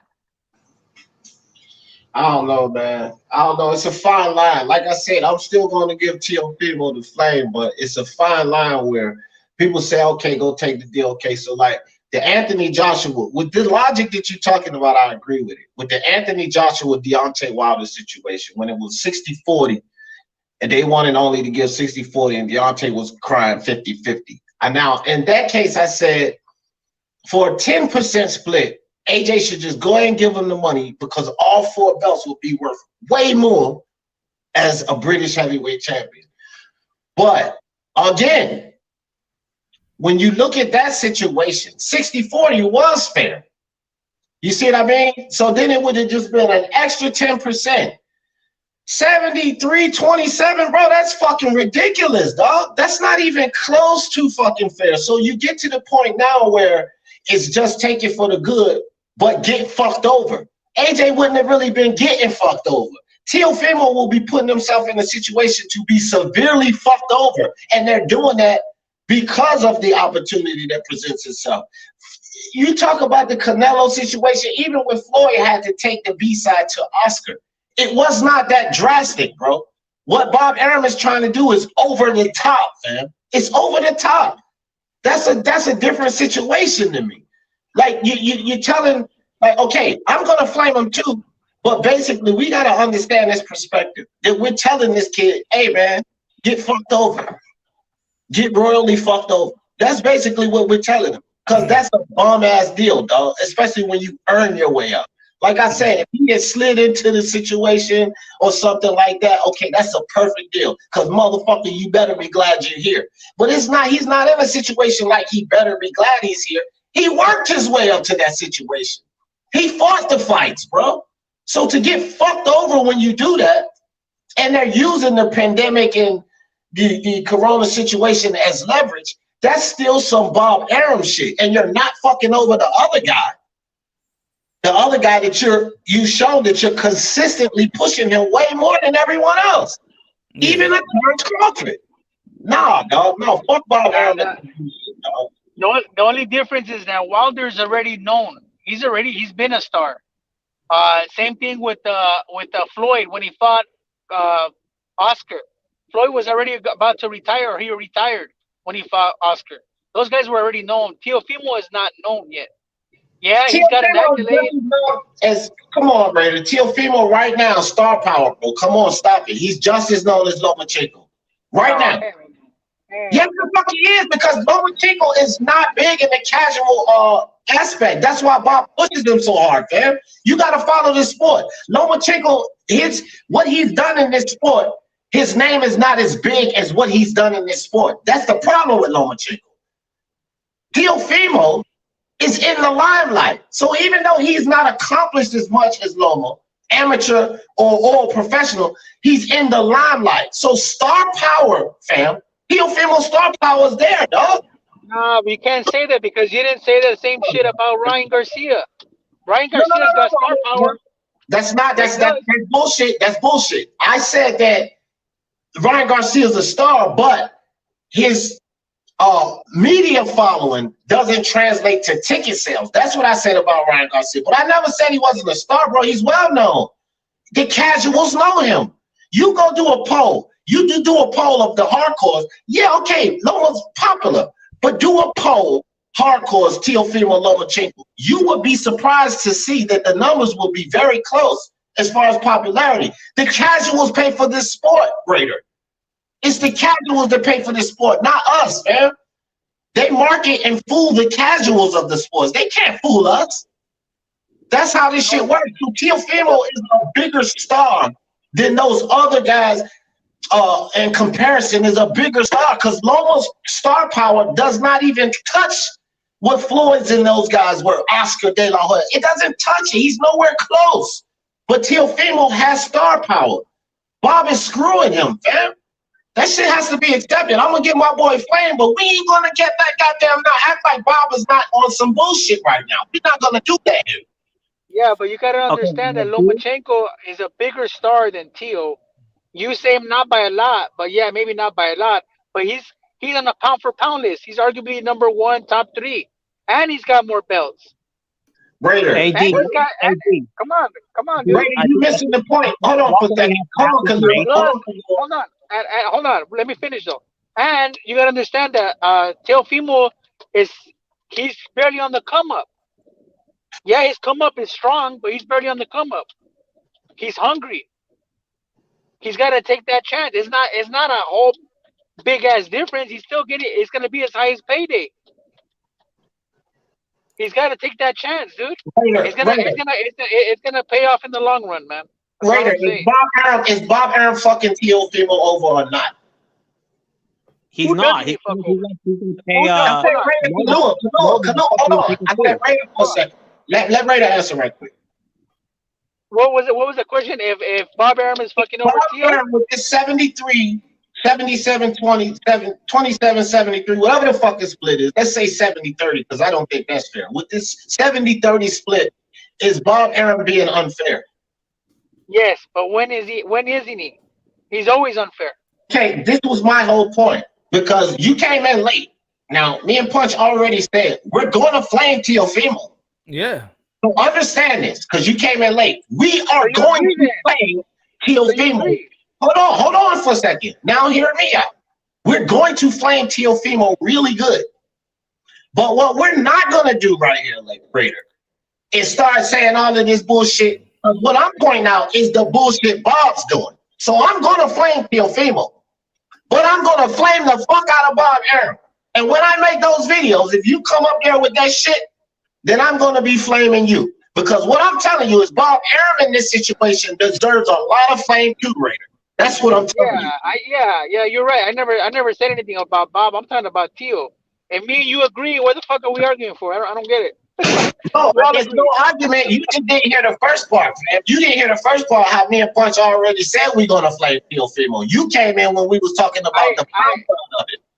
No, I was here when the fucking stream started. I heard everything. All right, then what are you arguing for then? Because I said I'm gonna give Teo. No, I said my point of view, and you said you're saying something. You were arguing my point. Yeah, because it sounded to me when I came with Bob like you weren't feeling that. You was more back on Teofimo. I'm like, nah, Teofimo gets his flame, but Bob gonna share this heat too. So when I start talking about Bob, you start going back to Teofimo. So I'm like, no, fuck this. Bob getting this flame. Yeah, but I wasn't talking about Bob. You were. I was just talking about Teo. You know yeah. Well, Teo. It's all good. We agree. We don't got to fucking argue. Teofimo gets his flame. I don't. We say he's gonna get that smoke. He's gonna get that flame. Plus, with Bob Arum as well.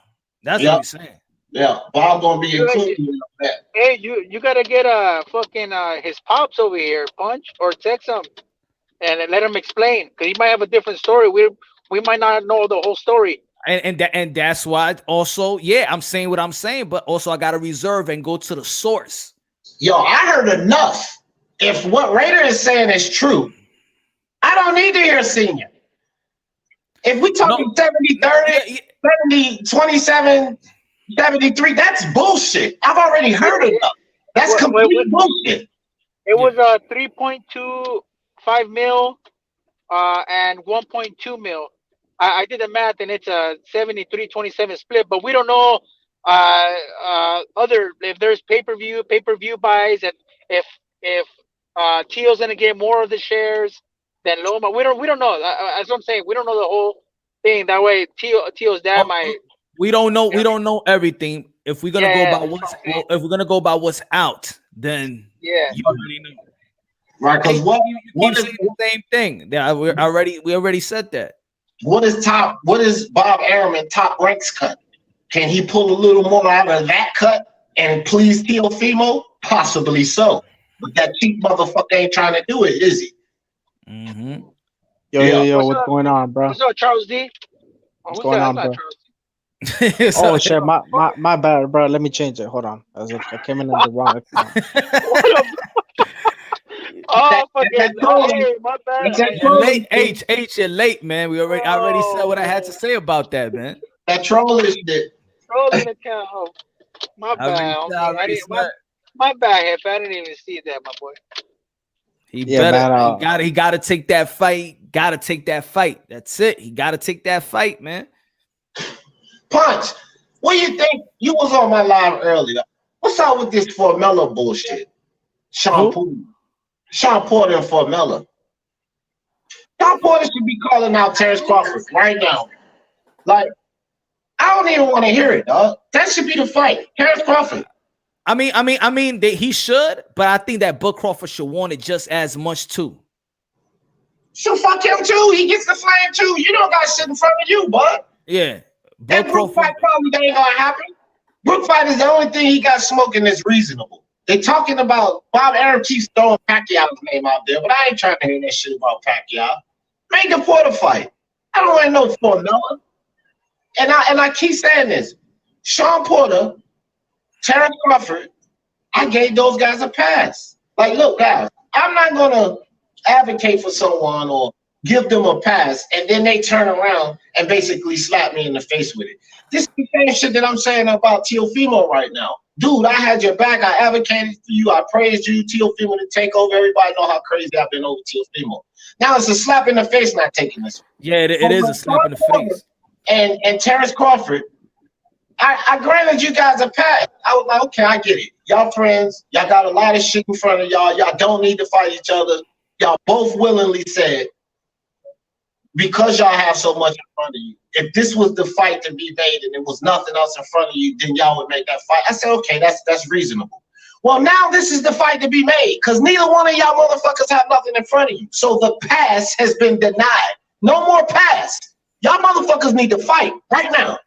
Yeah, that's facts. Let me say something real quick. That's how I feel strictly for Bud. Like, I do understand IBT on that one. When he says, Porter been fighting everybody. You check out his resume. Does he need a break? Maybe he don't need a break, but that's why I'm pushing it more for Bud. Bud got to make this fight. Break on trap season? Is Spence getting a break on trap season? No, because he said strap season, he's supposed to collect all the belts. And till this day, nobody's giving him a fucking break because of it. Now, Sean Porter said out his mouth, IBT, if this is the only fight that presents itself, then I will make the fight. No breaks. No breaks. But he should have ran his fucking mouth and said that shit. Period. Facts, bro. They gotta hold accountable for their words, man. They gotta Sean Porter is fighting a bum, bro. People, just because he's undefeated doesn't mean he's good. He's a bum. The same for Fimo. Fimo was calling out Loma. Now y'all got him. Get the fight. It's a legacy fight. If it's 1.2, 1.3, 1.4, whatever, take the fight, win it, and that money's gonna come flowing. That's going to quadruple it. Mr. Moonshine, I was going to say, man, I want to give a quick shout out to H Money because H Money was actually predicting this, bro. So I would love to hear what H Money got to say about this, man. I know he's a big Devin Haney fan. I know he's kind of, he's getting at the Teofimo fans right now, bro. So shout out to H Money. Shout out to the MXBC and the J4B, bro. Yeah, but also get on your man, too. Get on your man too for accepting a email belt. Well, let's hear his part, bro. I'm gonna get on my man. I'm gonna get on. No, bro. I'm getting on. Well, let's hear from H Money, bro. Let's hear from him, bro. I want to hear what he got to say, man. The link is there. I want to hear from I want to hear from DSFG about the goddamn Danny Garcia situation. Cause see, let's keep it. Let's keep it all the way around unbiased. Right. When we talk about keep the same energy, I just proved it on Teofimo, which I've already had before. I proved it on Spence, flamed him on the video, flamed Tyson Fury on the video, I'm going to flame the fuck out of Teofimo, promise you guys. What about the JFL and the Danny Garcia foolishness? No, Danny Garcia hasn't done anything wrong, bro. I don't know what you're saying. Danny Garcia. Hey, I think we should fucking flame everybody that needs to get flamed. Yeah, everybody. Don't give me this Haney. Haney ain't living off nothing. H Money has been kept consistent, bro. He's actually the only one. No. It doesn't matter. Everybody. You could be a fan. For how many times I'm saying Teofimo Lopez that he's the captain of this generation. It's just not about skills. It's the approach that he was taking. If he don't take that approach about legacy, then all the shit that I was saying about Teofimo Lopez go down the drain. Facts. Then you gotta smoke him. Then I gotta because I was praising H Money was the only one that exposed Gary Russell, bro. Like when nobody was doing it, H Money was doing it. So we can't say bullshit. Hold on. Bullshit. Because before H Money even came around, I got into a fucking heated debate with Rocket Stripe, ILTBA, or fucking the UGC. And I was flaming the fuck out Gary Russell. So don't fucking sit up here and try to make it like H Money is some fucking guru. This was before H Money even went around trolling everybody. And I got fucking receipts right on the UGC. I was giving Gary Russell that flame. Now, H Money might have said this shit. I'll give him his props, whatever. But don't sit up here and act like he was the first to say this shit. I've been flaming Gary Russell for all his fucking mouth, fighting one time a year, talking about brittle hands. And the reason I flamed him because the great Floyd Mayweather had brittle hands, but he still competed. So fuck all of that Gary Russell shit and fuck all that bullshit like H Money is some fucking guru. Cause I said that shit way before him, bro. Hey, when are we gonna start flaming Terrence Crawford, man? I mean, I like Terrence Crawford, but that when is that fool? When is that fool gonna fight? Radar. I was flaming Buck Crawford for an hour. Yeah, we're flaming him, bro. Yeah, I think that was H Money, Mr. The Zone, bro. He's in the house, bro. What's going on, man? I just want What up? What up? Shout out to Punch Drunk. I'm sorry, Punch. Go ahead. Oh, is it right? What up? What up? What up? Man, you know what it is. It's Team Devin Haney. I'm the newest member of Team Devin Haney. I could call Bill Haney right now. You know what I'm saying? I call him up right now. Yeah, but you know what? But you know what? Though you know what? I'm on the team. I'm on the team. But you know what? I could call Fimo right now. But you know what? Yeah, ask him why his son ducking. Ask him why his son ducking then. But look. But he's still gonna get that smoke. I want you to get. Where's the smoke at? Wait. You been quiet. I ain't heard nothing. You just came out. Yo, tell anybody. Bro, D went into hiding, bro. That shit. Tell anybody in the panel. Yeah. Don't change the energy. The topic is your boy Tiafimo. Wait. Let me. We can wait. Hold on. I'm gonna let you talk. Wait, D went into hiding, bro. Let's talk about that. I'm gonna let you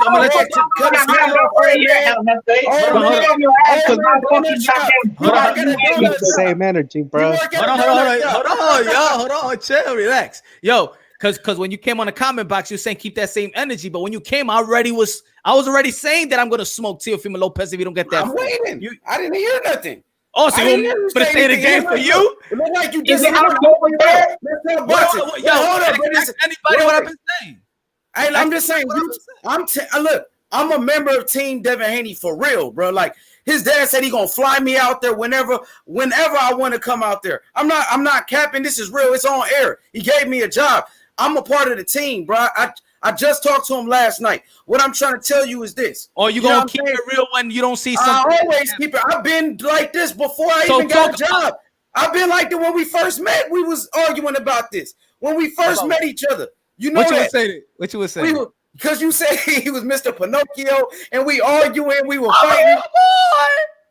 Hey, but where did Mr. Pinocchio for Teofimo Lopez at? Oh, he's gonna get that. When you got this, you got wait. No. Let me say something. Go ahead. You got this old man D Jefferson here talking about it's the promoter's fault all of a sudden. Man, get your old ass out here and get back in the donut shop. Nah.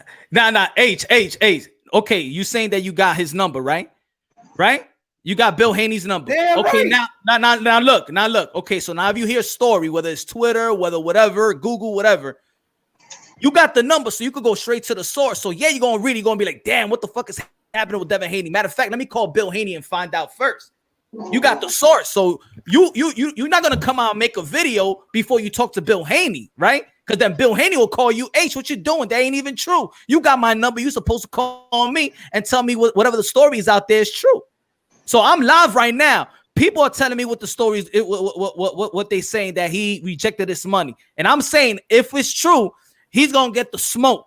Now my job is to contact Team Teofimo Lopez and be like, yo, what is it? Is this the true story? Boom. Be like, he's not gonna fight. I'm not. He better fight. This is a legacy fight. Forget that. Boom. Here comes Moonshine's video. Boom. Smoking. You ain't gonna do it, bro. You're not gonna do it. You're not gonna fuck up your relationship with Teofimo Lopez and his family. You're not gonna do it. His father said, if I have a reason, if you gotta go at my son, go at my son. That's what he said on the live show.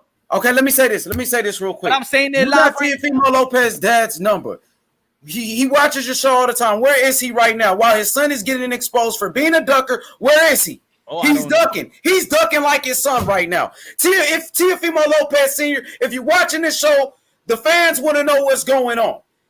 Because Bill Haney, he called up barbershop. When they mention his son's name, he shows up. Where is he at? Where's Teofimo Lopez? Hey, yo, I'm going live again in the midnight. They're on the LA time.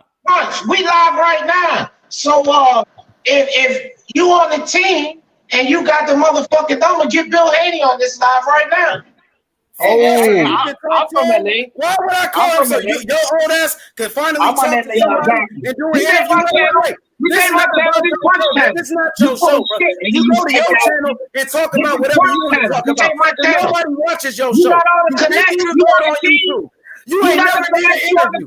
I'm already passing your old ass up. Nobody wants your old ass. Nobody wants your old ass, bro. It's Haney time. It's Haney time. We the leader of the new generation. We the leader of boxing. Teofimo, get in the back of the bus. Get in the back of the line. It's Haney time. It's Haney time. I'm gonna say it like this. I'm gonna say it like this. If Teofimo Lopez does not get this fight, then he is moving in the back of the bus. Yes, let's go. Get him in the back and Haney in front of the line. It's Haney time. We want Lomachenko. He's getting it back. I said it early. Then he's letting the Ryan Garcia, the Devin Haney, the Shakur Stevenson back on top. Hey, we've been on top. Devin Haney is Floyd Mayweather. Devin Haney is the boogeyman. We want all the smoke. We want Lomachenko. We want to make the fight happen. Teofimo Lopez is a loud mouth and he don't want to fight. Nakatani exposed him. That's why he want more money, because he gonna get beat by Lomachenko. Devin Haney got to drop. Devin Haney. What you think about what WBC said yesterday? Well, man, look, we talking about Teofimo. I don't know about that. But you're talking about Haney though. So why are you bringing up Haney? That's with the topic. No, you switch the topic. You're saying I picked Lomachenko from the whole time. Let me say something. But why you bringing up Devin Haney? No, I'm not going at you. I'm saying, wait. I'm not going at you. I'm just saying this. Teofimo Lopez has been lying. His dad has been lying to the people. They haven't made the fight happen. They've been lying to the fans, bro. You know what I'm saying? I'm a fight fan. I feel like I've been lied to. If they don't take the fight. Why we got to say if? Negotiate? I thought the fight was official. Why are we saying if now? Maybe. Why are we saying it might happen? Well, let's sign the contract. Lomachenko signed his end. I told you Lomachenko's going to beat him. I told you. And now you see, he want more money because he know he going to lose. He want his biggest payday. I want extra money. I know I can't beat Lomachenko. They got to give me extra money. He doesn't have confidence in himself. He's been exposed he's not a by Nakatani exposed him. First, Nakatani exposed him. Now let's talk about what's going on right now. Stay on this subject. I thought this fight was one of the biggest fights. You've been talking about it on your channel, and now he's hurting you. He's really hurting you. I'm saying, because you've been pushing this. You've been saying Teofimo's the best young fighter, and now he turned his back on you, one of his biggest supporters. I agree. I agree. That's how I feel. If you don't take this fight, that's how I feel. I feel it. I can't say no. Punch, what's today's date? What's today's date, Punch? Thursday. What's today's date? Thursday, the 30th of July, right? Yes, sir. So when October 3rd comes around and we don't get to fight, then let's revisit this. But man, shut the fuck up. I thought you gonna shut the fuck up. Shut your old ass up. You don't know shit we find out if the fight will happen. About boxing. You don't even know if the fight will happen. He's trying to tell another man what to do. One at a time. He's trying to tell another grown man what to do. He been on here talking. I just got here. Let me say my piece. You can't tell another grown man what to do. Do whatever you want to do on your channel that nobody watches. Let Punch Drunk do what he does, bro. Fuck out of here, old ass nigga. You have fake ass subs. Nobody watches. Go in your lives. You ain't got no fucking. You sit on lives for 6 hours. You never interview a fighter, and you 50 years old, bro. You sit on lives for 6 hours. Bitch, beat the fuck out your old ass. I'll beat the fuck out your old ass. It's Haney time, nigga. Haney promotions, you bitch ass nigga. Fuck you talking about, bitch. Come on, man. Come on, man. Come on, man. Come on, keep it boxing. Keep it boxing, man. We're keeping it boxing. This old man keep it boxing. Keep it boxing. He don't want you to talk about Teofimo Lopez ducking the fight. He said you gotta wait till October 3rd. He told you to wait. Hey, yo, it's evident. It's evident if he don't. Hold on. It's evident if he don't get this fight, then it's evident. He's gonna get all the smoke. Everybody gonna feel the way D said he feels. I feel the same way. You feel the same way. Hefe's gonna feel the same way. A lot of people's gonna feel the same way. I've been preaching. Teofimo Lopez is the captain of generation. He's gonna set the tone. And if he don't do this, he's not setting the tone. He's not setting the tone. So when you gonna talk about it? Take over. When you gonna talk about it? I'm just saying, Johnny Boy just made a video going in on Teofimo, calling him a ducker. It's on you. What's up? What you gonna do about it? I'm live right now. I'm live. I'm live saying what I'm saying, bro. Hey, it's all good, man. Like, he's not what you said he was. He lied to you. He lied to you. Hey. Hey, I gotta do what I gotta do. I'll break things down. You should have got with Devin Haney, bro. You should have got with Devin Haney, bro. I told you that. I told you what was my problem with Devin Haney. Everybody was saying, I was saying my problem with Devin Haney is when Mauricio Sudamon said what he said. I did a video saying Devin Haney dropped that effing belt. They making you look stupid the same way they making me, Teofimo Lopez, making me look stupid if you don't take that fight. He's not. That was the thing with Devin Haney. And now look, take the fight, look what the WBC said yesterday, that this fight is gonna be undisputed. So as a Haney fan, if I was a Haney fan, I'd be like, you see, WBC is doing it again. WBC is just using me to pay a sanctioning fee as a champion. That's the only hate. I love what H Money is doing because he's actually. Hold on, bro. Hold on, bro. Go to your channel. I actually love what H Money is doing, bro, because he's actually putting pressure, man. He's putting pressure. I mean, but we all putting pressure. No, but H Money's coming with that real energy, bro. Like. He's calling you out and he's calling D Jefferson out to do you know what I'm saying? To put the pressure on Senior, bro. Y'all got the number. Y'all got the number. Let's hear the phone call, bro. Ain't got no number, bro. You never interviewed Teofimo Lopez Senior. See how stupid you are. Teofimo Lopez Senior, bro. Nobody knows you. Hold on. Hey, hold on. Let's get real. Nobody knows you. Oh man, you a sick right there. You say, bro. He got no respect for your channel, bro. Shut up, old man. He got no respect for your channel, bro. Shut up. This dude got no respect for your channel, bro. Nobody watches you. Shut up. H.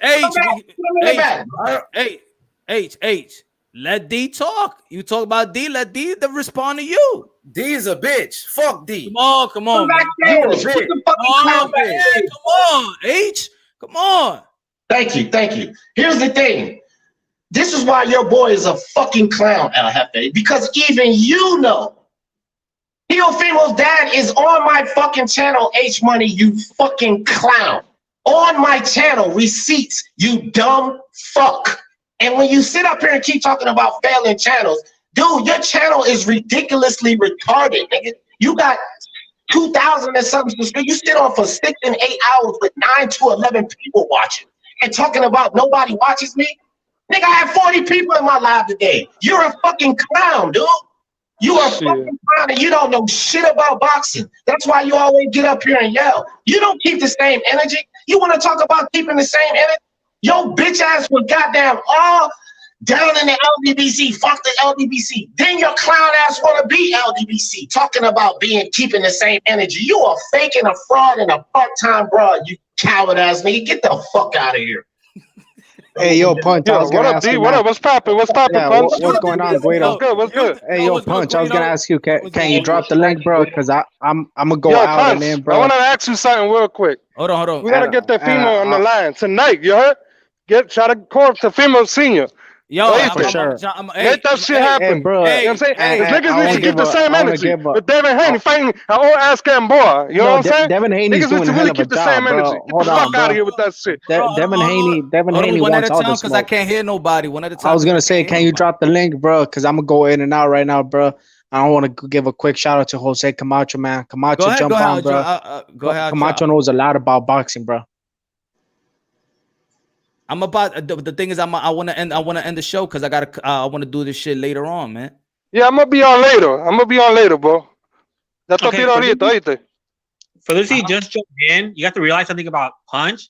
When this news broke, Punches are already on air. Exactly. So what you're supposed to do, you have to contact is, you know how the way you keep a source?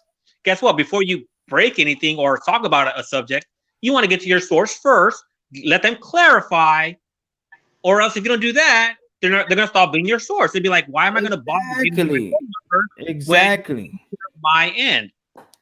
Exactly. I said if the story is factual, stories are stories, and one person could just say the story and then everybody follows suit. If you look at right now, a lot of while I was talking, I was reading a couple of articles, and one is saying that he's rejected. Another one saying that he's negotiating, but he's not happy with the money that they presented. So I have to ask the right questions so I could get the right answers. before I looked like a fool when I was going after Ryan Garcia, and then and they was telling me, "Yo, you should have came to me first. He's working out a deal with Luke Campbell." And then what I said it in D's channel, I said it in Mark's channel. Yo, they're gonna work a deal with Luke Campbell, and pop, here you go, Luke Campbell and Ryan Garcia. Right. So how we look? That's why I say, is it October 3rd yet? Is the fight day here yet? That's why I like how I look as a Teofimo supporter. Because one fucking article comes out. Now I start flaming my guy, calling him a ducker. And next week, the deal's done. Exactly. See, that's some dumb shit that H Money would do. He'll sit up here and talk all of this shit. Then next week, 7 days later, deal's done. Bob decided to give him $300,000 more. Now they're fighting. And then all of you idiots that sat up here flaming him for ducking, the fight's on. So again, is it October 3rd yet? No. But just like I said earlier on this show, and unlike H Money, I have proven to keep the same energy. This dumb motherfucker has proven to not keep the same energy ever. He never keeps the same energy. But I've proven to keep the same energy. So if Teofimo does not do what he's supposed to do, then Punch and I, who have proven to call it straight down the line, we're going to flame him. But clowns like H Money, even if Devin Haney pussies out again, he's not going to flame him because he's proven that he doesn't keep the same energy. And he's definitely proven that with this old LDBC rant. Because all he used to do is talk about the LDBC. Now you want to be a part of them? Now you don't again? Well, what is it? You don't keep the same energy. That's why I generally just leave the lives when clowns like that come on. I generally don't even share a live with him. But this time I gave him a chance and he still was an idiot. As usual, nobody watches my channel. No, nobody watches your channel, you idiot. Fuck out of here. All I'm saying, man, yo, I want that fight to be done. The whole world, the whole boxing world, want that fight to be done. And if he don't take the fight, then almost a lot of shit that I was saying, I would sound dumb. I pumped him as the captain of the generation because he was going for legacy, because a win versus Lomachenko was going to solidify him as the best of this era. That's all. That's the props. That's the major reason. I said I need Teofimo Lopez to win because then all these young dudes will follow suit. He will start a trend. If he don't start this trend, he will be just like everybody else, just searching for a damn purse. Yep. And Punch, I think even a loss, as long as he look good in that loss, will just still motivate everybody because it'll still take him to a whole new level too. Anyways, yo, I was the same way with Deontay Wilder. I'm a Deontay Wilder fan as well, and I was mad that he didn't take that money when he was dealing with Anthony Joshua. I said, take that, man, take that. Don't worry, yo. If you knock him out, you'll be the king, the king. Wow. He said he bet on himself, and what happened? What happened? He did. That was a bullshit excuse anyway. That dumb motherfucker didn't bet on himself. He allowed his team to lead him astray. The same thing that happened with Ortiz. Ortiz would have took that $8 million, but his team tried to push $10 million on Anthony Joshua. So he allowed his team to lead him astray. It wasn't betting on himself. What bet was it? That was a fool's bet. The PBC didn't have enough to cover that bet. You fucking idiot. He didn't bet on himself. He let Finkel and them run him up. That's what happened. Wait, hasn't he like almost made up that money between the 3 fights that he's had since then? Because he got what 25 for that old guy. Then he got 30 for Fury, and then he's gonna have Fury 2, which is gonna be a part of 30. So he hasn't actually lost much. And if somehow he beats Fury, he still had that fight with Joshua and gonna make a lot of money. No, but he's an idiot. Wilder's an idiot because he fired the guy that got him $100 million deal, right? And he also wanted to fire the guy that could have saved his life in Mark Breland. So I mean, what the hell is he doing? He's trying to get rid of the people that's looking out for him. Yep. I'm not saying idiot. I'm just saying that he hasn't like actually lost the money yet because he still has almost made that much money. And he's prolonged his career he could have made much more if he just would have gone for legacy and would have knocked out Anthony Joshua. Hey, Kalua Z. Hey, Kalua, my dude. Don't worry about it. You ain't gotta call him an idiot. Let me take care of that for you. Don't. You idiot. How about that? don't. I mean, like, come on, man. He got to take that fight, man. He got to take that fight. He got to take that fight. He still could take that fight. It's not. No, I know. I'm waiting for him to negotiate. I hope he negotiates. I hope. I don't think the thing is with Lomachenko. If that's the report that his team he already signed. He's not gonna unsign. He already signed. Yeah, and just to put it into perspective is that, we're getting on Tio right now because he pulled out. He did not sign. He pulled out. He said no. That's what we're getting on his Bob better pull out from his fucking account and give some money to Teofimo Lopez, man. That's what I'm talking about, bro. That's what I'm talking about. It's his job. It is Bob Arum's job to please both fighters. He gets to divvy up the money and say, okay, this is what you're going to get. This is what you're going to get. We'll take our percentage, blah, blah, say whatever. He gets to divvy up the money. So he needs to take less money if his fighters are not pleased. Not Jew the fuck out of one of them and please one fighter. Because that's what's going on right now. Lomachenko's being pleased. Teofimo's being fucked over. That's what's going on right now. Hey, do you think though Bobby's gonna pull out some money out of his own wallet to give to Tio, especially in this pandemic right now? Shit, Al Heyman does it. Hell no. Al Heyman does it. I'm saying Bobby's not gonna do that. You guys know how Bobby is. Bob should do that, man. He got like 5 more years left to live. Yeah, how you gonna do with your money? Come on, man. Give that up. Give that up. Bob is treating Tio and Loma the same because we're talking about 1.2 versus 3.2. Loma has 3 belts. It's the bigger. Well, it's not maybe not bigger. But he has the bigger legacy. Tio's still young and only has 1 belt. So 1.2 versus 3.2.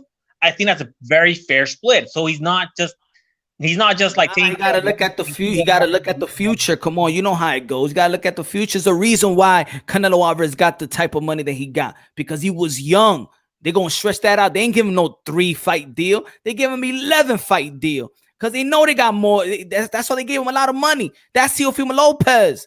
If he beats Lomachenko, he's 23 years old. Turn a day. Know how much money they can make with Fimo? That's what I was saying earlier about that Tio's like it's worth Bob Arum for Tio to beat Loma, but I'm saying is like. These trying to make it seem like they're hooking up Loma and screwing over Tio. No, they're both taking a cut.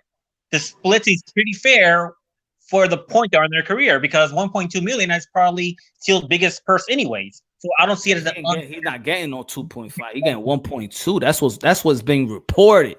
He was supposed to get up in almost 4 million for this fight. That's a lot of cut though. And Kalua, it's not fair because Bob is waging. Okay, so money has to be taken. This we can all agree on.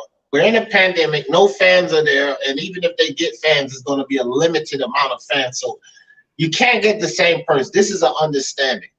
But if you're going to talk about fair, then the cuts should be reasonable on both sides, Kalua. They're digging into Teofimo's way more than they're digging into Lomas. That's not fair, fam. I don't see how you find that fair. What was the cuts before? Was it 30-70 or was it 60-40? I'm not sure the exact cuts, but I know goddamn well it won't no 70-30 or 77-23 or whatever the fuck. It was not that far of a margin. And after the cuts, that's what it is. We're not going to sit up here and act like Teofimo don't have a reason to complain. I'm not accepting his complaint. But what I'm not going to do is sit up here and act like he don't have a reason to complain and Bob Arum's not doing nothing. He's just doing business. No, that's bullshit. Bob Arum's on some bullshit right now. Give me 1 second. Keep on talking, y'all. Give me 1 second.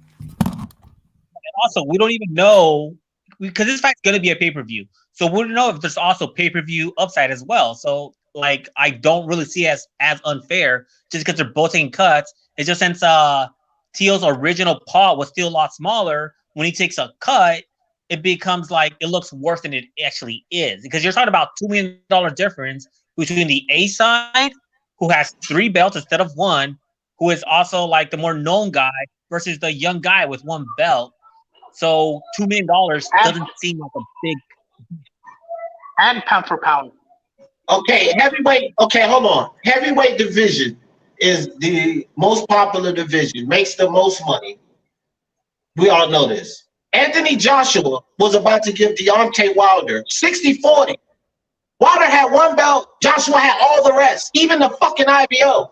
So don't fucking sit here and tell me Teofimo and Lomachenko, because Lomachenko's not the star that Joshua is. Not even fucking close. Joshua was in the argument to be face of boxing with Canelo, but he was going to give a 60-40 split with 3 belts. So I don't want to hear this bullshit about star power and 3 belts. Lomachenko is not that type of star to demand that much more because, again, like I just explained to Radar, Lomachenko is not popularized, fam. He is popularized to the hardcore fans, but to the casuals, he's not this big mega star like Canelo, like AJ. But AJ was willing to give 60-40. Don't give me this 70-30 shit is fair, bro. It's not fair. And Teofimo earned his way up. He earned it.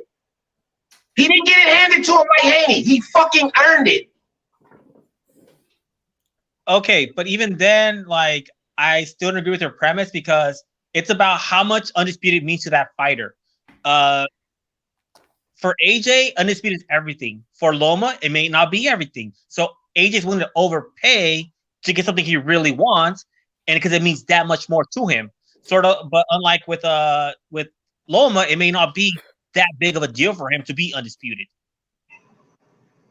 What the fuck does that have to do with Bob dicking over Teofimo? I get what you're saying. Okay, that's good. But where is the relevance, Kalua? That means that Bob should be able to dick over Teofimo because of the explanation you just gave? Okay, then we'll use Teddy Kaler. If it meant so much for Loma, he would give part of his cut to Teo to make that fight happen if it meant that much to him. Okay, well, still, how does that justify Bob fucking over Teofimo? See, this is the thing, Kalua, and it's just what me and Punch keep saying.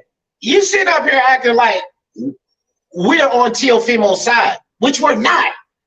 But what we're not going to do, and I'm going to keep saying this, what we're not going to do is just act like Bob is not playing a part in this atrocity. And that's basically what you're doing. No, it's fair what Bob's doing. Bob's cool what he's doing. No, it's not cool what Bob is doing, fam. It's not cool at all. That's the part you don't get. We are with you on Teofimo. We agree on that. The conversation here is more about, for some strange reason, you agree with what Bob is doing. No. You got me all wrong in this. All I'm saying is like you're trying to make it seem like he's only hooking up Loma and screwing over Teo. No, I'm saying he's not really doing that. He's screwing over both of them. I could say that, but you're saying he's hooking up Loma and screwing over Teo. But I'm talking about in the grand scheme of things, he's not really hooking up Loma and screwing over Teo. He's maybe screwing over both of them, but it's not. But one guy signed and one guy is content. The other guy is not. So it's his job to make it right, to make him feel the same way that Loma is feeling. Hey, let me ask you. Hold on, Raider. I gotta ask Kalua this question, man. Hold on. I gotta ask him this question. Kalua, you saying to me that I'm making it like Bob Arum is doing something to Lomachenko, Teofimo, that he's not doing to Lomachenko. But let me ask you this, Kalua. And I explained this earlier. If Bob Arum has shown us the propensity to push Loma more than other stars that's under his banner, why wouldn't I take that assumption? And what I'm telling you, Kalua, is why you don't think that's being done. Bob Arum has already shown us this with a bigger star who is on the fucking pound for pound list, who is higher on the pound for pound list than Lomachenko, Kalua. Bob Arum showed us that he will do this when he did it with fucking Terrence Crawford. So don't sit here and act like I'm making some wild assumption that Bob would do this when he already shown us he would do this shit, because he plastered Lomachenko all over Terrence Crawford's fucking promo, dog. which means he pushed Lomachenko way more than he pushed Terrence Crawford, who is more established, who has went 4-belt undisputed. Come on with that shit, Kalua. Now you're gonna act like he wouldn't do it to Teofimo? What don't you see, fam? What don't you see in Bob Arum? Don't you know that Bob Arum was convicted by a federal judge for paying off a fucking boxing judge? He's shown a propensity to be crooked. What don't you see in Bob Arum, Kalua? Like I said, he's probably screwing both of them. But I'm saying if you compare, what one's bring it to the other, the split, like even though the split sounds horrible, like when you look at the actual numbers, is not really that off from what it should be. A $2 million between the quote unquote A side with 3 belts versus 1.2 is not a big gap. The percentages look huge because the numbers are smaller. If let's say we had the same exact percentage, but it was a lot bigger number, then you can say one thing, but the numbers aren't big numbers in the grand scheme of boxing.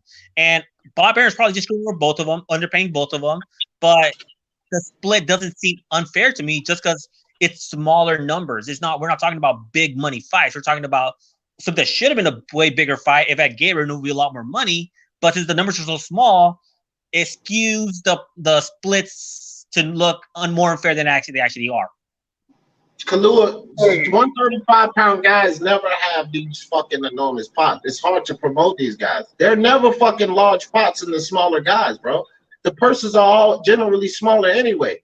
I get your point, but again, these guys don't demand large purses. This is why Bob pushes Lomo so hard, because it's hard to market this guy. This is what I'm trying to tell you guys about Lomo's star power. Understand this. The smaller guys are harder to market in this sport. The smaller guys do so much, but they don't get the accolades and the praise and the popularity. That is the problem with smaller guys. So when you start talking about these purses and talking about other fights, it does not correlate because it's already difficult to popularize smaller guys. This is why people is getting this misconception about Lomachenko like he's so fucking popular. No, he's great at boxing, but his popularity is nowhere up to the level of his talent. It should be. He could be way more popular than he is, but he's not. That's why when he performs in the Garden, he ain't performing in the big house. He's performing in the theater. Exactly, bro. He's not nearly as popular as he should be. We cannot attach his accolades and the thing that he's achieved and accomplished in boxing and correlate that to his popularity because it does not correlate. It's a shame that it doesn't. He should be a megastar. I agree with that. The dude should be a megastar. He's brilliant in the ring. But unfortunately, what he's done in the professional level does not correlate or translate to his popularity. And that's where people's getting it mixed up. The little that Teofimo has done, it correlates to his popularity. He's a young kid. He's in the media. He's a fucking star. And if he beats Lomachenko, he will be a megastar. So he is easily caught up to the popularity of Lomachenko because of his youth, because he's in social media, because he's a fucking loudmouth, he's flamboyant. Nobody likes to listen to Lomachenko talk. The kid does backflips in the fucking ring. That's the type of shit that gets casuals interested in you. So when we talk about star power, Teofimo holds too much star power, even though he's done a lot less than Lomo. The casual fans pay the fucking bills. He has too much star power to be jewed down at a fucking 70-30 split. You gotta understand that, man. You have to.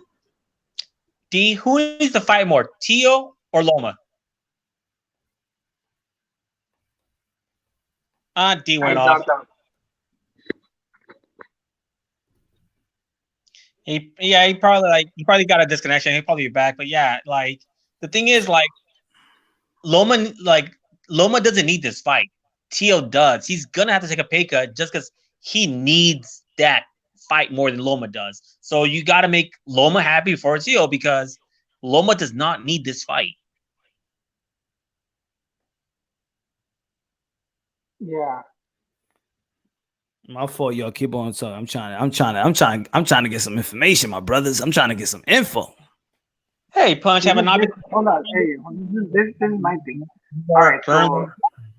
So all right. So and don't you think it takes a long process to write these contracts?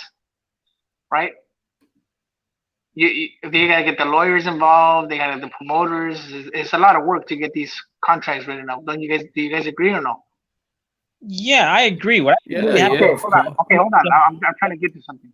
All right. So if you guys think it takes time to write these contracts, you would think that you would probably get some type of an agreement before you write out these big contracts.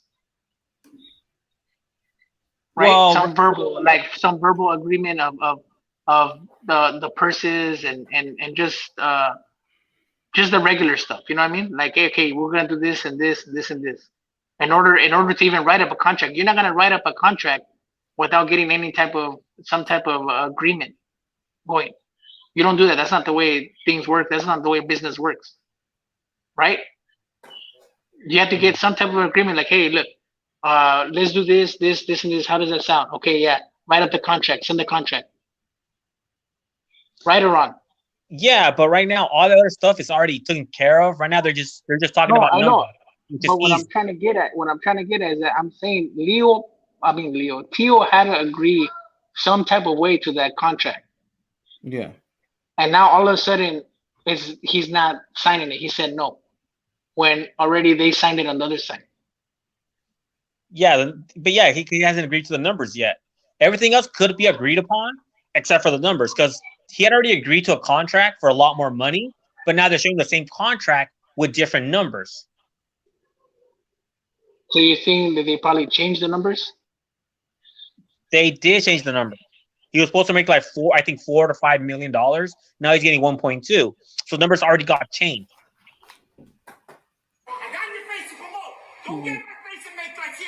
Yeah, I don't know about that, but I mean, I think he should take it anyways because it's an investment, you know. Later on, if he wins, it's gonna pay off big time. He should take the contract. That's what I said earlier. Like most of us just agree that he should take the contract. I've more was like arguing with D over, you know, he tried to say like, you know, he's he was trying to like Bob was hooking up Loma and screwing over Tio. I'm like, no, I don't see it that way because the numbers that we're splitting make sense. It just looks really horrible when you break down the splits because the numbers are small. I just think I think this really shouldn't even be a problem. I think Bob is wealthy enough that if you're talking about maybe that he's might be unhappy with 1.5, 1.2, 1.4, come on, you can supply that, Bob. You could supply that. You telling me that you're gonna let this big fight go to waste for 1.2, 1.5 that you could just take it out your account so easily? Yeah, and that's why I brought up Loma doesn't want the fight big enough. You know, he brought up AJ was going to pay 60-40, you know, to that's because he did much more to AJ than Undisputed means to Loma. Oh man, he just tweeted. Teofimo Lopez just tweeted too right now. He said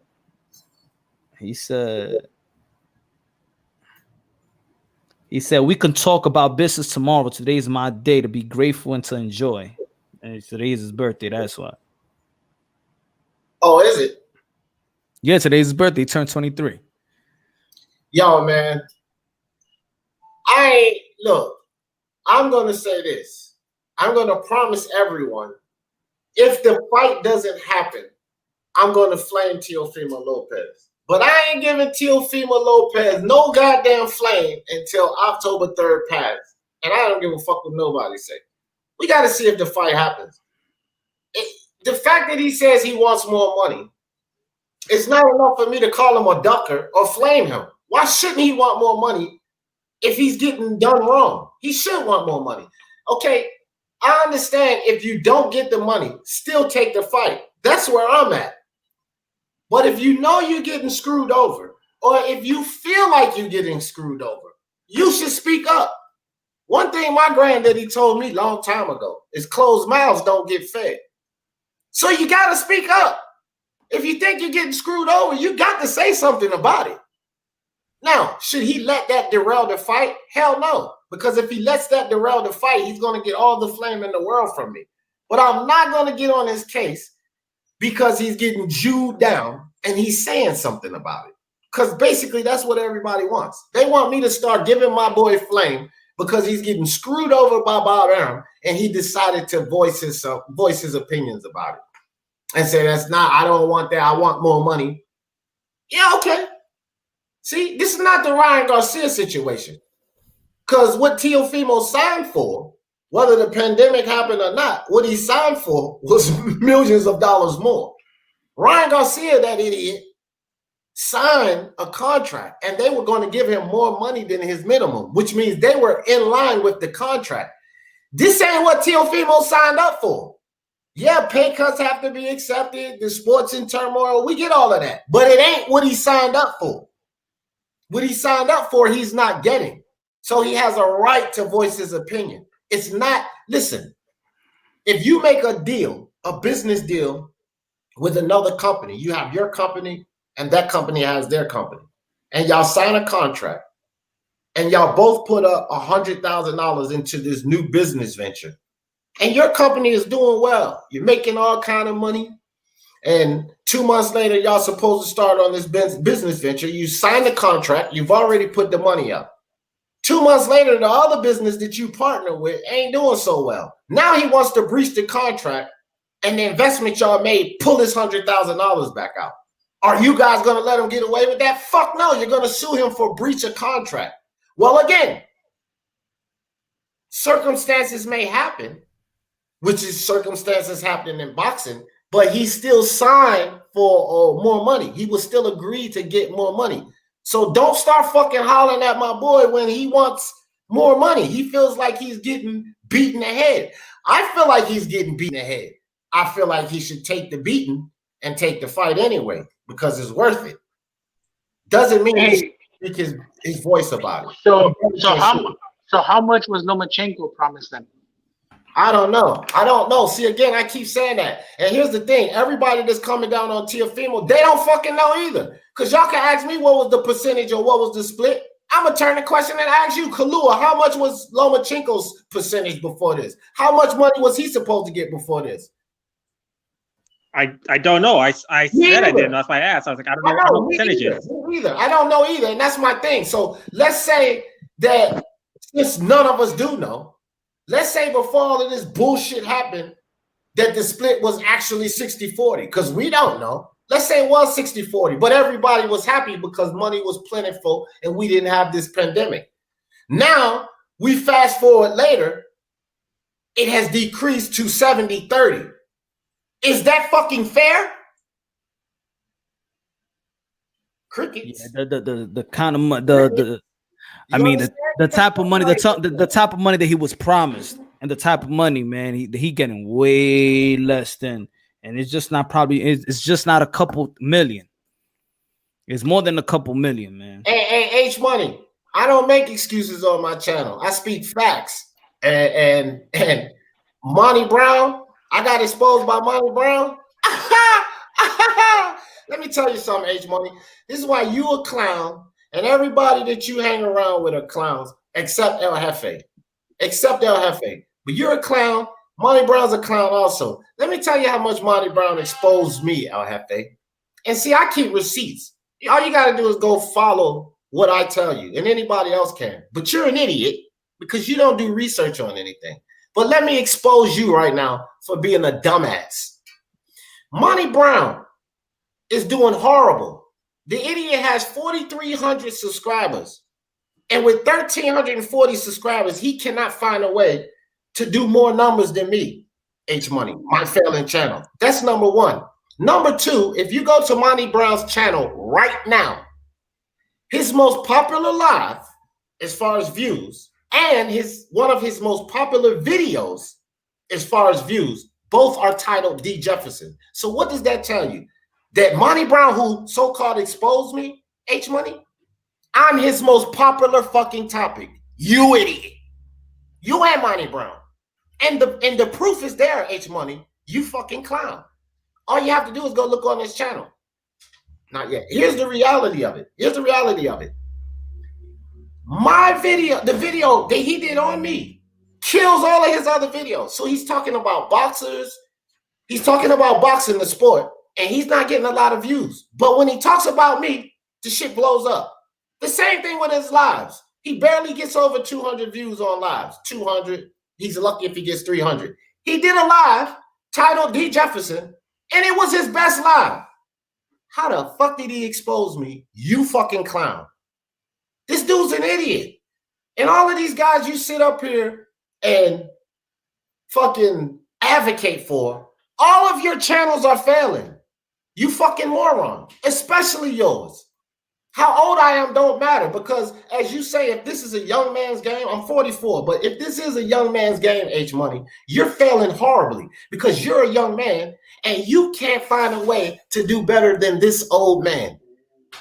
Man, so what does that say about you, H Money? If I'm failing so much and I'm an old man and this is a young man's game, why can't you pass me, young man?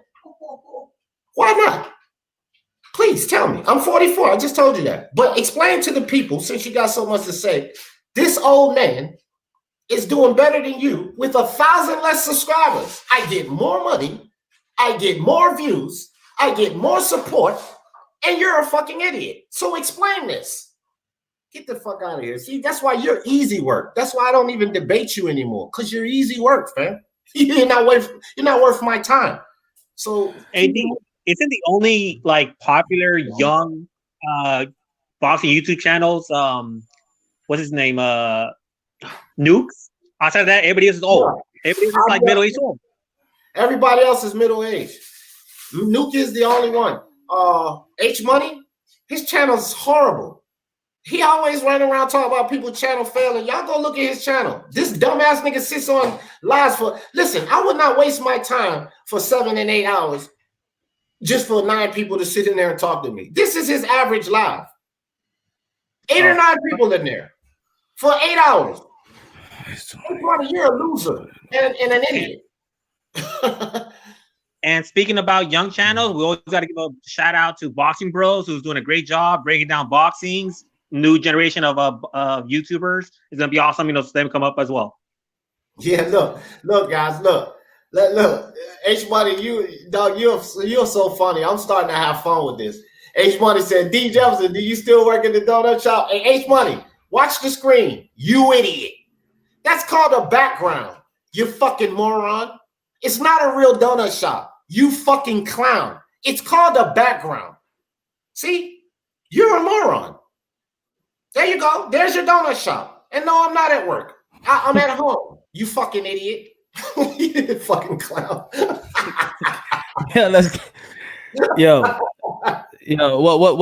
What? I mean, look, there's 3 fights. There's 3 fights that I've been waiting for the whole year. Amanda Serrano, Katie Taylor, bum, failed. Inoue, Casimero, not gonna happen. Teofimo and Loma might not happen. Yeah, man. Sad, but it's so. It's sad, but it's so. Errol Spence, Crawford out the window. Fury, Joshua might be out the window. And I knew that was shit was not gonna be up. Canelo, Billy Joe Saunders out the window. Out the window. Canelo GGG might be out the window. But Crawford still not fighting nobody. Demetrius still not fighting nobody. Right. You're underrating Mean Machine. Mean Machine's is a real deal. It's just that he hasn't gotten as much exposure, but the guy's vicious. I think he's in the upper tier of the second-rate boxing. He's maybe the top tier, but he's upper of the second rate. He's top 10 welterweight. He's top 10 welterweight. Nah, that's it for this year, man. Fuck COVID, man. But it's boxing, man. I'm bummed, man. I'm not bummed. I'm gonna tell y'all why, because like I said earlier, dog. I've seen harder times in boxing, but I'm a big UFC and basketball fan. So basketball, UFC got me stoked right now. So, but even with the basketball, when these dudes started, when they got their paid that TV money, and I thought they was gonna make them type of moves which they want to be competing against one another, but all they did was joining each other. Basketball became too predictable. And I know I'll get into the debate and be like, yo, basketball's always predictable. Like you know that the Celtics at a time was gonna go and the Lakers was gonna go at a time. You know these teams. But when it comes to the playoffs, you don't, you know. Is that me or? It's different. It's different now. It's different now, though. I think it's a bit different now. When in NBA or? No, yeah, in the NBA. Because if you look at last season before this COVID, before the COVID situation happened this season and last season's playoffs, all of that started to change. It was way more competitive. It wasn't just like one or two teams you could pretty much pick. You understand what I'm saying? Like all of that shit started to change. Toronto won. The Golden State Warriors broke up. The Cavs broke up. Now the league's all split around. The two strongest teams, you know, LeBron's a part of one of them, of course, but it ain't the Cavs and it ain't the Warriors. The two stronger teams are two different teams now. And unlike when the Warriors and the Cavs was going, pretty much everybody knew it was Warriors or Cavs. It's a toss-up right now. You know what I mean? The two best teams are both in LA. That's an issue. Yeah, that's not really the truth, though. That's not really the case because here's the thing. With the COVID restrictions, with the load management concerning Kawhi Leonard and Paul George, you can't just throw LA Clippers in there as one of the best teams. Now, I could say that you can argue the Lakers, but I will tell you this. The Milwaukee Bucks are in that conversation. The Toronto Raptors have shocked the world, but they're in that conversation. Miami Heat is a dark horse team. OKC is showing themselves to be a dark horse team. Denver Nuggets is a strong team. So those teams that I named, every one of those teams can compete with the LA Clippers and the LA Lakers. There are no surefire top two teams. There's no surefire team. You go to the different sites, and Lakers are not a shoe-in for the championship. The media's trying to push LeBron into that championship, but these other teams ain't having it. They're coming to win. Like I told you, like I said on your channel, if you talk about what you know is going to happen in the playoffs in any sport, you're an idiot because it takes one player to get COVID, and it's 2 weeks. 2 weeks that they're going to be out. Changes the whole dynamics of everything. He ain't talking about boxing because we do what the fuck we want to do over here. If you want to talk about something, go to your lame ass channel with 2 or 3 people watching. We talk about what we want to talk about. This ain't your channel. H Money. It's Thursday, so anything goes because everybody's half drunk anyways. I mean, with this thing, you never know. Look at the Knicks in 1998. There was a lockout, and they made it to the finals. So I could see a team just coming out of nowhere and going to the finals of the NBA. That's what I'm talking about, bro. That's what I'm talking about. And look, man, this could be. It's already a tumultuous season for all of these players. You got guys being kicked off the team because of the COVID infection. Some guys decide not to come and play and all of that. So it's already a crazy playoff. These teams, man, with the layoff, some of these teams, as the Lakers, were still building chemistry when the layoff happened. Their chemistry won't all the way there when the layoff happened. Yeah. It's different teams that can win this. This is no shoe-in team. And the Clippers have the most talent and the most depth. I will say that. I believe they have the most depth and the most talent between the two LA teams. But I can't just give them number one team. I can't just give them number one and number two team because I actually think that there's teams that can take them out of there, bro. Yo, this is another year that we're not getting a fight that we want to see. Another year. I thought 2020 was supposed to be something big. No, be fair, Punch. It was. Because remember how the year started off and the fights we had lined up, and then the restriction happened. Those fights were going to go through, fam. We had a lot of good stuff in line, and then this COVID restriction happened. So I think we were looking really good because remember, 2019 ended well, and they picked back up in 2020. We was looking. I thought ESPN was going to do their thing. ESPN was going to do their thing. Everybody was going to do their thing, even the PBC, and then COVID hit and threw a monkey wrench in that. And Our problem now is that they're not doing what it takes to bounce off of COVID the way they should. They should be going a little harder to bounce off of this situation, and boxing ain't doing that. They all too worried about money, penny pinching and shit. AD, me and Punch had an argument earlier about Danny Garcia. I say he's dropped a lot from a top tier fighter because every single fight he's had big in 147 he's lost. And I said he's lost a lot of stock and is no longer a top 5 welterweight at this point. Because you can't really give it to him because any big fight he's had at welterweight, he's lost, and he's only beating mediocre people.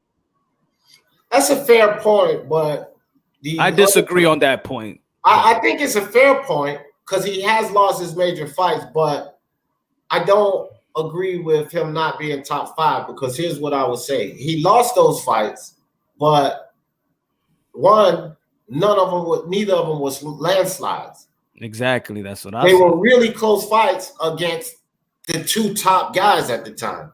So we can say that he lost the big fights, but they're to the 2 top guys and still are considered top 5. So if you take him out, who do you put in his place? So I have to say that he's still top 5 because if you take him out the top 5, then who do you replace him with, and how do you justify that? Exactly. Ugas, Virgil. You cannot. You can't put Virgil. Hold on for a second. You definitely cannot justify a prospect being top 5, Kalua. You can't do that. Like nobody accepts that in boxing. Virgil's still a prospect, fam. So that one you can throw out of the window. Ugas has never been a champion ever. So now you're talking about replacing a former champion who is more proven than Ugas. You can't. How can you replace him with Ugas? That's why I always say everything is not about wins and losses, but it's how you win and how you lose. Yeah, for the sure. The way that Danny Garcia is losing, like I said earlier, Kulua, he never drops off. His stock doesn't drop. That's why he's in the position that he's in today in 3 belt federations. WBO number 1, WBC number 1, WBA number 2. Because his stock doesn't drop is the way that he lost. It's just like he's one of the best ranked welterweights right now overall. Yeah, he's one of the best ranked welterweights. Sean Porter loses his big fights versus welterweights, but guess what? He actually gains fans while losing because it's the way that he loses. Yeah, and he's still up there, and the WBC didn't drop him down. He's still there. So I think we just got to look at it also as how you win and how you lose. I think all these guys are really on the same level. And if somebody's better, it's just by a hair. Nobody has proven neck and, neck and head beyond, shoulder and neck beyond, whatever you want to call it, better than anybody else. Split decision, Porter Spence. Split decision. Danny Silva Garcia Thurman. Close fight, Porter Thurman. Ugas Porter, close fight. Porter Kell Brook was a good fight. Even the Spence and Kell Brook was a good fight. He knocked him out, but it was a good fight throughout the whole thing. Bud Crawford's the only one that's not in the mix. And he got to put himself 100% blame Bud for him not being in the mix. You mute. You mute, D. No, I was saying, hell yeah, Boxing Monster, Yankees in this bitch. He said the only team that matters. So, Khalil, you don't give Bud responsibility for not putting himself in position to compete with these guys? I just said I 100% blame Bud for not being, because the fact of the matter is, a lot of people say because he didn't sign with the PBC. Yeah, that's a stupid fucking reason. I don't like when people say that because to me that was never the answer. I mean, I say that, but I don't say it like. I think when people say it, they be like, if Bud signed with PBC, it's like he signed his whole career away. Like you could sign your 2-fight deals. Mikey Garcia signed a 1-fight deal with Matchroom. Like he could get those type of contracts. Golden Boy wanted Earl Spence for a 2-fight deal. They wouldn't have gave him that, bro. That's the thing. Yeah. That's why I always argue with the PBC because you know how they play games. No fucking way they would have gave Bud a 1-fight deal for Spence. They would have made him. What about a 3 fights? You understand what I'm saying? They would have sign him, but they would have did the shit that they did with him, like Pacquiao, and then they screwed Pacquiao. Because remember, the understanding was that Pacquiao fights 3. Gets the Floyd fight. He never got the fucking Floyd fight. You see what I mean? So do we rely on the PBC to do right by Crawford? Nah. That's why I always say, like, Crawford going to the PBC at any level couldn't have been an answer because Spence waited 5 years before he got a top-tier fight. Brook had no choice. People talk about what he fought Brook. That was no choice in the matter. And Brook was not PBC. You understand? Brook was not restrained or held. Porter, Garcia, Thurman, those guys was restricted under the PBC banner. Brook was mandated. Which sanctioning body will strip your ass? Which one of them will do that? The IBF. So Brook was mandated. He had no choice. And nobody tell him to go up and fight GGG. He had to make that fight. Yeah. But as far as the PBC side is concerned, Spence waited 5 fucking years, fam. So why everybody's saying Crawford should have went and signed with the PBC? He could have waited too. Just because him signing with the PBC don't mean that Allen was going to make that happen. That's why I don't agree with that narrative, because why we don't have Caleb Plant and Benavidez? Why the fuck have a better example? Ugas. Cruz. You see what I mean? Like, these are fights that people say he should go to the PBC. These are fights we should have been had from the PBC, but we never got them. So PBC is not the answer, that wasn't the answer. That's just my opinion on it. Like, I understand. I think it's a little bit of everything, you know. I mean, I think every opinion around is kind of like valid, even if we disagree or agree. I mean, I could agree because look, we ain't get Thurman and Spence, right? Right. I assume that if Bud would have signed, we probably could have got that we could have got some type of unification bout. But then how we know that they was gonna go the WBO and he was gonna have a belt anyway with Jeff Horn? Would they make that fight if he would have signed that extension? Probably not. He would have been without a belt. So we look at it deeper. Of course, you always want to play the blame game on somebody, but I just think at this point, see, it's just like we hold people's words accountability. Buzz said in the interview that he tells his promoters what to do. That's what he said. Now, if he would have never said that and he would just be like, you know what? You got to talk to Bob. Bob makes the fights. But he said in an interview, what he said it just like this. He's like, well, y'all know boxing. I think that I don't work for Bob. They work for me. There you go. So now when the fight is not happening, and I took Spence's word also when he told Bud in his face that he don't answer to nobody. So if both of y'all bosses, then I expect y'all to make the fight. I'm only going by what y'all say. When Haney told Teofimo Lopez in his face that he's a boss and Teofimo Lopez got to answer to nobody, Teofimo Lopez ain't saying, no, I don't got to answer to nobody. But Haney said he's his own boss. So now I'm going to take his word accountability. Now you got to make some boss move because you say you a boss. Well, Bud's bigger problem is he's like too lackadaisical about his career. He's like, I'm not a promoter. I shouldn't have to do this. I don't need to talk. I don't need to get into people's faces. When he was getting into people's faces, like when he got into Spence's face, his stock started going up. People started really digging him more. People are starting to put some pressure for that fight to happen. And he's just like, oh, well, I guess everything would just work out anyways. I'm just going to step back. So that's why I put exactly. And you're right, Kalua. It was getting type of action until both of them started saying, I like Bud. Bud saying, I like Spence. He a cool guy. I got his number. Yeah, we text. And y'all became fucking friends. That shit was whack. Spence said that they're not friends in an interview. He was like, they're not friends. He's like, they socialize, they talk to each other on the phone, and they're cool, but they're not friends. And see, I mean, fans just take things and run with it. Go ahead. No, not you, Punch. I mean, I'm talking about, here's my thing. If two fighters, they know they want to fight each other, but when they come to the realization, and this is what happened with Crawford and Spence, whether people want to accept it or not, when they come to the realization that it's their two guys that's causing all of the bullshit. And this situation, Al Heyman and Bob Arum. And finally, Spence and Crawford realized that. They was like, bro, this is their bullshit. Yeah. So why the fuck they gonna keep arguing amongst each other? That's what happened, guys. They realized, and I've been saying it about Bob Arum and Al Heyman, that they was the motherfuckers holding up the fights. I've been saying that. I say managers and advisors and promoters always hold the fight. So eventually Spence and Crawford realized that we can talk all the shit we want, but these two motherfuckers are the ones doing it. They realized that, so. And then that's true, but then don't lie to the fans and act like y'all all bosses. Just keep it real. And both of them did that. Spence strap season man down promotions, and Terrence Crawford, I tell them what to do and all of that. Neither one of y'all motherfuckers are Anthony Joshua. Anthony Joshua does that. Neither one of y'all motherfuckers are Mikey Garcia. Michael Garcia is a boss. Garcia is a boss. Neither one of y'all are like Anthony or Mikey.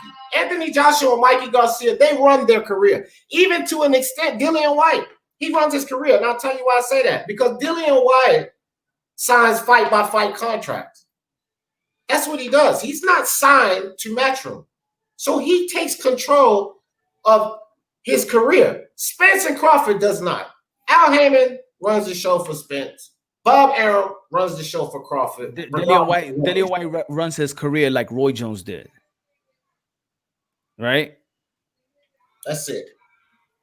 Because Roy Jones ain't had no promoter. Hopkins also. Hopkins was a hustler in the boxing, man. He learned that game too. But that's what it is, man. These dudes ain't hustlers, man. They just they want to talk like they are. And then you hear guys, oh, I gotta speak to Eddie. Well, I gotta speak to Bob and Al, Uncle Al. Man, I don't know, man. This year has been a bummer. Man. I thought I was gonna get some fights, man. I was happy. I was pumping it, man. I was pumping it. Hey, Punch, I'm about to make you even more upset. Do we even know that Wilder Fury 3's actually gonna happen? Go ahead, Punch. No, he actually go ahead. I was gonna say like it could happen or not, but for real, I'm not calling for it. I'm not desperate for that fight. I'm not actually. I was going to say the same thing. We don't know if that fight's gonna happen, Kalua, but don't nobody give a shit. That's a fight with no intrigue. Like the fights that people really give a fuck about is fights that we get to debate about. Nah, he gonna win. Nah, he gonna win. Those are the fights that's exciting. Ain't nobody debating about this Wilder fight. Everybody think Wilder gonna get his ass whooped again. It's not excitement. There's no suspense in that fight. And I think most people would rather dismiss that fight and Fury just move on to Joshua. Nobody really has any excitement. Everybody's like, fuck Wilder. This is his last fight anyway. And the shit that's going on, it just makes Tyson versus Roy Jones more exciting. Damn sure. Hey, they gotta save the year. No, but the reason I gotta go real quick. All right, I'm gonna leave. Punch Drunk, the motherfucking man, Mr. Moonshine. If you ain't subscribed, subscribe right now.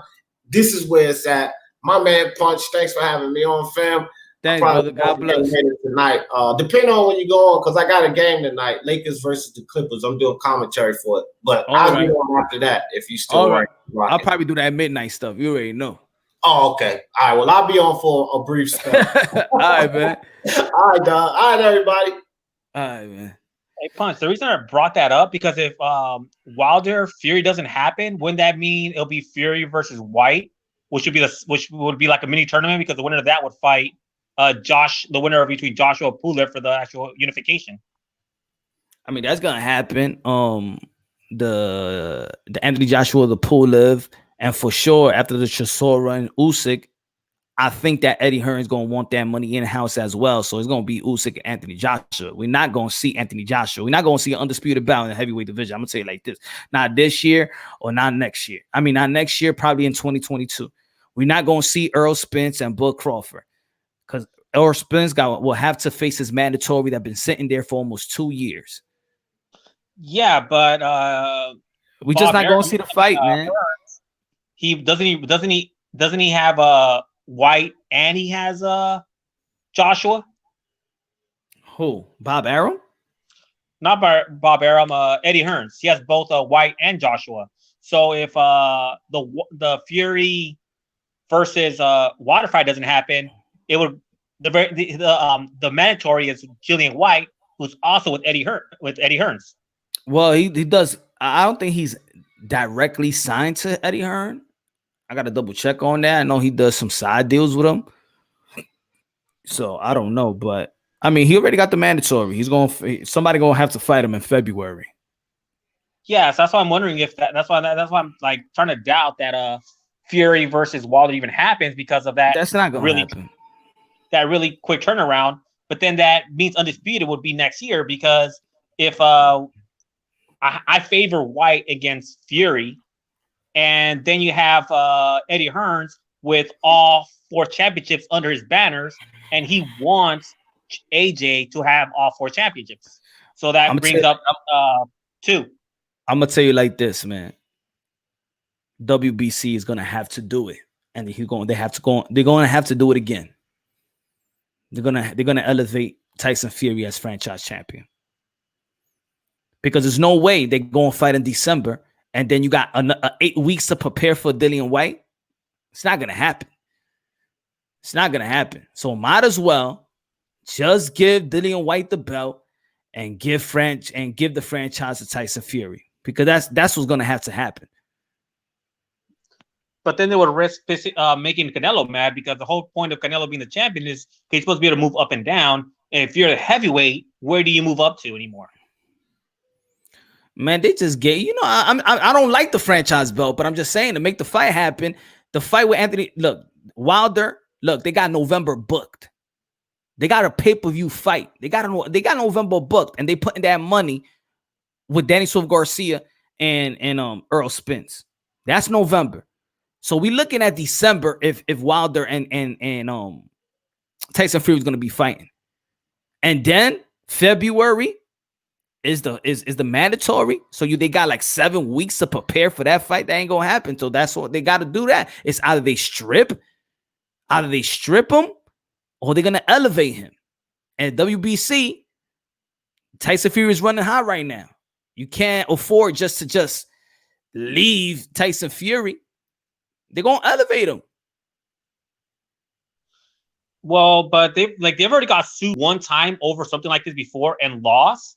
And I don't think they're gonna want another lawsuit. Like if you look at Boxing Bros channel, they talk about the lawsuit that happened back in the 80s, I think it was, where a boxer was supposed to have a mandatory, didn't get the mandatory, sued the WBC and was able to, and won and knocked them off for $25 million, which I don't think the WBC is gonna want to do again. Yeah, because what they do it is unfair. You're just not taking. It's not about the belt. You could give the belt, but you're taking away a big purse fight. That's what they're doing. So if they elevate and give the title to Dillian White, who Dillian White gonna fight? Nah, he wants to fight a Wilder or wants to fight a Tyson Fury so he could get that good payday. If he fights somebody else, he's not gonna get a payday. He's just gonna stick with a belt. Yeah, but then that belt leads to undisputed. Undisputed is gonna be big money. It leads to undisputed, but it's never mandated. They don't have to rush for that fight. Yeah, but Anthony Joshua don't have to fight Dillian White. Think about it. I don't care. He could be like, I don't care if you champion. I don't have to fight you if I don't want to. Anthony Joshua wants to be undisputed. That's his lifelong goal, which is why I said earlier he was willing to give Deontay Wilder a 60-40 split. If he wanted to be undisputed, he would have took the 40-60. People don't really want to be undisputed. They want to be in precision. If I want to be undisputed and I know I'm going to get money, I'm going to get more money. Look, in this year, Tyson Fury got more money than Deontay Wilder. Deontay Wilder's purse was bigger. But because you got the sponsor, you got the endorsement, even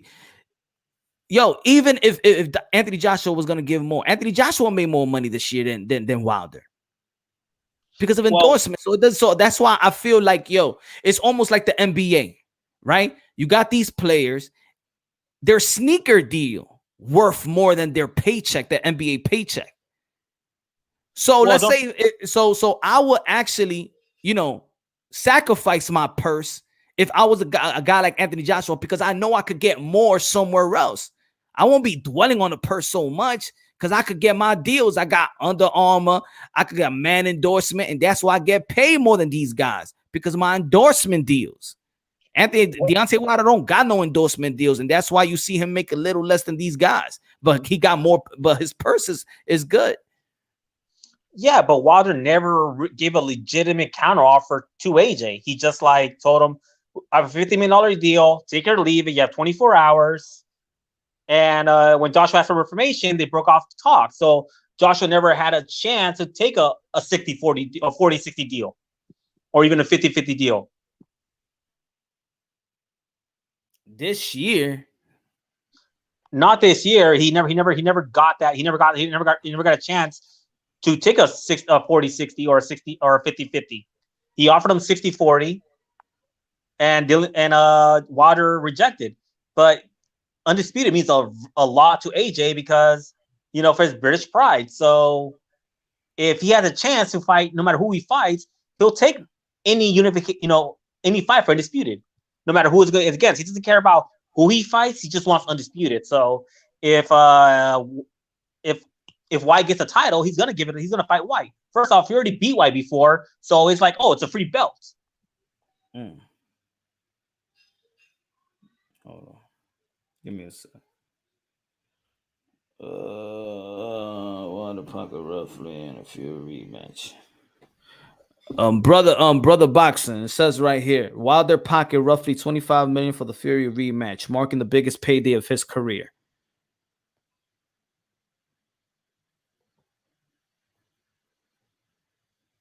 Salary $46 million. Endorsement. When you get $66 million from?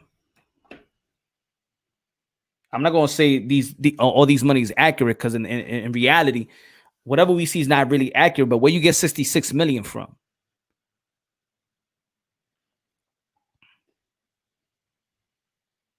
Brother, you're talking about how Dillian White, you know, quote unquote, ducked Ortiz. You do know it would have been for a mandatory, because the mandatory had already been called for that year, so it would have been a mandatory for 2 years later, which is why he didn't take that fight. He didn't take the fight. He took the last mandatory he was offered. Why? Because it was going to be for this mandatory. So pretty much, if he would have took that Ortiz fight you're talking about, it would have been for the same mandatory he has now. So why would he take that fight back then? It was worthless. Mm-hmm. So yeah, let me see Fury. And Fury put it 12 ones earning. In 2020, Fury made $50 million.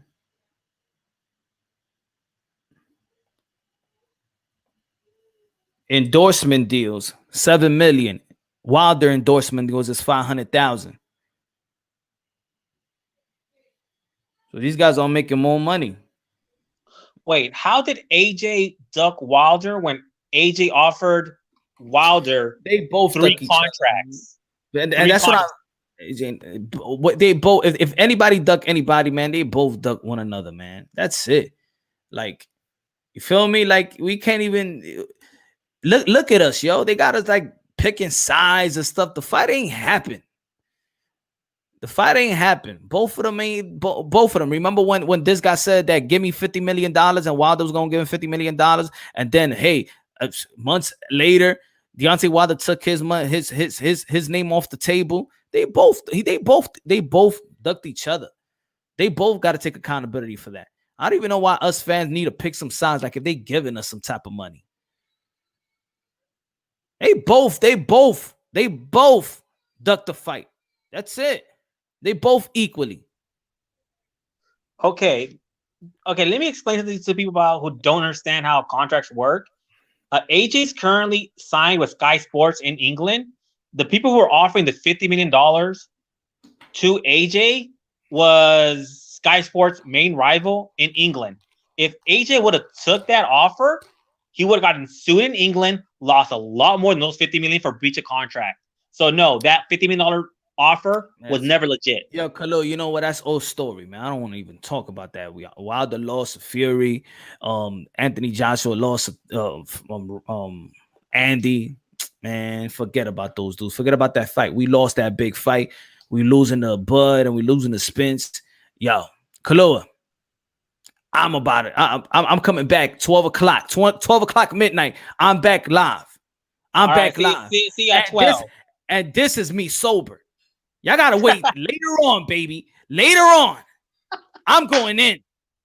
More information don't forget, I'm going in. Don't forget to sign off with your sign on because everybody loves your sign on. I'm out of here, y'all. Thank you for tuning in, man. I love y'all. God bless. And on to the next 12 o'clock. 12 o'clock, I'm back. 12 o'clock.